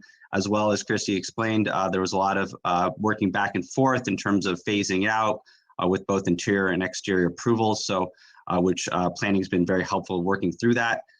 So that's kind of, as you saw on July 20th, we asked for that additional extension due to all these unforeseen circumstances. So basically, this used to be Mortimer's, just to kind of give you context of how far we've come along. So this was the original interior, you know, kind of how it used to be. So just kind of showing a starting point to give you an idea. And now after the asbestos removal, you see, you know, a lot of things have been removed. We're making good progress. So definitely coming along. This is actually our certification showing we got the asbestos approved as of August 13th. So that's kind of where when we finally got clearance to move forward to the demolition phase. So now where we're at, which is in front of you, City Council, in hoping to get the approval. We've actually worked very closely not only with planning, but building and health, who've both signed off. Planning's just, we're really close on working through this phased approval of both the interior and exterior, which planning's been really great. As was noted, the 6-0 vote from Planning Commission, they gave us the approval of the 120 extension with the optional 30-day pending building review.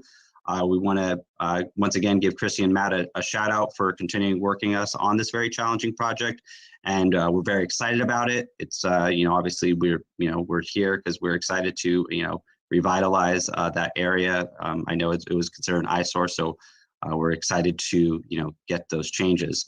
So demolition actually started as of yesterday. So you can see already we've made substantial improvements just over the course of 48 hours. We beat the pile, as you can see there, will hopefully be removed. There was only so many dumpsters that were available. We actually have Aaron Bagley, who's our construction person, who's on the call, who can actually let you know even further progress. But just kind of give you a context of where everything is as we move through demolition. Here's our construction timeline that gives kind of, we started as of Monday with the hope of finishing construction by December 6th.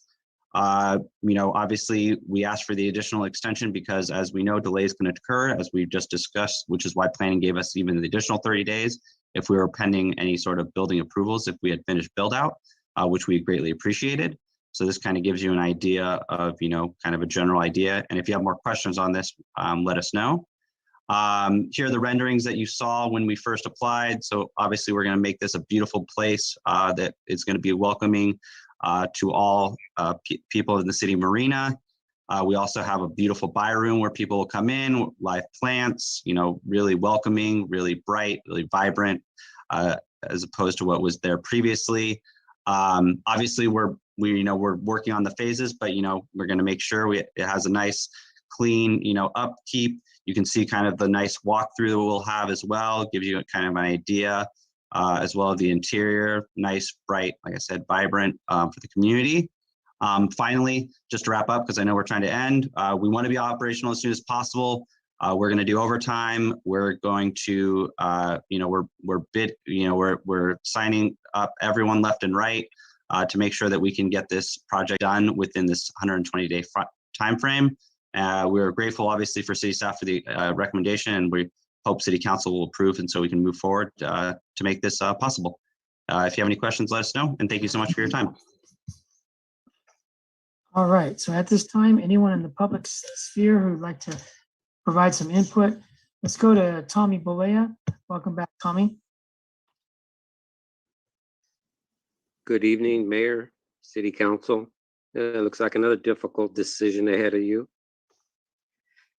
what can I say? It looks like all cities are doing it. So obviously it's going to happen. It's just a matter of time.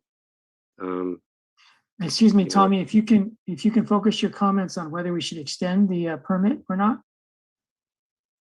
to allow them to finish their construction. Well, the only thing I wanted to say, if I could be allowed to say it, is that all these businesses should operate by appointments. This would balance their business. Tommy, we have to ask you to focus your comments on the matter at hand, which is whether to extend or not extend their time to construct their tenant improvements. Well, I guess if I can't say what I can say, I would say I vote for an extension and allow more input to this decision that you're about to make. I mean, it's going to be causing traffic on Carmel Avenue is going to be exponential. But I just wanted to mention a few ideas, but if I can't apply those ideas here, then I vote for an extension so I can give you my input. Yeah, unfortunately, all of that kind of input was provided during extensive public hearings earlier, like a year ago. So now they're just wanting an extension on their conditional use permit to enable them to complete the tenant improvements. So the question tonight is, give them the extension or not? I don't quite understand the question. Repeat that again. Yeah, they have a conditional use permit that's about to expire on September 8th. So they've requested and Planning Commission has granted their tentative approval for a 90-day extension on their conditional use permit to allow them to finish tenant improvements. So the council is debating tonight whether to concur with the Planning Commission recommendation or not, to give them 120 more days to work.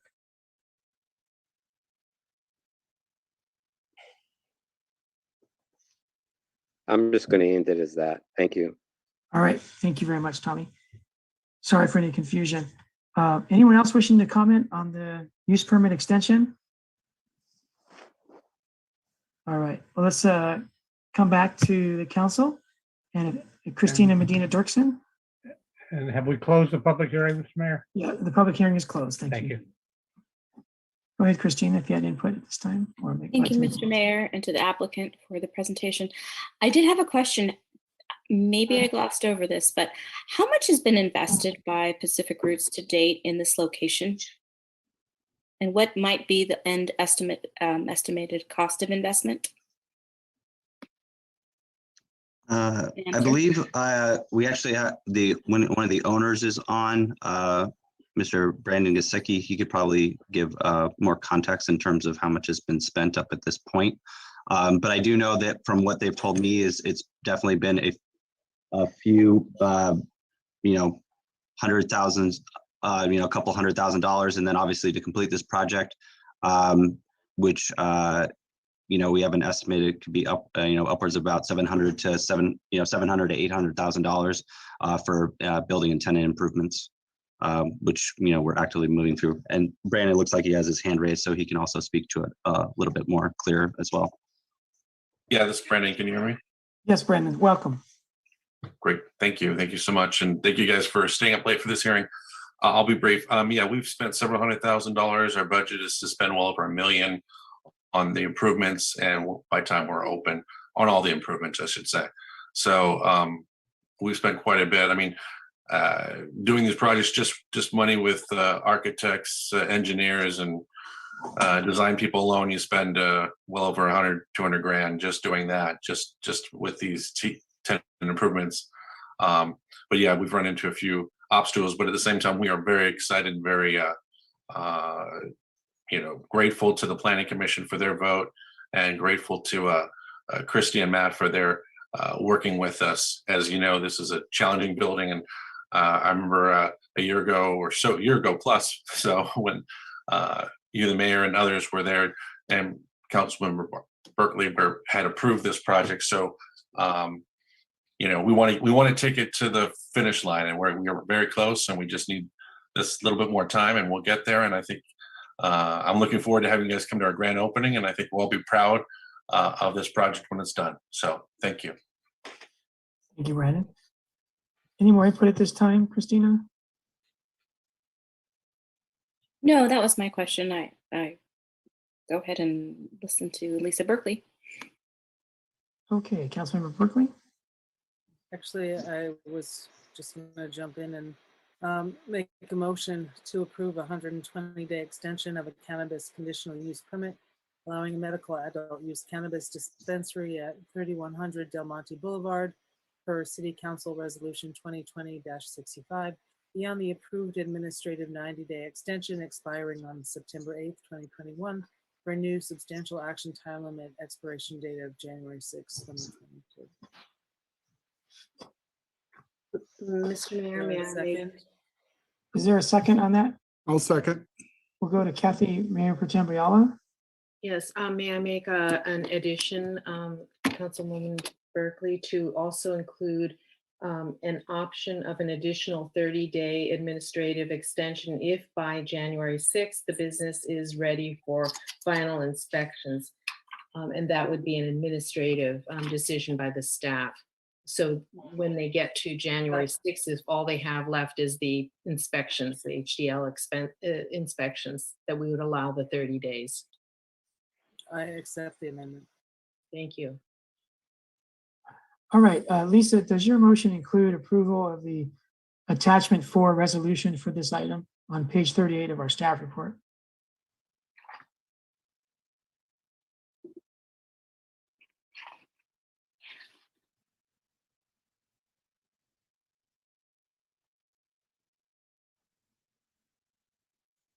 I think it's included in the. But Christie, isn't that included on pages, what would be 5 through 7, 8, 9, pages 5 through 9 for the council, I think? Resolution for the council. That's correct. It would be the condition of approval number 9 includes the one-time 30-day administrative extension. So my question refers to a resolution we have on page 8 of the packet, which looks prepared for this matter. It could be wrong. It's called attachment 4. Attachment 4 being the resolution adopted by the planning commission. Right. Oh, that's a repeat of the holdover. Okay, so there is no resolution here attached to this action tonight. No, there is, Mr. Mayor. It's on, starts on page 4 of the staff report. Yeah, it's attachment 1. Right. Okay, so That's I the didn't see council that. resolution. Okay, I didn't see that council resolution, unless that is council resolution. I don't see that resolution in the title. So does motion maker intend to include that resolution in her attachment number 1? So I read from the resolution on attachment number 1, page 4 of the Right. staff report on this item. That's what I read. And then I accepted Council Mayor Pro Tem's addition of the 30 days administrative if necessary at the discretion. Yeah, of staff. and the only resolution that I see is for 2020 number 65, which is something we did a year ago. But there is a resolution in attachment 1 that I think that's included in the motion, but I just want to be clear. Yes, that is correct. Attachment 1 is the resolution we're referring to, or I'm referring to, with the Okay. amendment by Mayor Pro Tem Biala. Great, all right, thank you. The second still holds. All right. Lisa, did you have final input? Your hand is up. Oh, no, sorry, that was it. Thank you. Okay. All right, let's go to a roll call vote, please. Councilmember Medina Dirksen, Yes. Councilmember Burnett, Aye. Councilmember Berkeley, Yes. Mayor Pro Tem Biala, Yes. Mayor Delgado. Yes, that motion passed unanimously. Thank you to everybody involved, Brandon and everyone else. It was great that you finally got this through here. And thanks to the Planning Commission for doing their part in this process. Thank you, Blake. And Christy, you did a lot of work on this as well. Thanks, everybody. Thank you. So with that, I think we're Thanks, going to everyone. Good night. Thank you all. Bye.